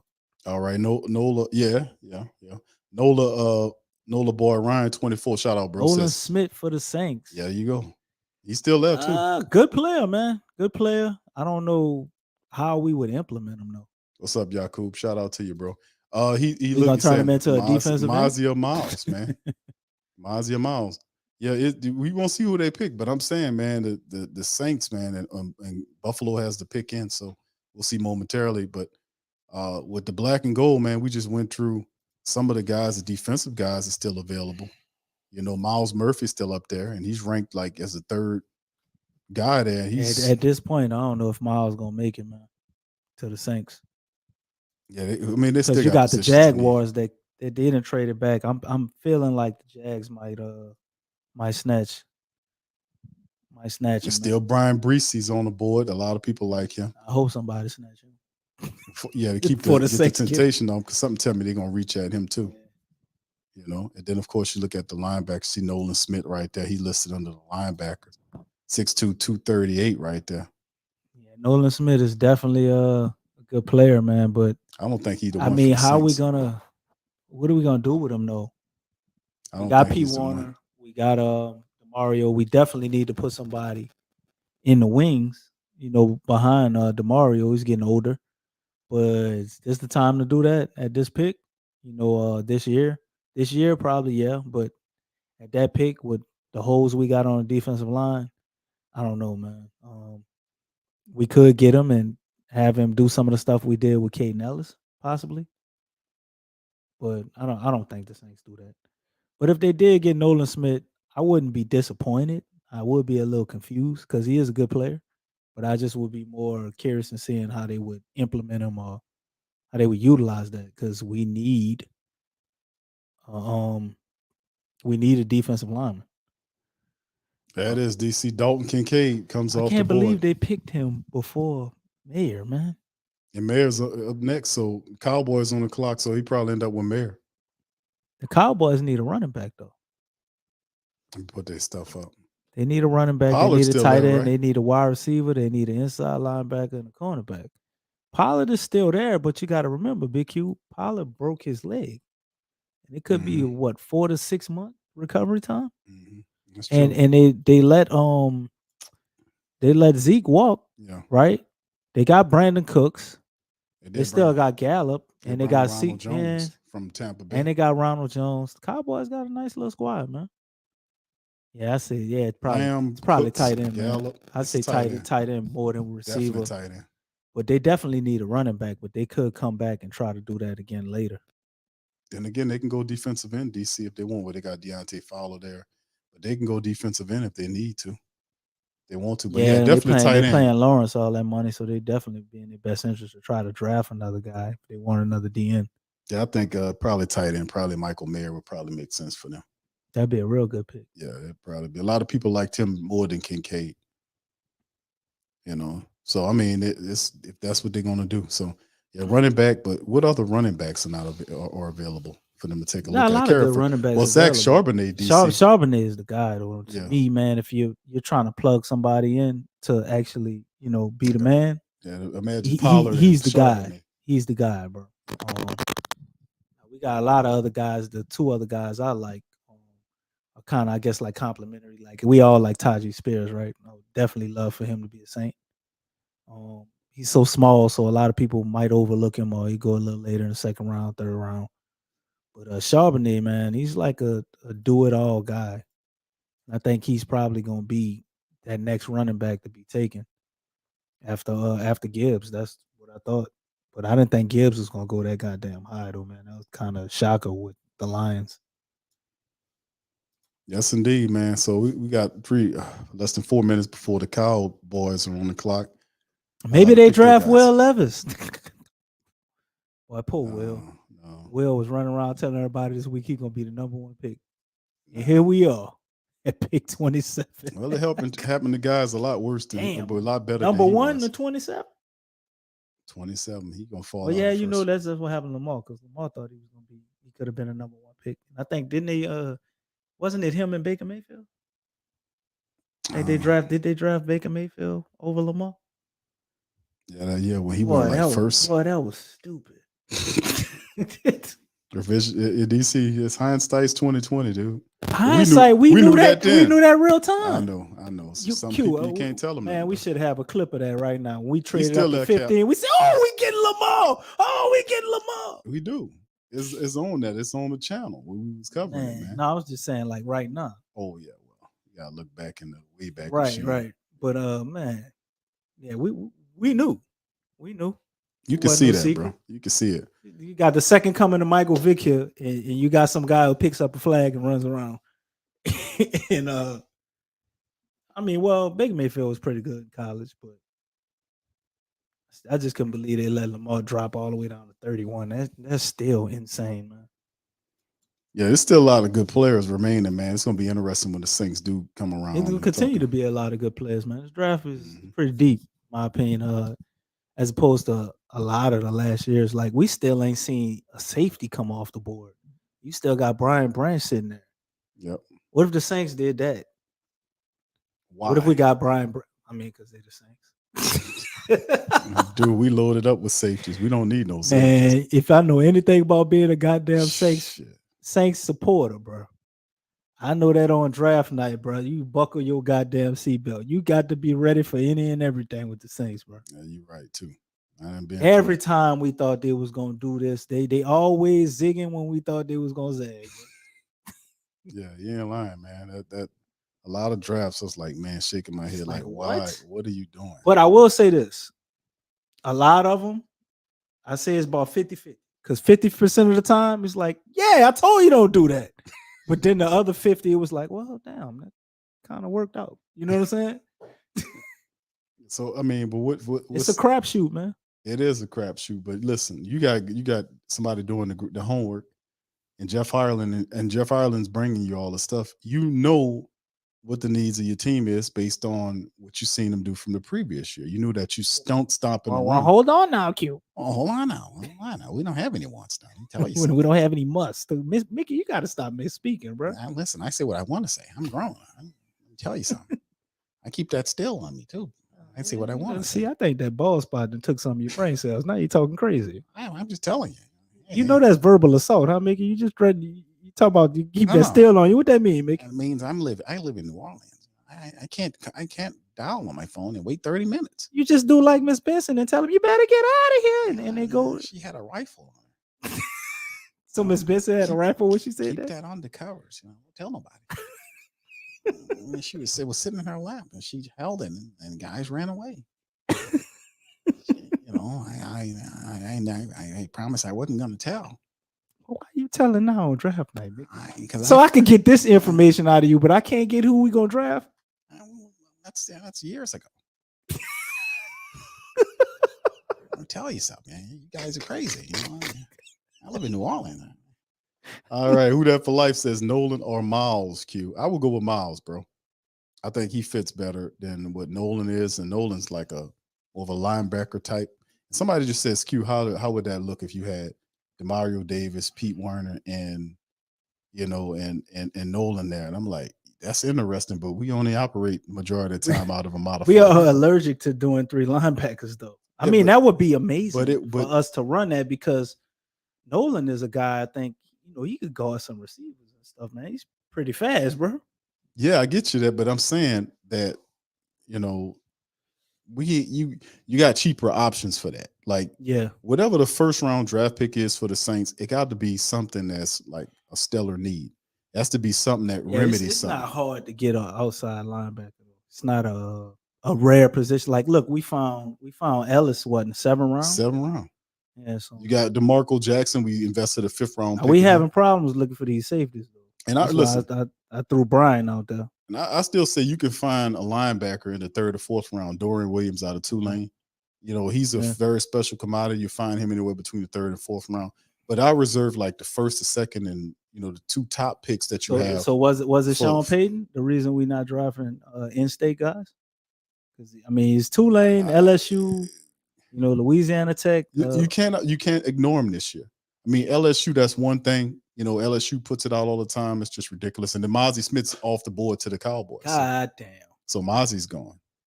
Yeah. Damn, so Q. There you go. Expect that. No, I didn't see that coming either. But I thought. I don't even think D tackle was a need for them.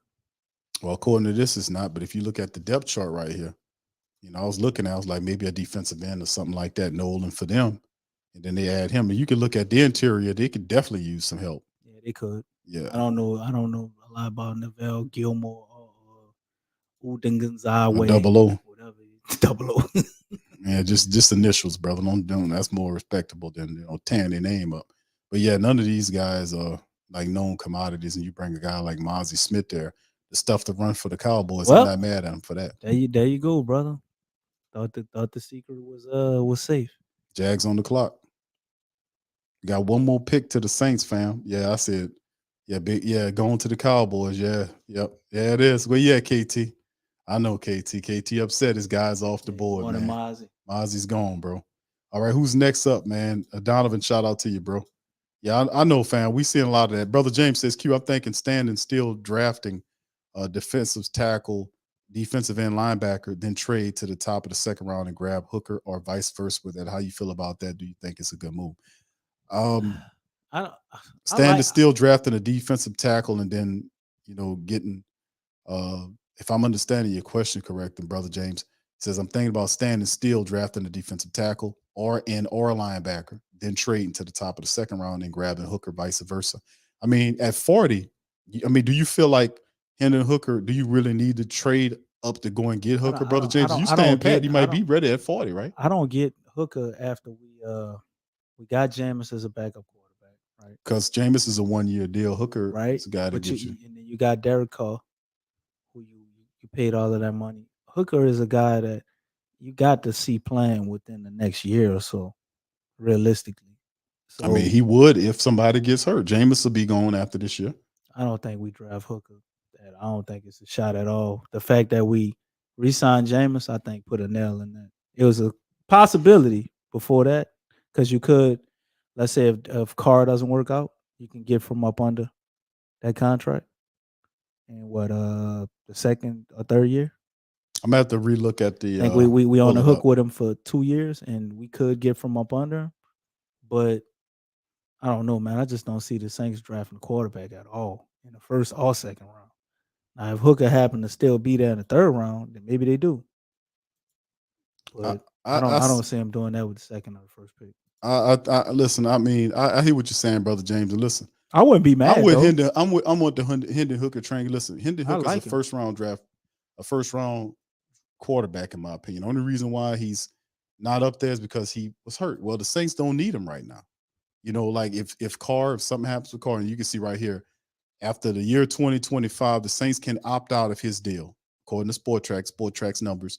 There's an opt out after the 25 year, and then it goes 2026 opt out. So we on the hook for 11.4 dead 3 cap. years. Well, it's 100 million for 3 years and 11.4 of the dead on the dead cap that you can get from up under him. But look how the contract laces out. That at 35, it estimates to a $50 million. So you have a creeping about to restructure that. Yeah, you definitely gonna look at it if that's the case. But Mickey uses terms like long range or or long term when for 3 or 4 years. Then you have a phantom year in a 36-year non-playable year. But there's an opt out there. If something goes awry, remember, by the time his contract is up, he's going to be in his mid-30s. Right. So I mean, you would want to take a Hendon Hooker and you let him sit. I mean, it's the green. So you want to let Hendon Hooker sit Listen, till he's 28, and listen, then you want to roll him out there? Listen to me. What I'm saying is, what people are aligning it to is like what the Green Bay Packers did. Like when they had Brett Favre there, He's a lot younger though. Listen, they took Aaron Rodgers behind him, and he set for 3 years before he got an opportunity to play. Yeah. But when he got a chance to play, he was ready. Yeah. Same thing they did with Jordan Love. With Jordan Love. That's their philosophy. That's the philosophy. So if you're gonna take anything, that's a positive. The Saints don't have. Matter of fact, did they kind of do the same thing with Brett Favre?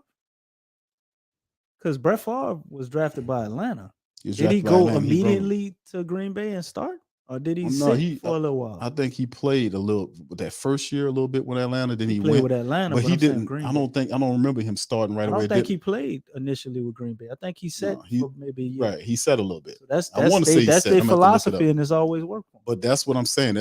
What like Brother James and other family members are saying about that is that, listen, man, the way the Saints are handling the quarterback situation is crazy. It's dysfunctional. Like you had Drew Brees for we keep acting like we still got Drew Brees. Yeah, and you're going okay. So we got Carr now. We're gonna treat Carr. We're gonna have him here till he's 40. No, that's not sustainable. He could be the next Drew Brees, right? Yeah, come on now. You can't. Everybody's not Drew Brees. Okay, we got fortunate with that guy. You can't treat everybody like Drew Brees. Carr right now, he's coming in. He's about 8-9 years in the league. He's coming in. About time his contract is up, he's gonna be in his mid-30s. Man, what's taking so long with this pick? The time is you want to see about grabbing a guy and getting him in your building. Maybe he sits for a year or two and then he gets an opportunity to play when his time comes. That's what it is. Had you done that with Lamar Jackson and not taking Marcus Davenport, we would not be having this discussion about taking quarterbacks. Did you hear the backstory Thank you, about brother the Lamar James. Jackson thing? They had a leak came out and said, "What's up, Will? Shout out, bro." Lamar told the Saints to not draft him. Is that so? I don't know how true it is, but that's Sean news Payton, to me. I never heard that. Sean Payton supposedly called him up and was trying to draft him, and he told him don't draft him because he didn't want to sit. He wanted to start. And Sean Payton said, "Fuck you," and almost talked as if he would still draft him. Man, I don't know. I don't know how true it is. I don't know. But that was something I heard, man. Yeah, that's right. Paul has said, Dan Mikowski. Yeah, the Magic Man. Yeah, I remember him. Mikowski wore number 8. Right. And he got hurt, then Brett went in. That's right. Thank you, bro. All right. So Tuck Graph says Carr should have become Drew Brees a long time ago. Yeah. Boy, it's the great. Well, you don't become Drew Brees until you go to your second franchise, my brother. Yeah. You gotta switch. You gotta be kind of good with the team you was at, and you gotta have a Pro Bowl now. Derek Carr made a Pro Bowl with the Raiders. Then Then you got to have this thing where, you know, they benching you, you got another quarterback, and then you go to your next franchise and become Drew Brees. Well, listen, bro. At 32. All I can tell you, man, is listen. No, Well, we got Brees. Yes, Brees was like come 28 when we got him, I think. right. Yeah. But the thing is, He like 4 years late. the point is, what people are saying is how the Saints handling the QB position, because you know, nothing in the NFL, everything could turn in a matter of time. It can all flip upside on its head. We just showed you the contract from Carr. Got 3 years in as an opt out. They can back up off that thing. What if he gets hurt? What if he stinks? You know, so you can't put all your eggs in one basket. Even though the Saints spent $150 million with Carr, you still got to have insurance for him. You got Jameis insurance for 1 year. He's fortunate for that. But outside of that, you got Hendon Hooker. Now, people are saying, well, Q, he going to sit. Let him sit.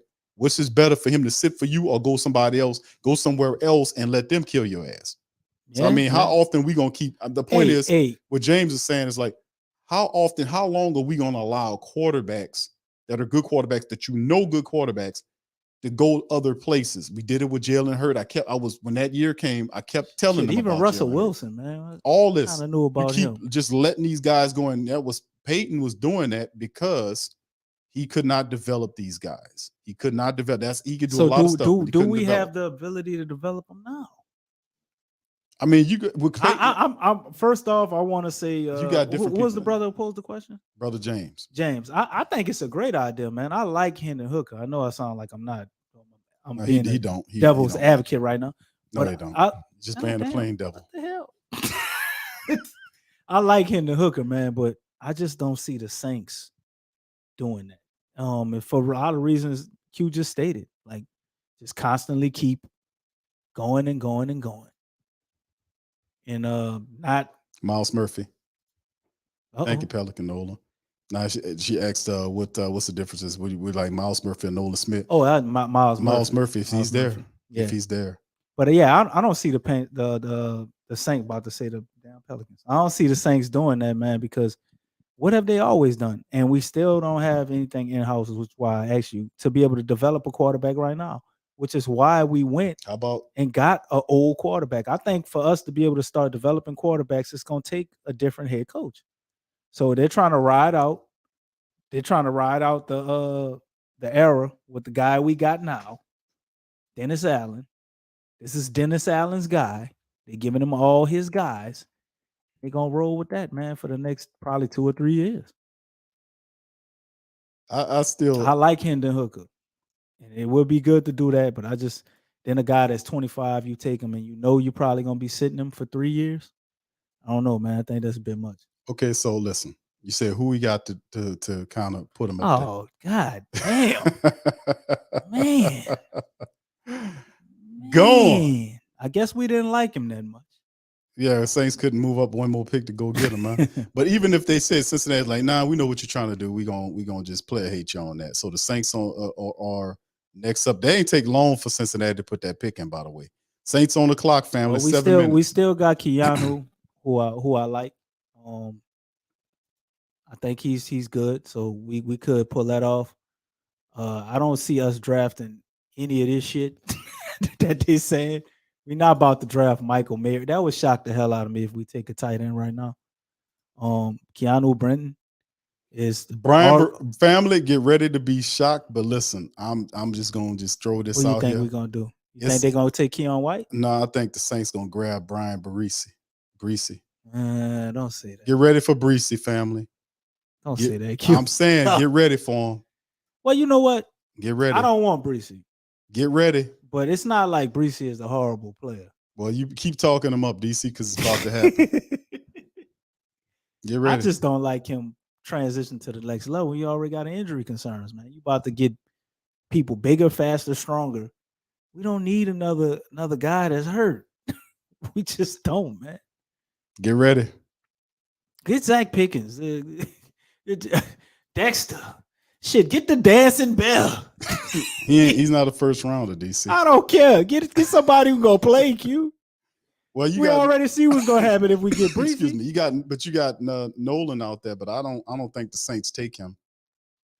And there are other defensive ends that's available, really good ones. The Kansas State defensive end Felix. Yeah, Kansas State. Keon White, some Felix of these is good. guys, this is late first round or second round guys where you see some of these guys fall. There. Keon White's available there. Isaiah Foskey, I like him a lot. Still, I think Breesy's a guy. I'm telling you, that's just get ready, huh? Get ready. I'm just feeling that. I think it was. So we couldn't get the one Clemson. We just gonna take the other one, huh? Me personally, when I see these defensive tackles that's remaining on the board, no disrespect to none of these guys, but I wouldn't take none of these guys first. Like none of these, I would go defensive end here based on how the board looks. If for my need, and that's what I would do. So overall, you look at this and you say, okay, who's on the board? Nolan Smith's there. Somebody's saying look like we traded back. Okay, let me check and see what. Because we damn sure ain't trade up. Yeah, because let's see what he say. Well, that might not be bad, man. No, I don't see anything on no trade out of that. Well, I guess they saying that's what they want. They want them to trade back. This is what's left, fam. We got a lot of people like Nolan Smith, but he's like a 3-4 linebacker type. Michael Merritt, the tight end. I hope not. Is there a lot of people that's available? Keanu Benton, I like him better than I like Breesy.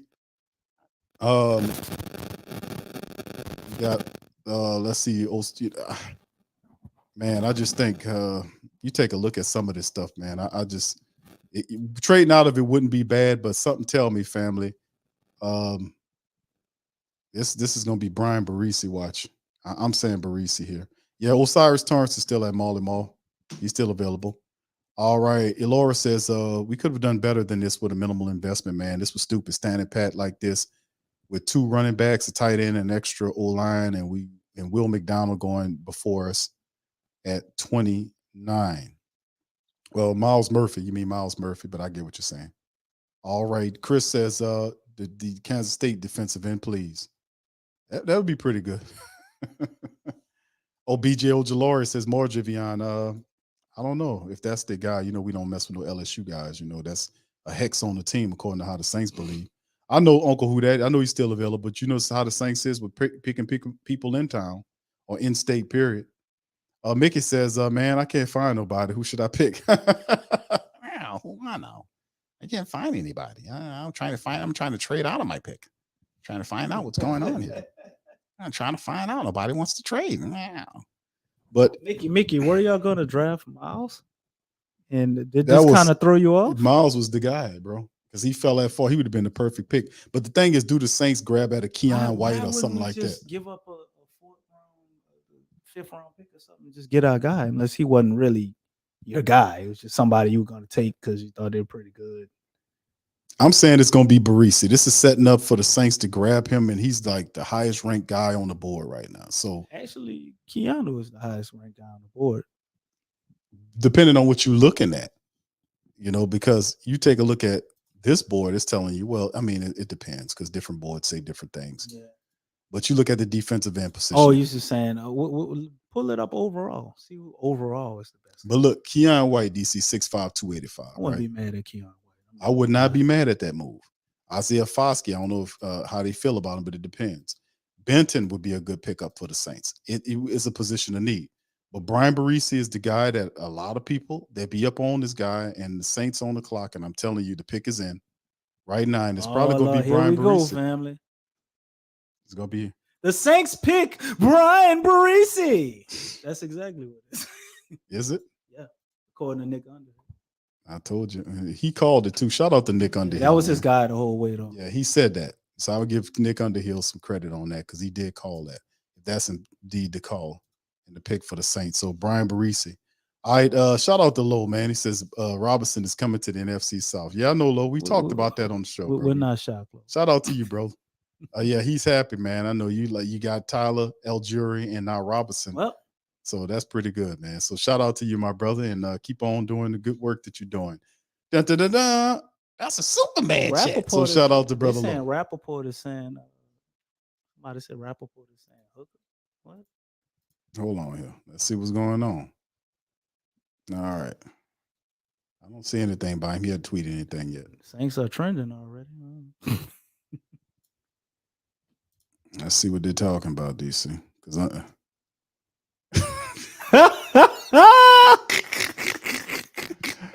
all right, okay. The Saints are drafted Brian Barisi. Well, I ain't got nothing popping right now, so let me go back to him. Maybe Well, I he mean, just it's didn't just post that yet. person putting that up. I don't know. So you,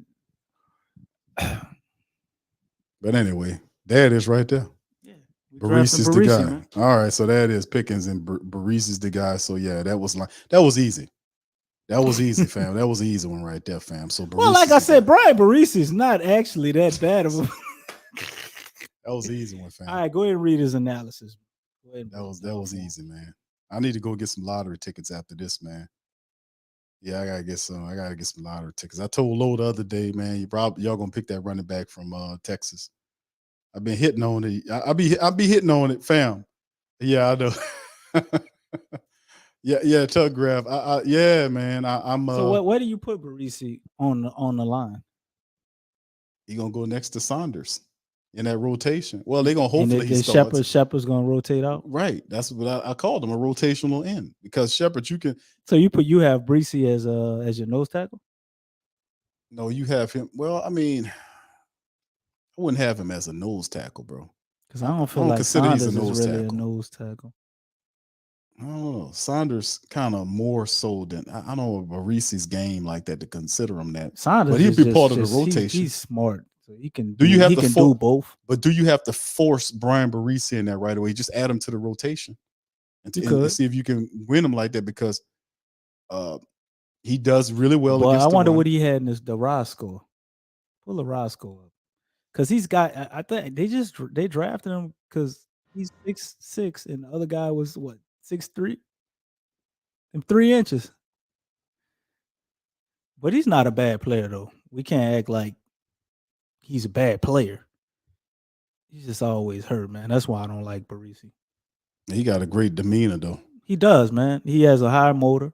You know what I'm saying? I'm not, like, oh my God, it's just the worst pick ever. But I definitely had other guys I would want. But Brian Barisi can definitely be effective for us, man. My worst fear is just we're getting another Davenport or Peyton Turner. We keep drafting all of these big, tall guys, but I guess we don't look at their durability. He's a guy that had issues with that. So, well, you can you can see the man at college. He got a damn shoulder brace on. He got an knee brace on. Like, shit.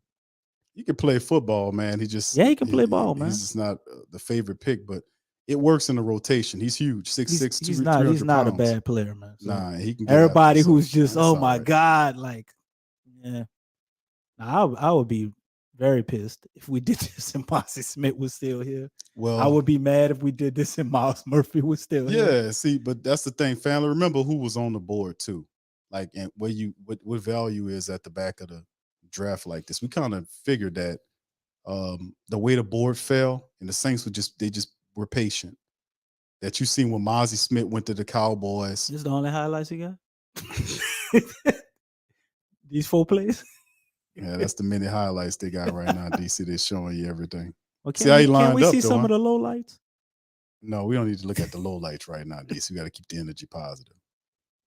But you can see what he do. He got a nonstop motor. I think the Saints already messed that up. Look at him lined up on the edge right here. Oh, okay. See that? Well, he got versatility. He able to get off. He gets around. Look, spin move inside. Guy held him and he still chased me and get the sack, but he forced a bad throw. They're showing you him lined inside here. On the nose. And what he does, splits the blockers, gets in there and causes problems. So, but that's 4 highlights right there. We got to do some more research on. Gotta get some better tape on. 6'6", 298, fam. Barisi's dominant run defender with the strength to stack and shed blockers.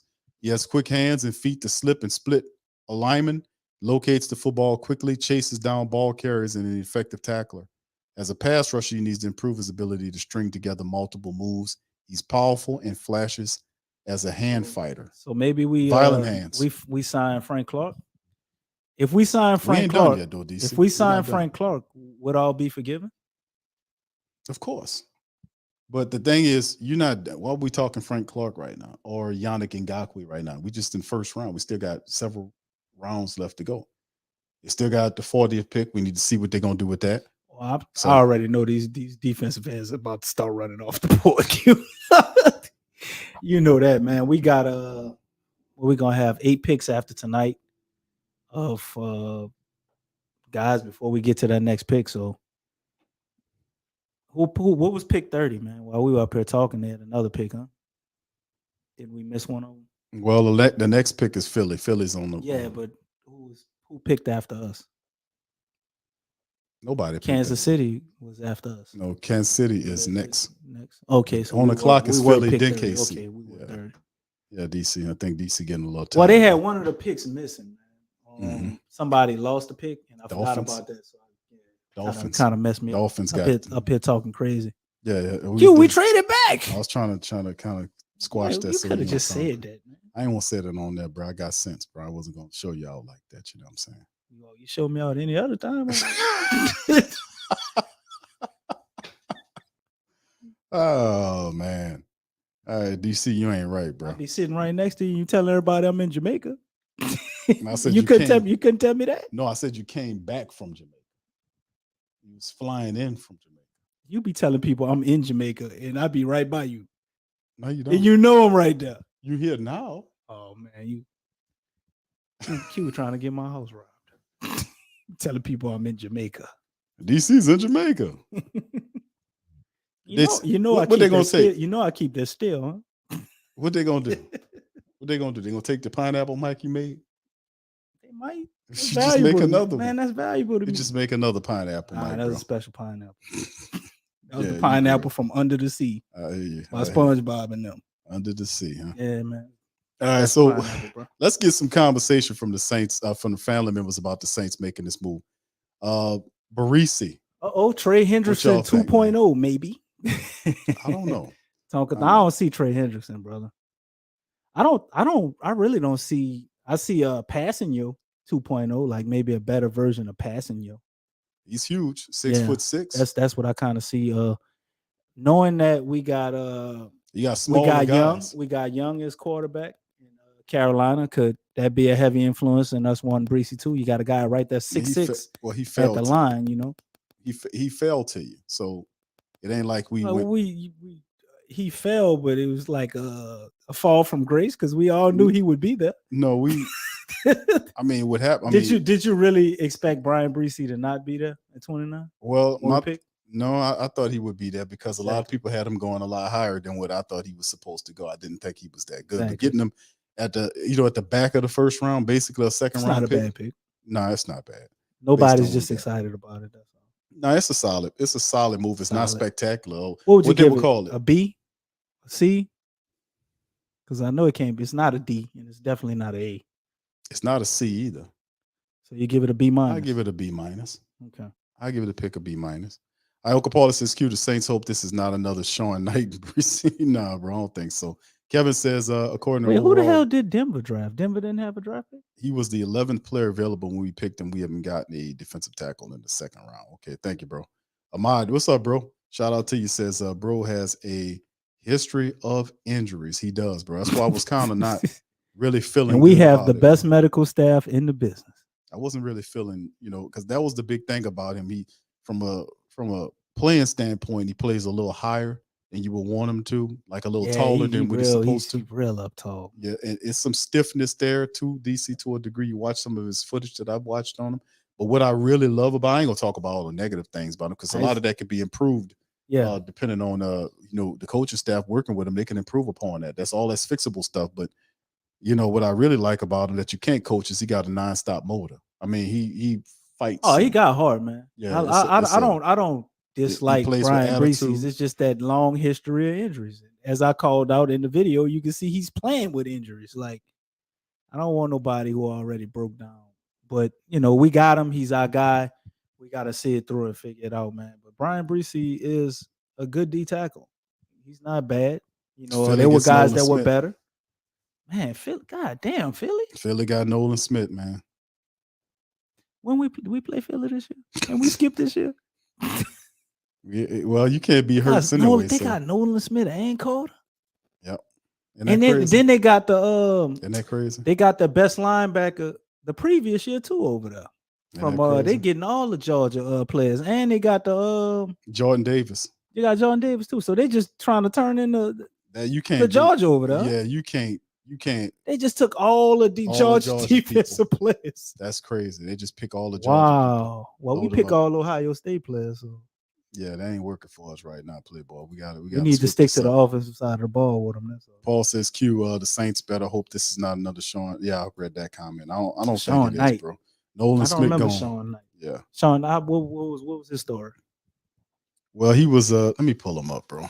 Kind of a. For those of us who don't this remember. is old, bro. That's Uncle Paulie reaching way back in the day when the Saints made a pick on him. And it was. I don't think Brian Brees is going to be a bust. Or or if he does, if he does become a bust, it'll only be because of injuries. Yeah, that was old move back in the day. Yeah, you talking about Sean Knight. That was like that's old school. Let me see. I can't even pull up nothing on him. Oh, yeah, they talking about worst Saints picks in the last 30 years. Knight was the least accomplished. Failed in the first round. I don't know. I think one of the worst, and I ain't mad at that pick, but I think probably Vaughn Dunbar was probably one of the worst picks the Saints ever had. When they picked him out of Indiana, that dude couldn't run he couldn't find any holes or lanes to run in. He was awful. It was like they just picked a guy up off the street and made him a running back.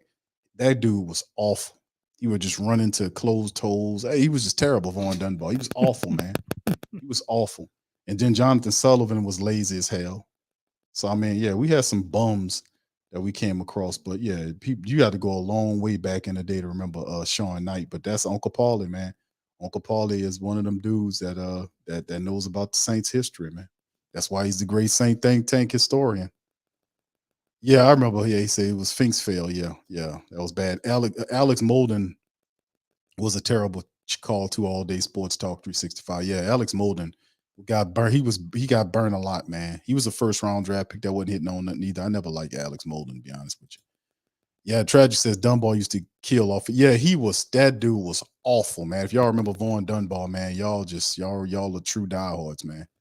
Yeah, 200 times for 600 yards. Like, he was awful. He had no vision. And people picked him with the first round pick, and that guy could not do anything. I remember that dude. He was a bust. Anyway, Big Boo says Barisi's a beast when he's healthy. Let's keep the faith, and plus we need the defensive tackle, so stop tripping, fam. Thank you, Big Boo. Shout out. But yeah, if the family was talking about what's going on there with Barisi, I think at the end of the day, he's a guy that helps us out here. What you got me looking at here, DC? All right. A breakdown of Brian Brees and talking about what he's went through, how good he was in 2020, the star he looked like, and breaking down some of his injury history.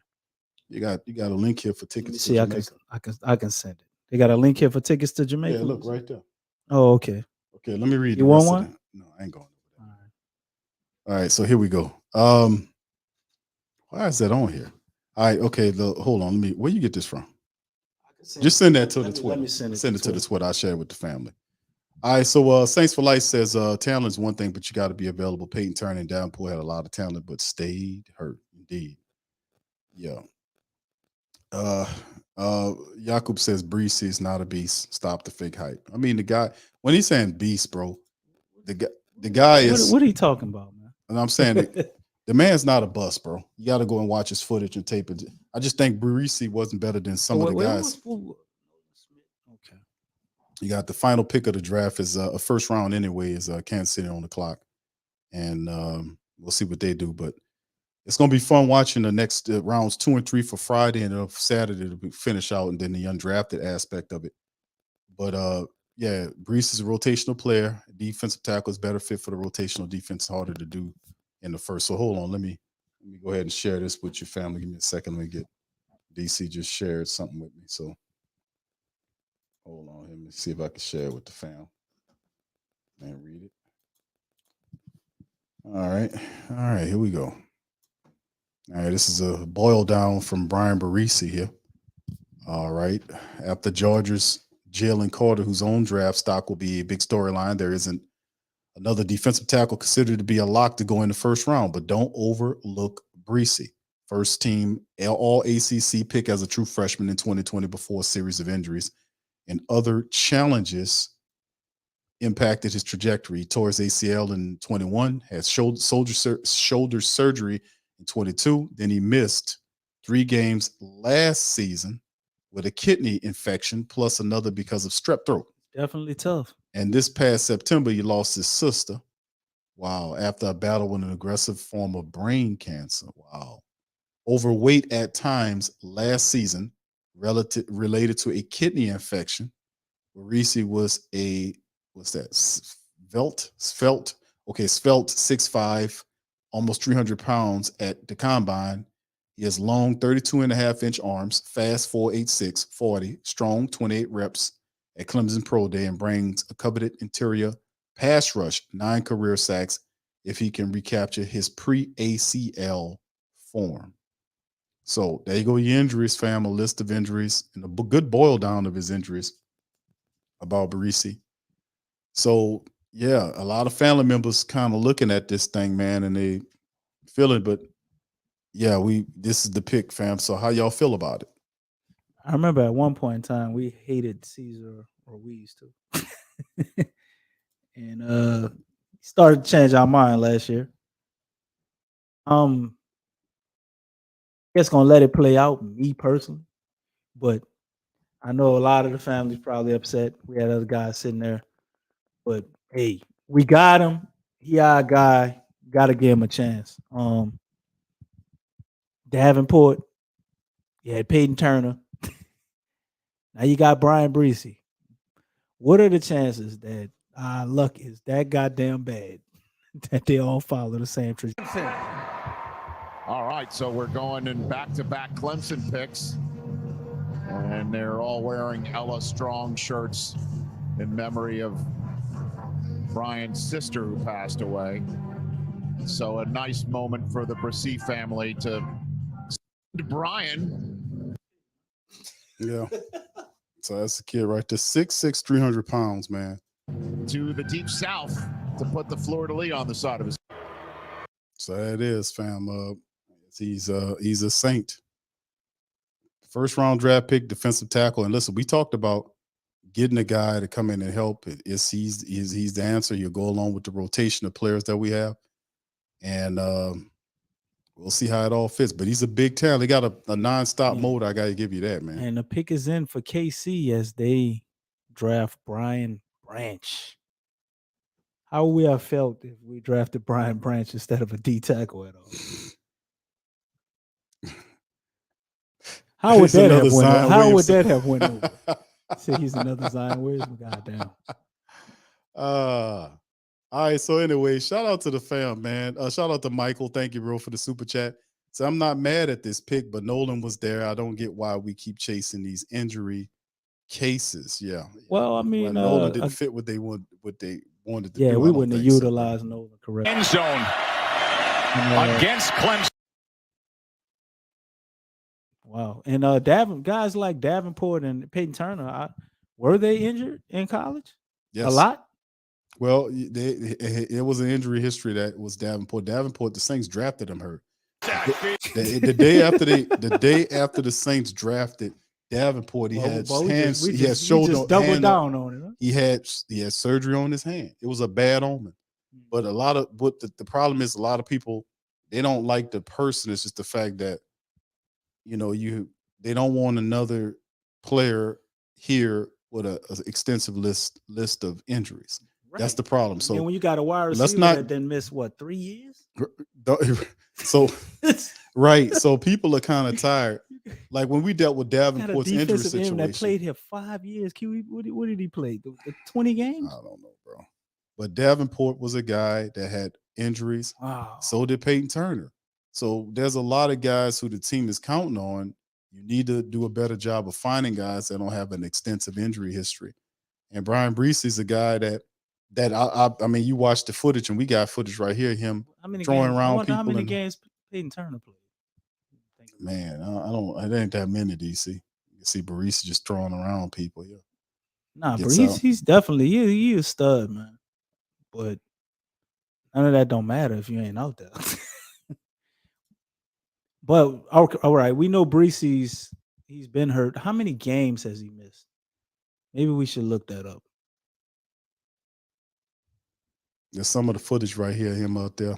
You can see he's definitely a guy that's highly motivated, got a great attitude.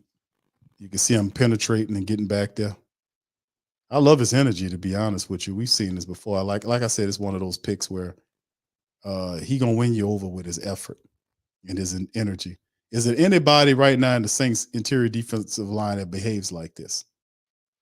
You know, is anybody that behaves like this? You know, he gets your buck, he gets in there, and that's the thing about him. So I don't know. We're gonna have to look up his injury history here, DC, to find out in particulars, man, how many games he plays. I shout out for the fam, man, and family members. Welcome to Ashina Partner. Come on, y'all. We can't be talking like this, man. That's the best. That's well wished the young man, and maybe he can get it straight here. I know we dealing with Zion Williamson's crap and garbage. They just kind of, teed me off with I feel Zion like Williamson's ham. So we can't go through it forever. I mean, at some point, we did but it again for this year, things the aren't second just going to straight year. correct themselves, though. We have to be proactive and actually taking action. Yeah, well, I mean, you would hope. That's the balance of the universe, right? Nolan Smith says, Brother James says Nolan Smith could have helped us. We need those faster, twitchier Ranger DEs and linebackers to help with mobile QBs. We also get caught head first. And yeah, the QBs, I get you on that, bro. You absolutely right. We're not about to play a 3 linebacker system. No, and then and listen, what Nolan, remember when it's similar to what the Saints did when they picked up Zach Bowen. Think about the Zach Bowen example. That's an example why the Saints ain't taking Nolan Smith. Look what they did with Zach Bowen. They couldn't get Zach Bowen even though he had 11 sacks or whatever it was coming out of college. They moved up in the third round to go get Zach Bowen, and then it turns around that the Saints then they don't even utilize him the way they said that they were going to do, like line him up on the line of scrimmage and send him at the quarterback. He did none of that. None of that. He did none of that stuff. So I know damn well if Dennis Allen doesn't know how to use Zach Bowen, how is he going to know how to use a guy like Nolan Smith? It won't happen. He don't fit what they're doing. And even guys that are athletic guys that would do that, like a Zach Bowen, I'm not saying he's as good as a Nolan Smith, but I'm saying it's the same example. You draft a linebacker, the guy's a 3-4 linebacker type. Zach Bowen was the same way. What the Saints do? They ain't do a damn thing with him. They ain't even utilize him correctly. So it's better us not taking guys, because that'll been the push, is don't take guys who you're not going to utilize. Take the guy that you put in the rotation, Barisi, big human, 6'6", 300-something odd pounds.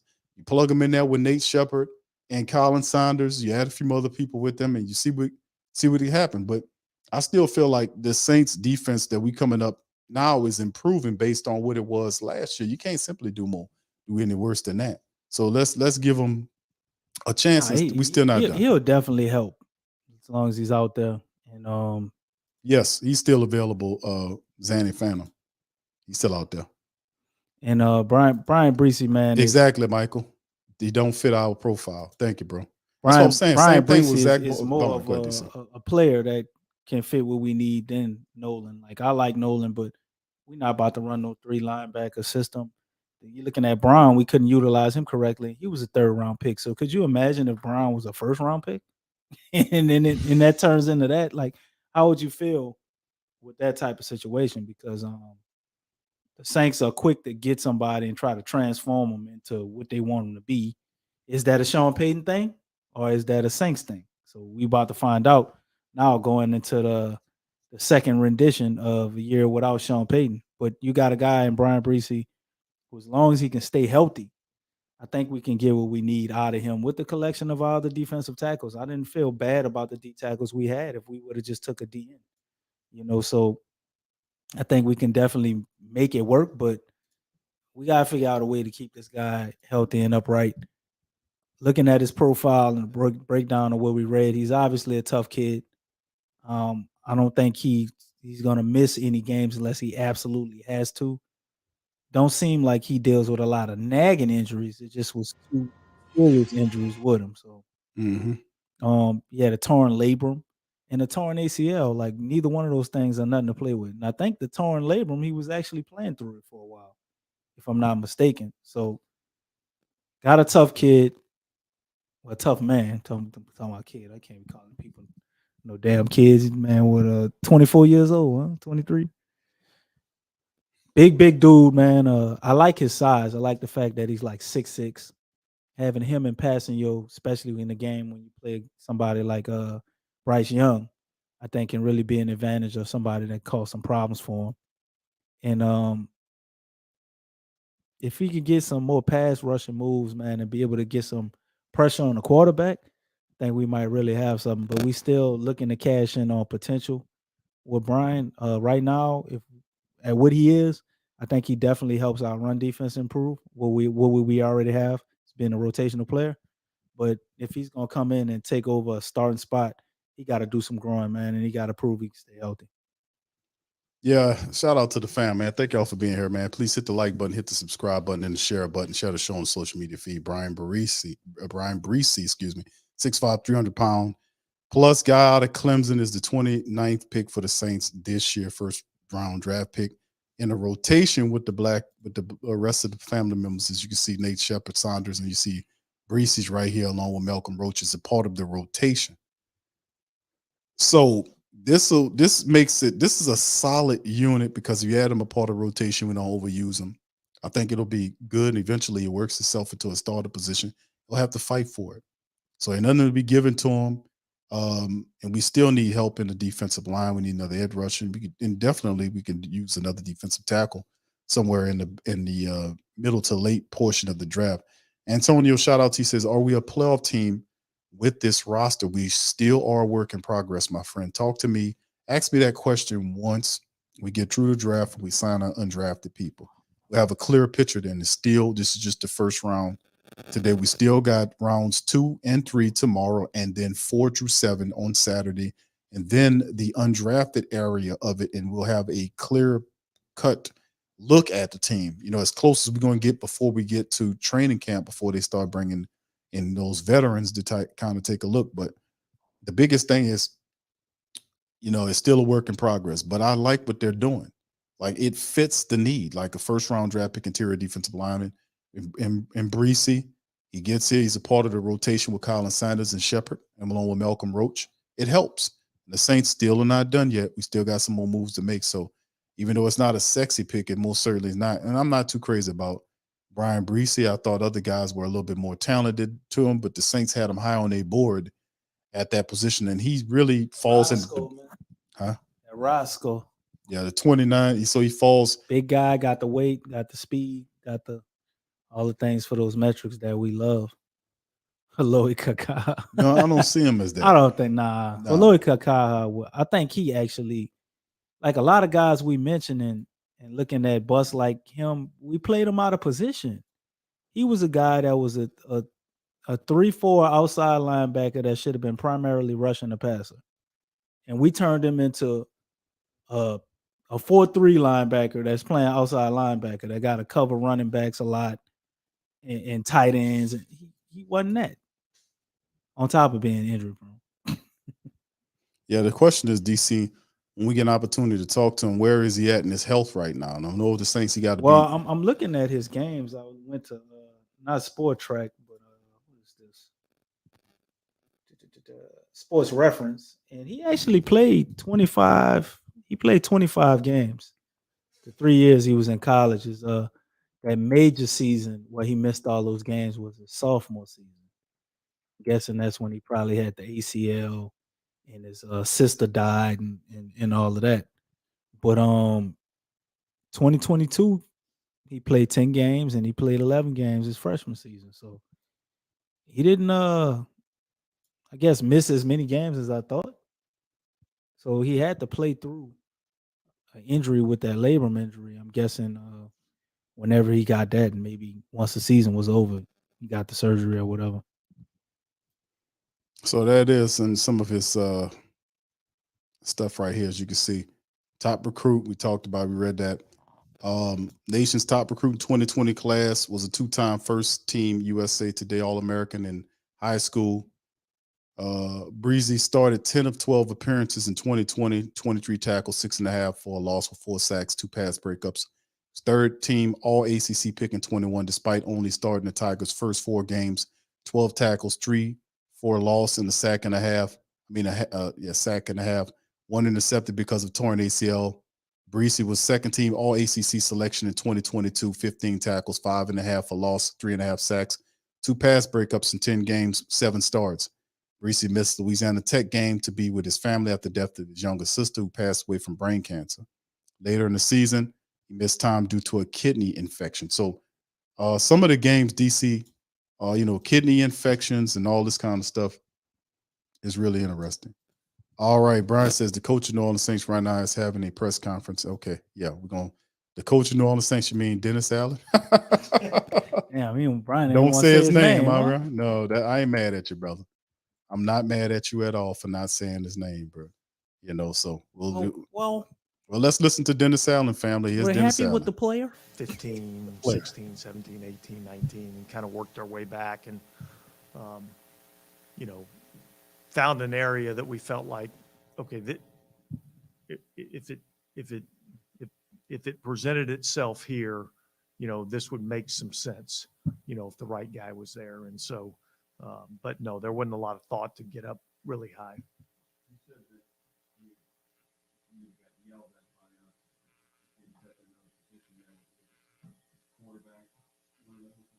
That was a potential.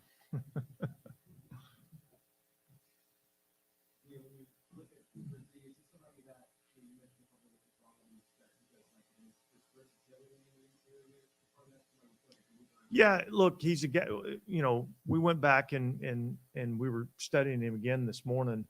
And you watch him and he lines up and he plays a 5, he plays a 4-eye, he plays a head up 2, he plays a 2-eye inside the guard, he plays head up on the center. So he's played everywhere, along the defensive line. And so, yeah, there's some versatility in terms of what he can do.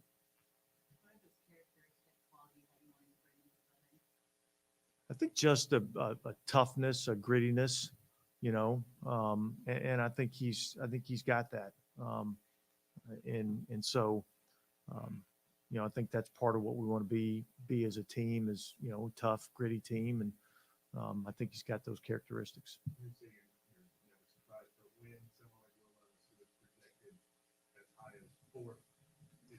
Yeah. And I well,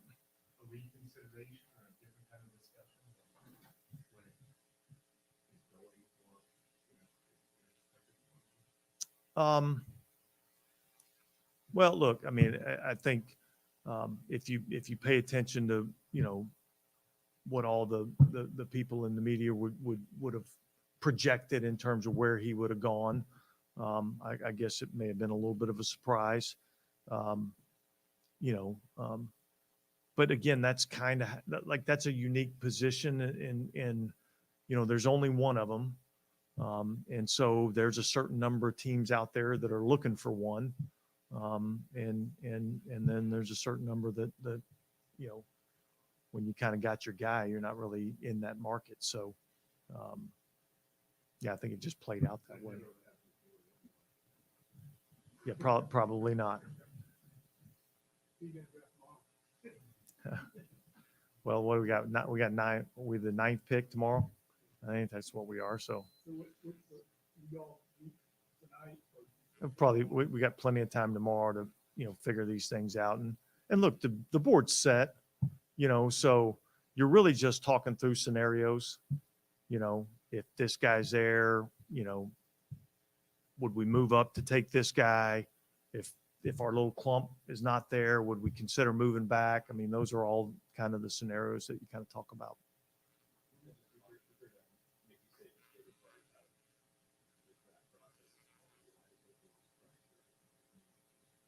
He was excited. Yeah. Yeah. I think he was kind of, relieved to finally hear his name called. I think he was excited about being drafted. I think he's excited about coming and being part of the New Orleans Saints. So I don't know if you guys have had an opportunity to talk to him. I'm sure if you haven't, that's coming up as soon as I get done. I've heard Jeff talk before about really valuing players from these kind of Power 5 programs practicing. Is that something important to you too, to see that level of competition? Well, I think it's all part of the evaluation, you know. So yeah, I mean, these guys that play in these Power 5 conferences, they're playing against other players that are playing in our league. You know, some of these smaller schools, the level of competition is not the same, and so there's a little bit more of a projection in terms of what those guys can do. And so, anytime you get a chance to see somebody do it against a higher level of competition, it just it makes the picture a little bit cleaner for you. All right, thanks, guys. There go Dennis Allen. Thanks, guys. Dennis Allen on the mic, fam. As you can, if you can stand it. So the call is, of course, the Saints get Breesy as the new guy there, and let's run down his. We were talking about his statistics before. Dennis Allen popped in there, and this is the overview of the breakdown of his game. Burly but athletic interior tackle, plays with strong desire to get past the man in front of him. Rarely gets caught up in long blocking engagements, possess a deep anchor to battle double teams, operates with a subtle hand fighting that helps put pressure on blockers, but currently lacks the rush sophistication and shed technique to make more plays in the backfield. If he can stay healthy and gain much needed experience, he should continue to progress at this position to become a good run defender with an ability to disrupt the pocket within his first few NFL years. So, also let me get to the strengths of his game. He's strengths is broad but athletic build, plays instinctive football in tight quarters, possesses blocking scheme and attacks with smart hands, takes long, loose strides to defeat reach blocks laterally, can withstand double teams and keep the gap snug, plays pass blocker with his eyes in focus, maintains his run fits against move blocks, moving target as an interior rusher, stutter steps and strikes with an alternative pace, pocket pusher when he gets the jump. Weaknesses: college production does not jump off the page. Will slip block and loose gap leverage at times. Range as tackle maker is average. Rush approach is linear and unsophisticated. Unable to flip hips and get skinny around the edge. He's stiff. Suffered ACL tear in 21 and had shoulder surgery in 22. It's funny how they say unable to flip hips and get skinny at around the edge, and then they talk about the injury, because that's what happened when That's you're why stiff. you can't. You get hurt, you know, when you're stiff like that, man. So well, this is our pick right here. We picking on potential. Yeah, this is what you heard Dennis Allen, what he's saying. Saints for Life says didn't understand his press conference. Pick is Do we horrible. ever? Dennis Allen on it don't make sense half the damn time. Yeah, it's just how y'all feel about it. So James says, is it just me or the DA not even excited about the pick? It's like DA could feel the energy in the room. It felt like even people asking questions were not excited about the pick. Now it's the pick. No, man. I've heard like media. They seem like they really like Brian Breesy. Yeah. But the thing is, DC, what's going on with the people is the fact that people are going to try to spin this and say that through that nation, people that don't like the Brian Breesy pick or hating on Breesy. That's not the case. The case is we've seen enough injuries. We from taking first round draft pick players like Davenport, Peyton Turner, and others. These guys, it's a tough game. But when it's even more impactful when you drafting a guy that has an injury history that high. Maybe you trade out of the pick. Maybe you go somewhere else, do something else. Saints stood there, and this is basically a second round draft pick, and they took him there. Now, getting him healthy could happen. Now, let me use a lesser player that I just threw at the family members when we talked about why we didn't get Nolan. Saints wasn't going to draft Nolan because he don't fit what they do. That's like, and I kind of brought it back. I said, well, remember Caden Ellis. Caden Ellis came out of college. He had 11 picks. The Saints moved up to get Caden Ellis. When they got Caden Ellis there, what the Saints do with Caden Ellis? I mean, excuse me, not Caden Ellis. Zach Bond. I'm sorry. So what happened? What happened with that whole move? When they traded up to get Zach Bowen out of Wisconsin, he was out of college with 11 sacks. And they didn't do a damn thing with him. I think it was 11 or something like that. I'm going to have to look it up. But he had a high sack total, which propelled the Saints to go and grab him. They were even talking about using him as a pass rusher in certain rotations, and he didn't even do it. He didn't even do it. He was a 3rd-round pick. The Saints gave picks to move up to go and get, and they didn't even use him until after Caden Ellis, who was a 7th-round linebacker, beat him out and got a $20 million contract from a rival. Now he's still on the team, and the Saints didn't want to put him in the street. Maybe they feel like they would be embarrassed by the pick, and he finally has an opportunity to compete at the linebacker position by the fact that Caden Ellis vacated the position for a better contract. His contract was up. So Zach Bowen's the guy. That's why he's not a fit for what they do. So that's why we didn't go after Nolan. Now, Barbarisi, let me give you another example of a guy. Remember, we had a guy that's similar to Barisi insofar as he went through high school as a very highly ranked prospect. Then he went into college and got hurt, whatever. Saints picked him up as a defensive tackle. You know who that guy is? He ended up starting for you, Shy Tuttle. Shy Tuttle had an extensive injury history, even more so than this Barisi guy. And 2 of the injuries. No problems with us for his injury. Right. DC, 2 injuries with him was a kidney infection, and then he missed time for his sister. His sister dying, a torn labrum and a torn ACL. So that's 2 things. The other stuff he played through the kidney infection probably. See, so what I'm saying is, even though he has that history from the past, Shy Tuttle is a smaller example because Shy didn't get drafted. The Saints took him as undrafted guy, brought him on the team, and he started for the Saints. Won him a contract with the Carolina Panthers. So what I'm saying is, we got guys that come on the team and they have an injury history, and you can't, you can look at the guy and you have to give the guy a shot. Maybe he gets healthy and performs. So like a positive example of something on a smaller level was the Shy Tuttle move. Shy Tuttle was somebody that his whole college career, he was banged up and hurt. Saints gave that man a shot. He got healthy, worked his ass off, and he played for them. Last year, he wasn't all that, but he played well enough for a rival team to pick him up as a performer and got a contract with Carolina. So, So like I'm saying, you got to get a dude a chance. It's not a sexy pick by any stretch of the imagination, but it ain't always about sexy and flash. Does it fit what you needed to do? Is it a guy that can help stop the run and provide a pressure up the center of the defensive line? Yes, he already does a decent job in some of the tape that you've seen him play in college, but just because he's injured in college doesn't mean he's going to be injured in the pros. We can't predict that. All we can do is watch. Another case, I'm gonna give you this, and then I'm gonna go ahead DC take the mic.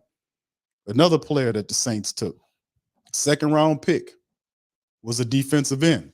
First several years of his career, he was banged up like hell. And we was talking about this guy, he could play, but you know who I'm talking about, defensive end. He's somewhere else right now, got a fat contract with another team a couple of years ago. And he was banged up the first several years of his career. Each year, he would get hurt and couldn't play games. Then the last year, he took off like wildfire, and then all that stuff is on the back burner. You know who I'm talking about? So who is it, DC? You're talking about our man over there for the Bengals, Trey Hendrickson. Drafted in the 4th round. Me and you looked at him, was like, damn, this guy looks pretty good. Now, he do got some T-Rex arms or something going on here. T-Rex, but he making it work. He looks good. Healthy. Couldn't stay healthy. And he came out there in 2017, and we had an injury, and Trey got on the field. He handled his business. A lot of people forget that Trey was playing in that game where we was supposed to beat Minnesota. Minnesota Miracle. Trey was playing in that game, and he was playing admirably. Wasn't like he was getting 3-4 sacks or nothing, but he was handling his business. He came out 2-3 years later, similar situation. He get injured. They put him out there. He played good. And it was like, well, maybe we should keep Trey out there. Get injured. And this went on for like 3 years. But then at that final year, they had Davenport. And I guess they figured, well, look, we put 2 first-round picks on Davenport. we're gonna roll the dice on him and let Trey walk. But Trey, got 10 sacks, I think, playing spot duty with Davenport, right? Let him walk to Cincinnati, and there you go. And then they draft Murphy on our ass too. See, this is the thing, though. And Josh says, "What about Davenport and Peyton Turner, though, bro? You can't. This isn't the same, bro. But let me. You can't look at these guys' situation and group them all in the same path. From where he came from, he had some stuff that he was fighting through. And what I'm saying is, I'm not saying you're wrong. I'm not saying that none of you guys are wrong. What I'm trying to do is give you a different vantage point at this stuff. There is no, thought process of any possibility that this dude could get healthy and help you in a serious way. You don't know. You can't automatically throw him on the side of a Peyton Turner or a Davenport. You can't do that. Like him coming into the pros, he can get healthy and give you good reps. We don't know. So what I'm saying is, without crowning him and just throwing him over there in Davenport, we had 4 some odd years of Davenport's bull crap and a couple of years of Peyton Turner's mess. This guy didn't have a chance yet. So let's see what he can do. What I'm saying is, I gave you a positive example, several positive examples of players who went through injuries in college and turned into be good contributors to the team. So you giving me Davenport and Peyton Turner, and I just gave you Shai Tuttle and Trey Hendrickson. What about Trevor Penning, who had no injury history, come here and is banged up all year and basically barely even plays? What about Ryan Ramczyk? Ryan, you can say the same thing about Ryan Ramczyk. Wasn't no injury. He had more injury history. He got paid, DC. He was playing. So what I'm saying is, we got to reserve judgment on that. Let's not be judgmental on this guy. You got to give this guy opportunity to see what he can do. Now, you've seen some of the tape. Other guy, he got some skill there. He doing some positive stuff. So let's just wait to see what the kid can do before we rush to judgment and take this dude and throw him on the Davenport or the Peyton Turner train. Let's not do that to that guy. We don't know what he can do. He just got drafted tonight. Give him an opportunity to see what he can do. That's all I'm saying. I'm not saying you're wrong or you're right. What I'm saying is, look at this thing from a different perspective and let this kid come in. He's a part of the rotation. Let him earn his way and let him prove himself. That's all. Give him a chance to prove himself. And if I'm wrong, then you can clown me over the next 2-3 years. You say, Q, I told you such a. Yeah, please keep clowning his ass. See, yeah, you can clown me. So after that, but what I'm saying is, at the end of the day, you got to give these guys an opportunity to see what they can do. He just got drafted tonight, goddammit. So let him see what he can do. Don't put him over there with Peyton Turner or Davenport's garbage ass. You got to get this dude an opportunity to get healthy and contribute. That's all I'm saying. Go ahead, DC. No doubt, man. You're absolutely right. I feel the same way. I think I don't think he's necessarily a boom or bust player, but I do think he has a high ceiling and a low floor. Brian Breesy, at his lowest of low, he can be a rotational guy that can give you depth, like a Malcolm Roach, like a Shai Tuttle, like a Tanu Passanio, who his body frame and what he is kind of fits that mold of Tanu. But what I did notice that was very interesting is actually listening to our coach. That's almost like watching paint dry. Listen to him sit up there and talk. He has the please. He has the charisma of a mosquito or a caterpillar. A mosquito. A charisma of mosquito. No charisma. They die all the time because they don't know how to creep up on people. But nah, they just want to eat, man. They ain't got no time for how you doing. No can tech. Can no I get tech, some of this blood out you? No tech. No type of strategy. Just that'd be even creepier. If they letting you know, here I'm here. I'm here. You know what I am? I'm a mosquito. I don't eat potato chips. Squash me, please. No, he's like, I don't eat potato chips. I like blood. I'm a mosquito. Right. But what hold on, DC, the personality of the mosquito? I said the charisma. The charisma of not the personality. The charisma. The charisma of a mosquito. Yeah, okay, I got you. Yeah, that's what I had to figure that out. Right, okay, right. Thank you. But as he was breaking it down, man, he talked about Brian Breesy being able to play a bunch of different positions. And I think that went into maybe the fact of why the Saints like him so much. They see him playing D tackle. He said inside. He can play the high too. They probably seen him being able to play a little bit of defensive end. You know what I'm saying? I think it's a guy that we might see thrown all over the line, and just kind of wherever he's most effective. Very versatile as far as how they're describing him as a D tackle. So not knowing what Peyton Turner can be, we got Tanu Pansenyo. I think he's also a guy that in some packages we could see Brian Breesy even play defensive end. So I think his versatility, or the way they viewing his possible versatility, because the Saints love to take somebody and have them doing all type of other shit better than what they normally do, is a big factor in us getting him. And you heard him talk about his grit and his toughness, which I actually like, with Brian. So, like Big Q said, we got to give him a shot. We got to see how they use him. We got to see what our strategy may be. What if we have a lineup where we put him, Shepard, and Breesy out there? What if they want to run a 5-man line where they put him, Turner, Cam, Shepard? Am I missing somebody? Sanders? They put them all out there. Like we don't know what they're gonna do, how they're gonna use him, what his impact will be. But we ain't gonna have to wait too long to see. And he ain't hurt right now, so we can all take solace in that. We drafted Peyton Turner. Wasn't he dealing with an injury too when we drafted him? And you said Davenport had the hand, and now that I think about it, I think Peyton Turner was either fresh off an injury or he was dealing with something when he was drafted.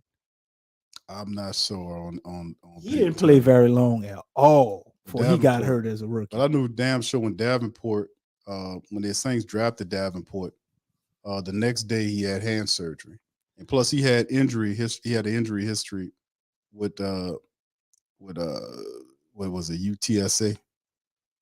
So I mean, he was just a guy, man, that the Saints had issues with. Now this guy, now like I said, each case is different, fam. It's different. Right. Each case is different. I can't call Brian Breesy a Davenport. Davenport is a Davenport. He was a banged up player. Even when he was healthy last year, he didn't give you no sacks.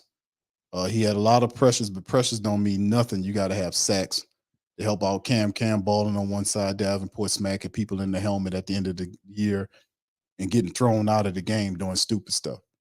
That's how he ended his Saints career, getting ejected in the final game. That just goes to show you he started it all banged up and then ended it on an ejection in the Carolina matchup. But get this man, and what I'm saying is give the guy opportunity to see what he can do. That's all I'm saying, fam. Everybody deserves a chance, man.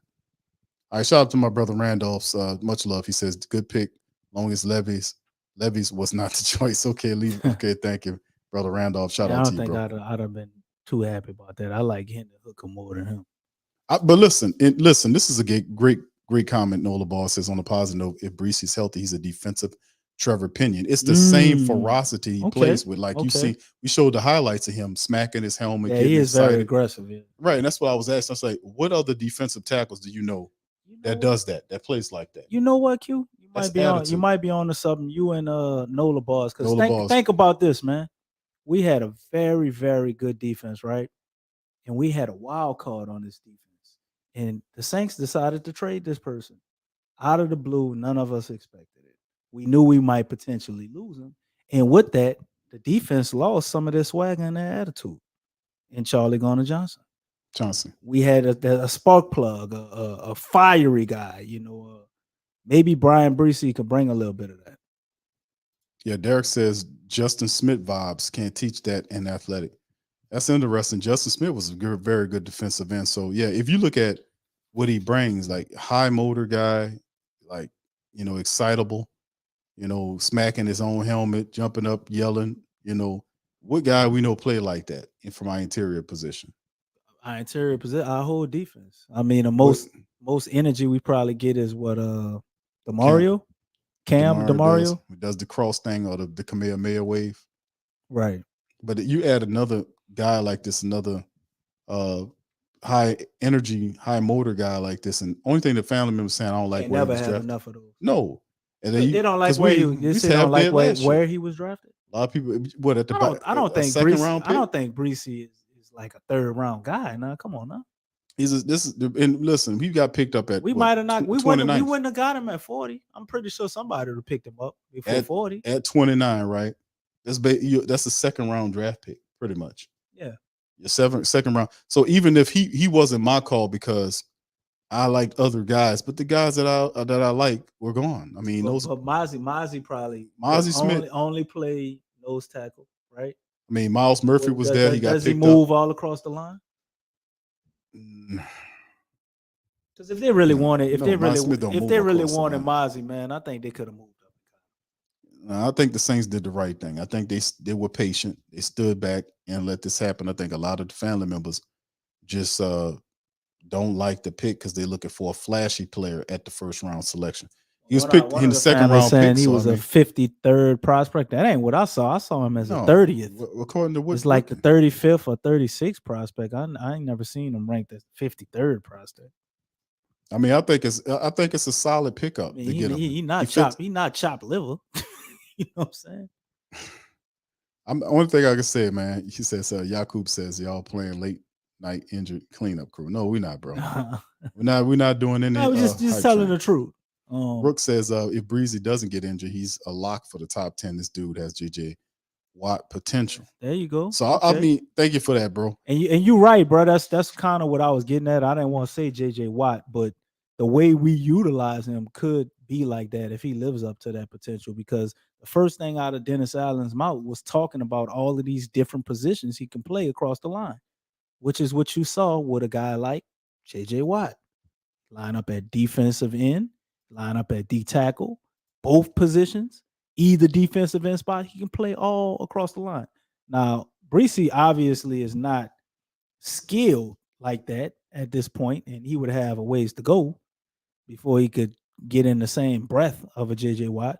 But I do definitely see what you're talking about for as the potential and the way he plays and he can be utilized, and then how big he is with the size, strength, and athleticism he has. He could definitely grow into that. That's a tall order. But at his worst, this will be somebody we can use for the next 4 years. Like at his worst, he's what? Upgraded Tanu Passenger at his worst. Yeah, I think he's going to be all right in the rotation. I mean, you're not going to abuse and use him. I mean, that's the thing. He's a part of a rotation along with Nate Shepard and Colin Saunders and Malcolm Roach and Tanu Passenger. He's a part of that interior rotation. So he would have to earn his job. He has to battle Nate Shepard.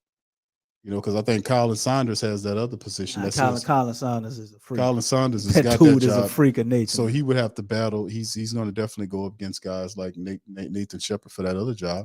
But I don't think no matter how I don't care how good he is in training camp, I don't think there's any way that he like just overtakes Shepard, because Shepard to me is like he's gonna have a role similar to the way we use Malcolm Brown. First and second down, he's probably gonna be out there to eat up the run game. And you see him in the third. Then you got Breesy coming in the third. Or as the series goes on and Shepard get a little tired, you put him in, right? Or he might sub in for Sanders. Like when either one of them come out, he going in. So we're gonna see him out there. You see him rotating in as in right. That's definitely how they're gonna use him his first year, man. They're not gonna put him out there. That'd be part of the NASCAR package. He's not really a NASCAR package. Yeah, usually but just more as like a rotation. Yeah, but you saying in third, like in the passing downs, like when the teams are going in third down mode, you would want to have. I think he would be more of a passing savant or a push the pocket guy than Saunders. Not Saunders, Sanders. Shepard. Messing him up. Yeah. So all right. So let's move on, fam. Let's do a little forecasting here. Let's move forward and take a look at what we're looking at for the day 2.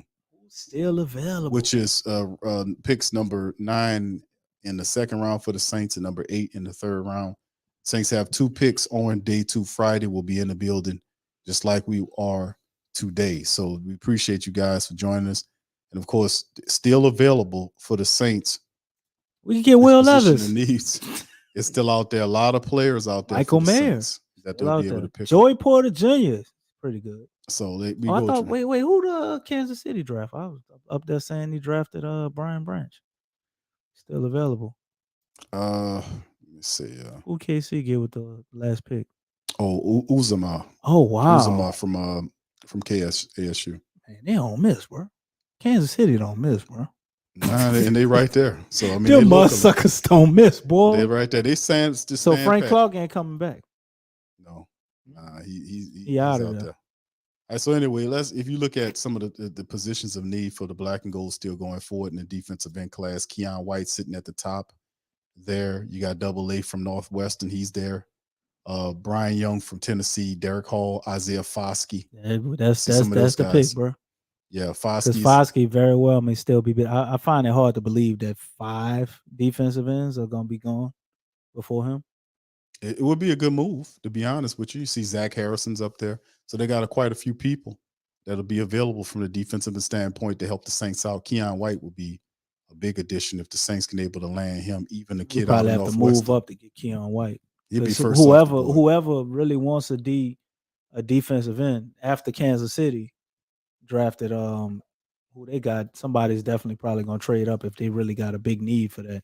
We don't think like him. We don't think the Saints will take 2 defensive tackles back to back after just drafting one. So if they do, then that means somebody is a depth pick. But yeah, we could wiggle on to the third. Maybe we got the dancing better. We can get another one, maybe. Yeah, maybe. It's deep, man. They got a deep class here. Even Brian Young, he's not bad either. And then of course you look at if we look at inside linebackers that's available to help out our linebackers. I think we'll take a safety before inside linebacker. DC cut it out with the safety, brother. What you mean, man? We got agent Tyrann Mathieu. You got Marcus May, who's got still got legal issues, and he's not exactly a spring chicken, right? Who do we have behind them? They just to train up for the future. Added Lonnie Johnson Jr. and Jonathan Abram. You got Smoke. You got Jonathan Abram. You got Smoke Monday. Okay, and Lonnie Johnson Jr. You could play safety and corner for you.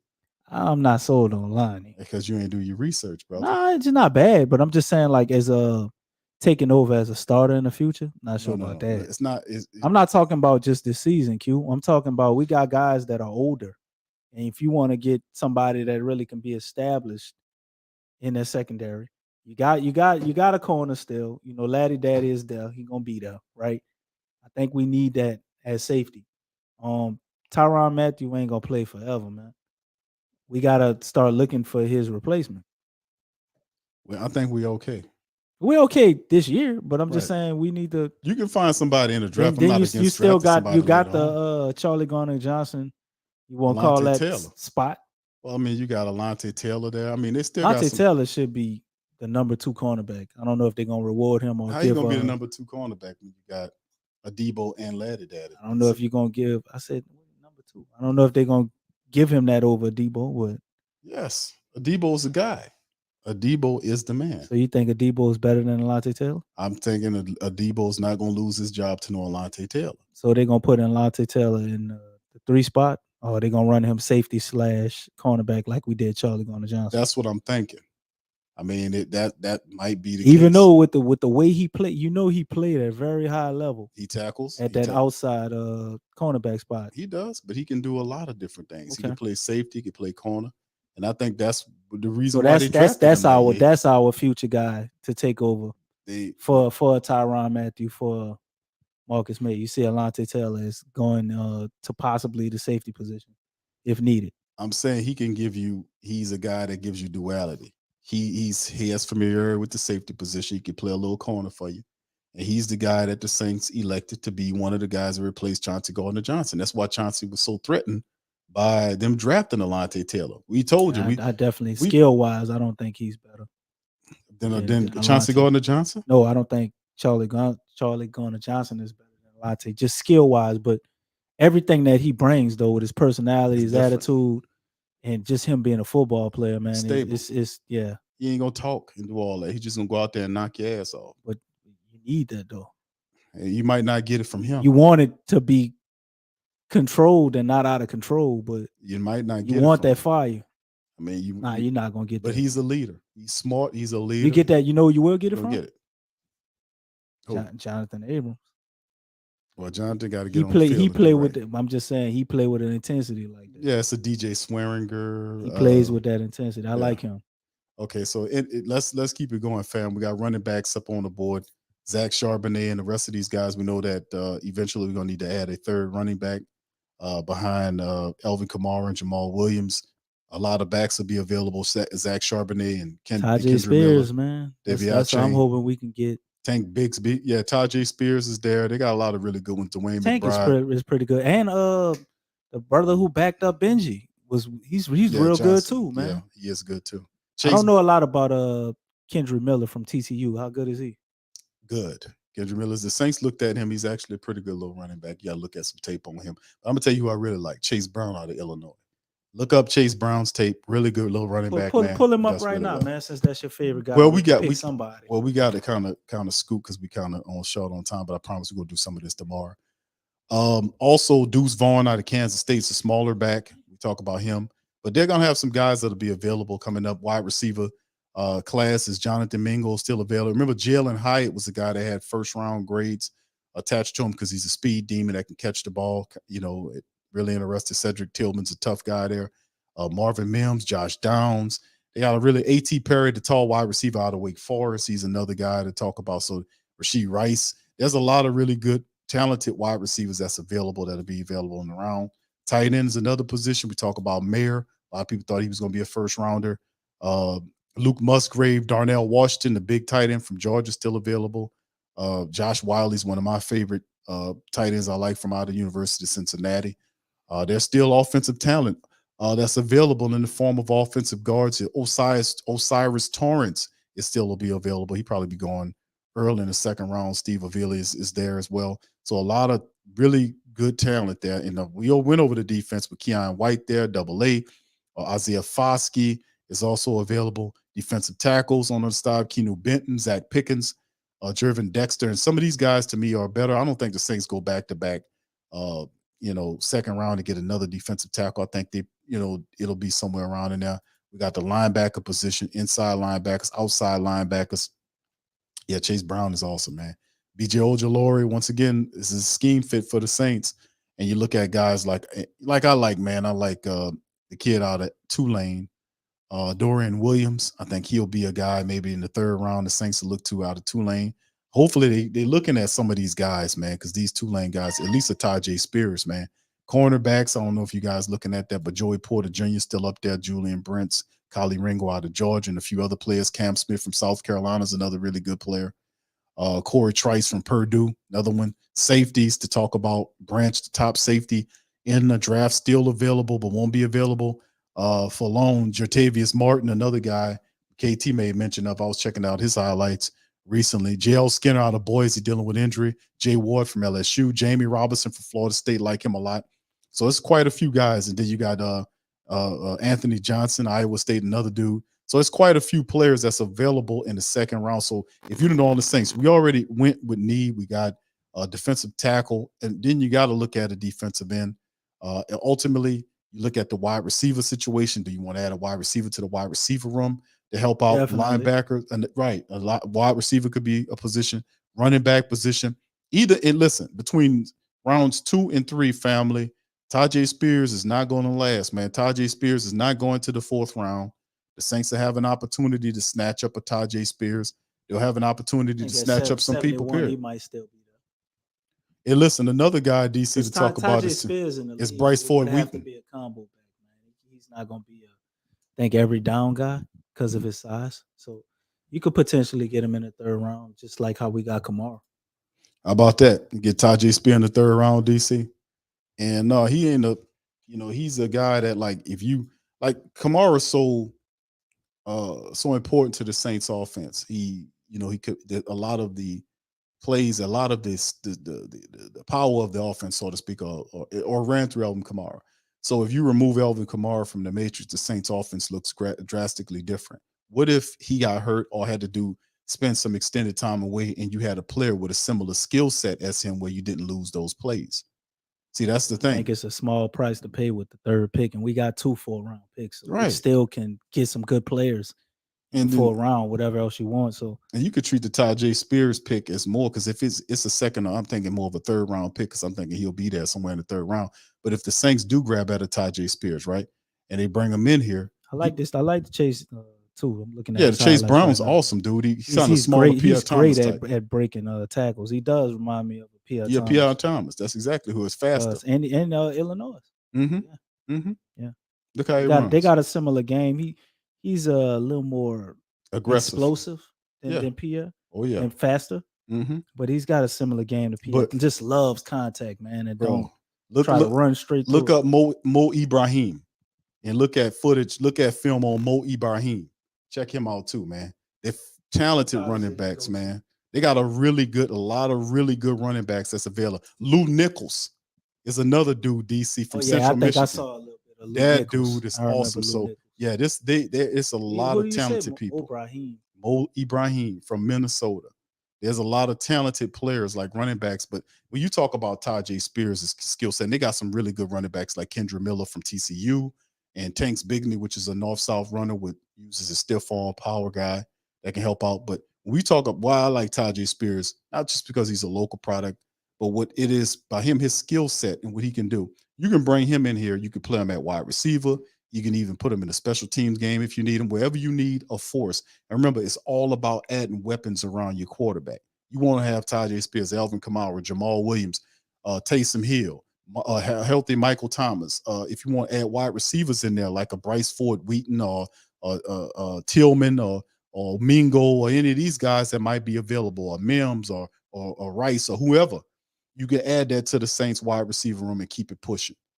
So we got a lot of fantastic ways that we can go, and it's very exciting. And I really, I love the second and third rounds, because that's when you start seeing how everything start filling out for the team. So anyway, with that being said, fam, we're gonna get ready to get out on that. Listen, I hope y'all enjoyed the draft coverage for tonight for the Sports Coma round number. Round number 1, day one. Day one, we's in the building. So listen. Day one. So it's what? How long? It's been almost 5.5 hour stream. Yeah, we can talk the sun out. It's 5.5 hour stream. That's what we do, man. We've been doing this for years. So listen, I appreciate each and every last one of y'all for being here. Who do you rank the Saints to pick in the NFC South, or whether they go in the South? I rank the Saints number 1 because we got the best quarterback, in my opinion, in the NFC South. At this point. This is true right now. So. Well, that was my, and see, when I tell the Carolina Panthers, that can change real quick. But I with tell Bryce Young, though. But I tell the Carolina, no, he's still a young quarterback. He's young, but I'm he saying doesn't change the physics of it. A couple of years that could change. A couple of years. That's what I'm saying. That's why Hendon Hooker is important. When people talk about what is it moving forward? Let's say Derek Carr, the decline of Derek Carr wasn't overblown with Oakland, but he give us a good few years, But it's been this is going into Carr's 10th year with the Saints. He's for a quarterback. I guess I say he's middle age. If you're expecting him to play 20 years, but I'm saying though, you can no longer sit up here and just be pushing back for all the time. Like, we're gonna keep getting a veteran quarterback and all this kind of stuff. was the best and the worst thing that could have happened. The best and the worst thing that ever happened to the Saints, because they crazy. They stuck in their brain thinking everybody can be Drew Brees. And I've been trying to tell them, no, that Drew Brees was an oddity. Right. He was a thing that fell for you. Because if that was the case, you'd have been had that. Prior to it, you'd had another one prior to him. So no, he was an oddity. We ain't had half of Drew Brees. Not, in the last couple of years, you have not made the playoffs. So I mean, everybody's getting young. You got Atlanta young, you got Carolina moving up. They're young. Tampa Bay's going to get young on you. So you sitting up here with a 10-year-old quarterback. Right now, you're looking good because he's more experienced than the rest of his counterparts vastly. But eventually, that's going to start teetering toward the opposite side. It's a youth movement. So that's why we're pushing for them adding a Hendon Hooker right here that can lead the team against Bryce Young and whoever Tampa Bay is going to get. So, I mean, eventually you're going to have to get a quarterback and move in that direction. And that's what, like you said astutely, Drew was the best and worst thing that ever happened to this organization because they're crazy. They're thinking everybody Drew Brees, and that's simply not the case. But the weird thing is, I think from every other aspect, we definitely take that in mind and don't think everybody is Ricky Jackson or Cam Jordan. So, Luckily, we don't do that with every position. But if we did, you know what, DC is crazy. Like if we would talk about drafting the next Ricky Jackson, as opposed to drafting the next Davenport or drafting the next Taysom Hill. I mean, people's like, man, we remind me of Taysom drafting Hill. the next Roscoe. That's basically.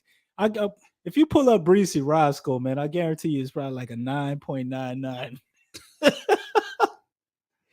But you know, the Saints are definitely trying to change their ways, hopefully. You know, and I still think we're in pretty good position in the NFC South. It's just gonna be harder than we initially thought. We got it now. That's my Atlanta did well in the first round. Atlanta coming for you. Tampa Bay did well in the first round. They got Kalaji Kansey. That was very smart. That's big. And the Panthers probably did the best. You know, Panthers been wrecking it. So see, they knocked it out the park of their offseason and in their draft. Like these people are not going to be sad. They're not playing with you, man. You know, they're not playing. They tired. Everybody's potentially can win 8 games. You know, you talking about Atlanta and Carolina. That it ain't nothing for them to be able to win 8 games. You know, they're not appearing to me like they're trying to tank. So no, they're trying to win it, man. They believe Atlanta just is big. I'm just glad they don't have a quarterback. That's the one thing that I think they could they don't have a quarterback. They got a manager. They got a manager. That's what Ritter is. That's all they're gonna ask of him.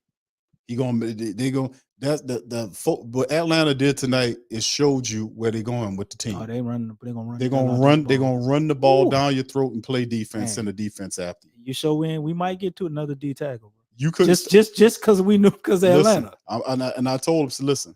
That's 2 games, man, that we got to make sure we show up, especially in run support, which they tore our mouth out. Couldn't stop them. We cannot have that this year. You couldn't stop Patterson. We couldn't stop nobody from running. You couldn't stop Patterson ran all over you. Tyler Algieri ran all over you. And now you add Robinson to the mix. They're going 60-40. They're running the ball So at you playing we definitely defense. we're drafting the defensive end or another D tackle. You got no choice. You got to get Mickey Loomis. Y'all can believe him, whatever. He's a salesman. But I'm telling you that the Saints still have not fixed the situation of stopping mobile quarterbacks. Last year they couldn't stop the run. We don't have no mobile quarterbacks in our division. Bro, listen, you ain't just playing in the division. You got Bryce Young that's mobile, that's running around on you. And you don't know who Tampa Bay gonna take tomorrow. They still got Levis out there, and he ain't as mobile as the other guys. But you're gonna be right. It could be Hooker. You're gonna be facing young quarterbacks that have some degree of mobility to them. And even if it wasn't a Bryce Young, we had Marcus Mariota running all over the Saints last year, man. Dude, come on. So like at the end of the day, don't let them people fool you. The Saints still need to focus on fixing the defensive line, and they need to stop mobile quarterbacks from scrambling around on them. It's that everybody in the NFL know that's a big issue. The Saints have not fixed that. We still have picks tomorrow. The Saints still need another interior defensive lineman, whether they get them later on in the draft, where they got a bunch of them that'll be available. They still need an edge rusher because Cam's getting up there. He got 1 year left on his contract. Peyton Turner's a question mark, and Granderson didn't do it for a full season. And Tanu Passanio is a rotational guy that you can't figure out whether he's an in or a tackle when he should just be a tackle. So the Saints got to go get Foskey. He's too slow now to be. Right.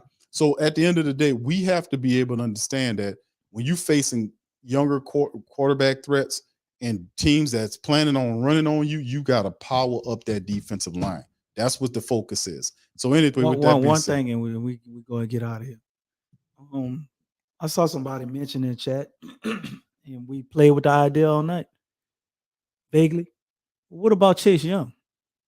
Do you think is there any possibility the Saints could try to throw one of those fourth round picks? No. To go get Chase Young? You don't think that's a realistic thing? That takes imagination. I'm just real, bro. I'm gonna tell you straight up, man. No. So Mickey Loomis ain't got no imagination? It ain't about Mickey Loomis. It's about Dennis Allen telling them, hey, I need that. Mickey ain't gonna go out there and do something you don't want him to do. Because that's so easy, I think, to get. And we like injury prone players, right? Why not take a chance on somebody who really could be that guy? And if we want to take a chance on people with injuries and shit, it wouldn't cost much. The contract you got to give him wouldn't be that bad. They're not going to do that. They're It's not gonna going to make too much sense. They're not going to do that because You're that gonna takes see a team like Dallas or somebody do the shit. that takes imagination, and the head coach doesn't have that type of imagination. I'm sorry, you don't. That been from watching Dennis Allen. Now you get the analogy of the charisma of a mosquito. I'm sorry. I'm just gonna call a Fleetwood. I mean, call the guy He whatever gonna he suck is. us dry till ain't nothing left, and he gonna be up out of here. I'm Gonna just swat saying. him out of here. I'm just saying. At the end of the day, for moves like that to happen, you got to first think about it, use your imagination, and place Chase Young in your defense doing that, and then offer and see, okay, well, what I need That'd to be do the to do perfect that. student for Cam Jordan, bro. It's not gonna happen, bro. I think he probably could show him how to take care Not of his gonna body and everything.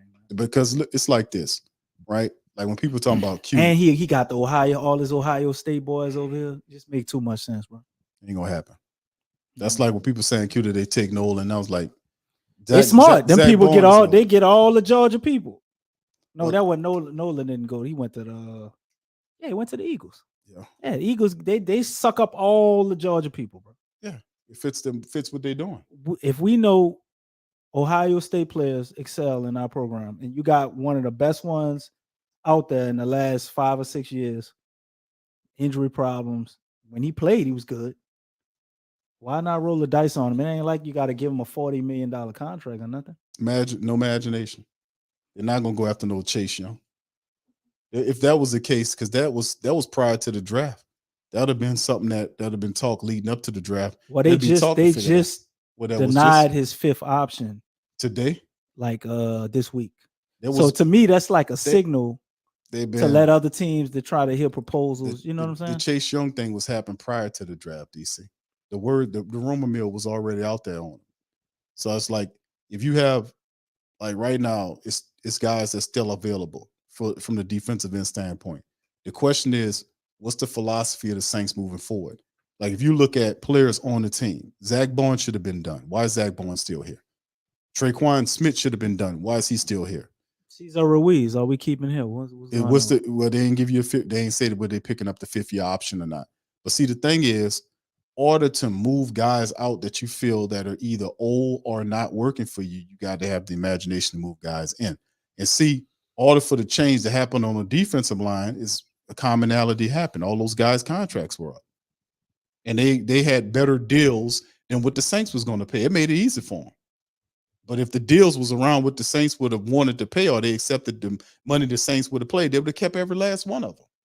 It wasn't going to match Caden Ellis's money from Atlanta or Shai Tuttle's money from Carolina.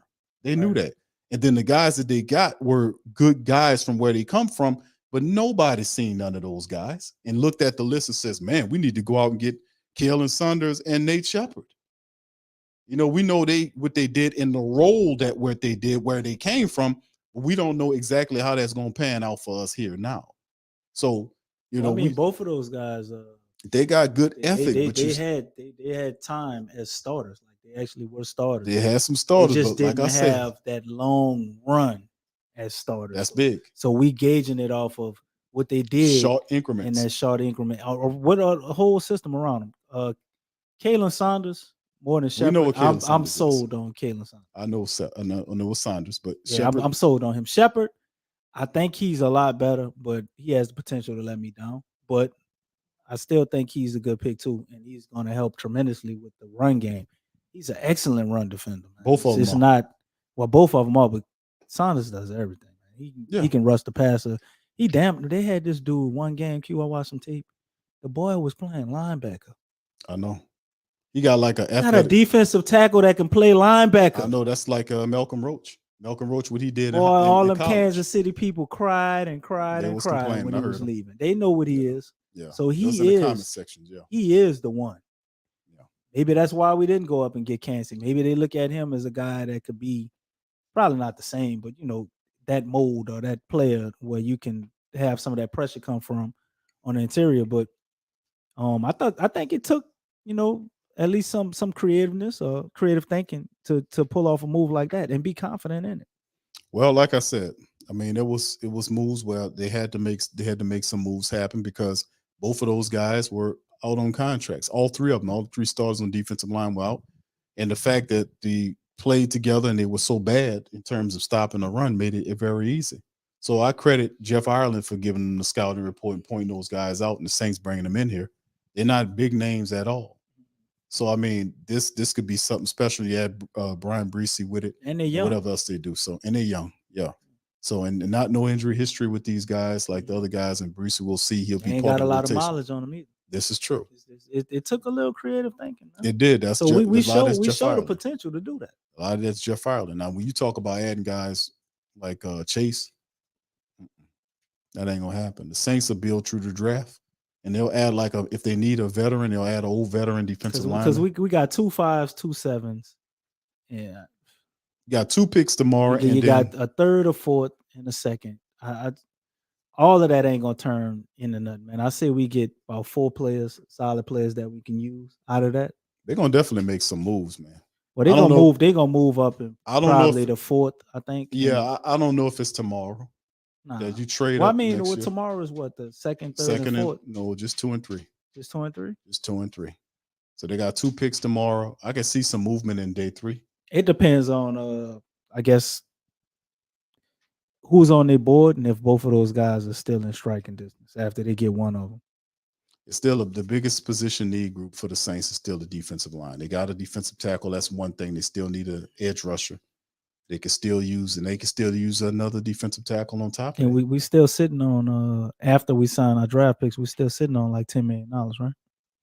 Something like that. I'm gonna have to look up the sport track to see exactly where it falls at. But yeah, we should have more than like money to pick them up. Yeah, that's the topic for the next show, man. Let's go ahead and get out of here. It was fun being back, family.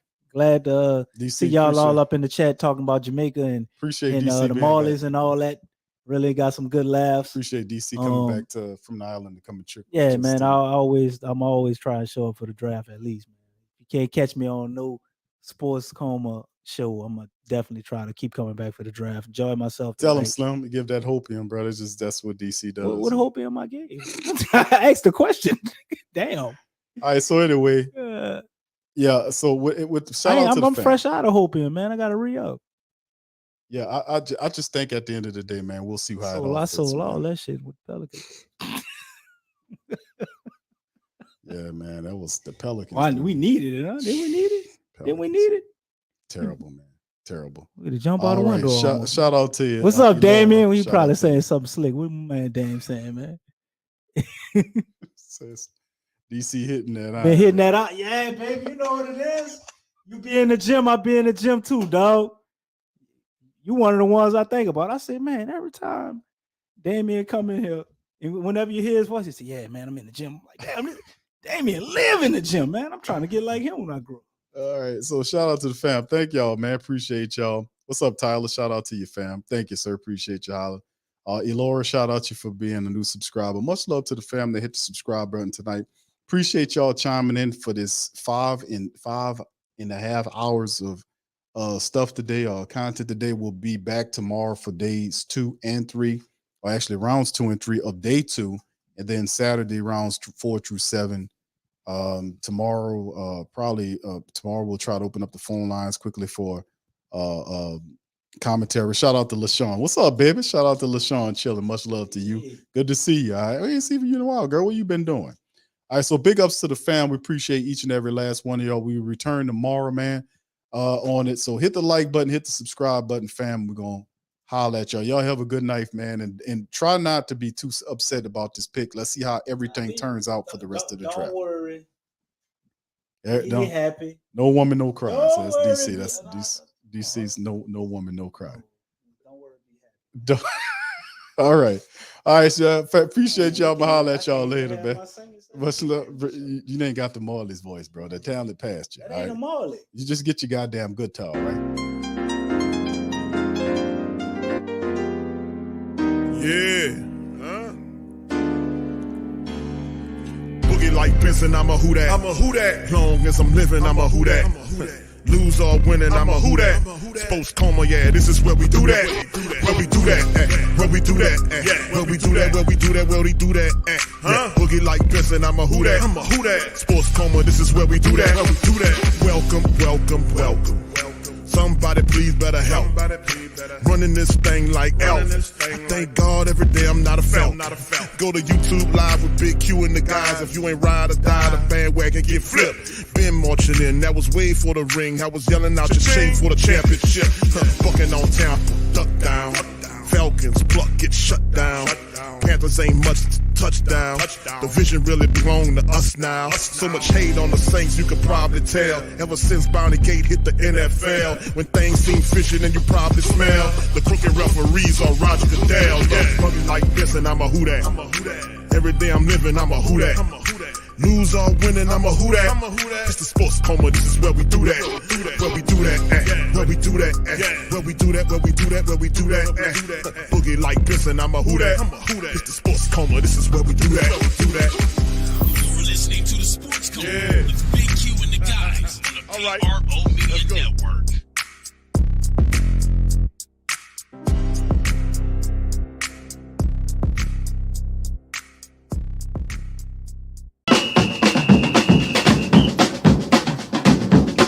Say they gonna beat them, say who that?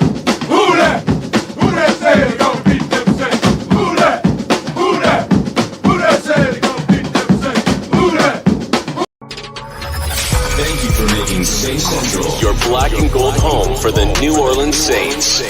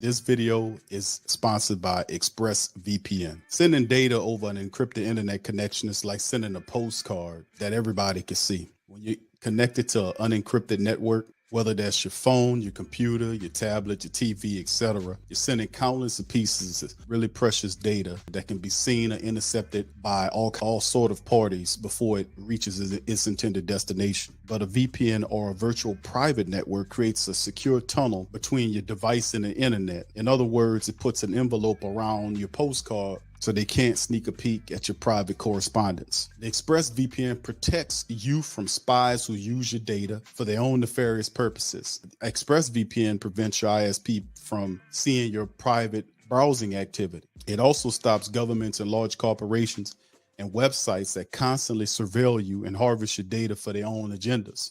ExpressVPN gives you unrestricted access to all parts of the internet, so you can watch shows in other countries and even get certain discounts.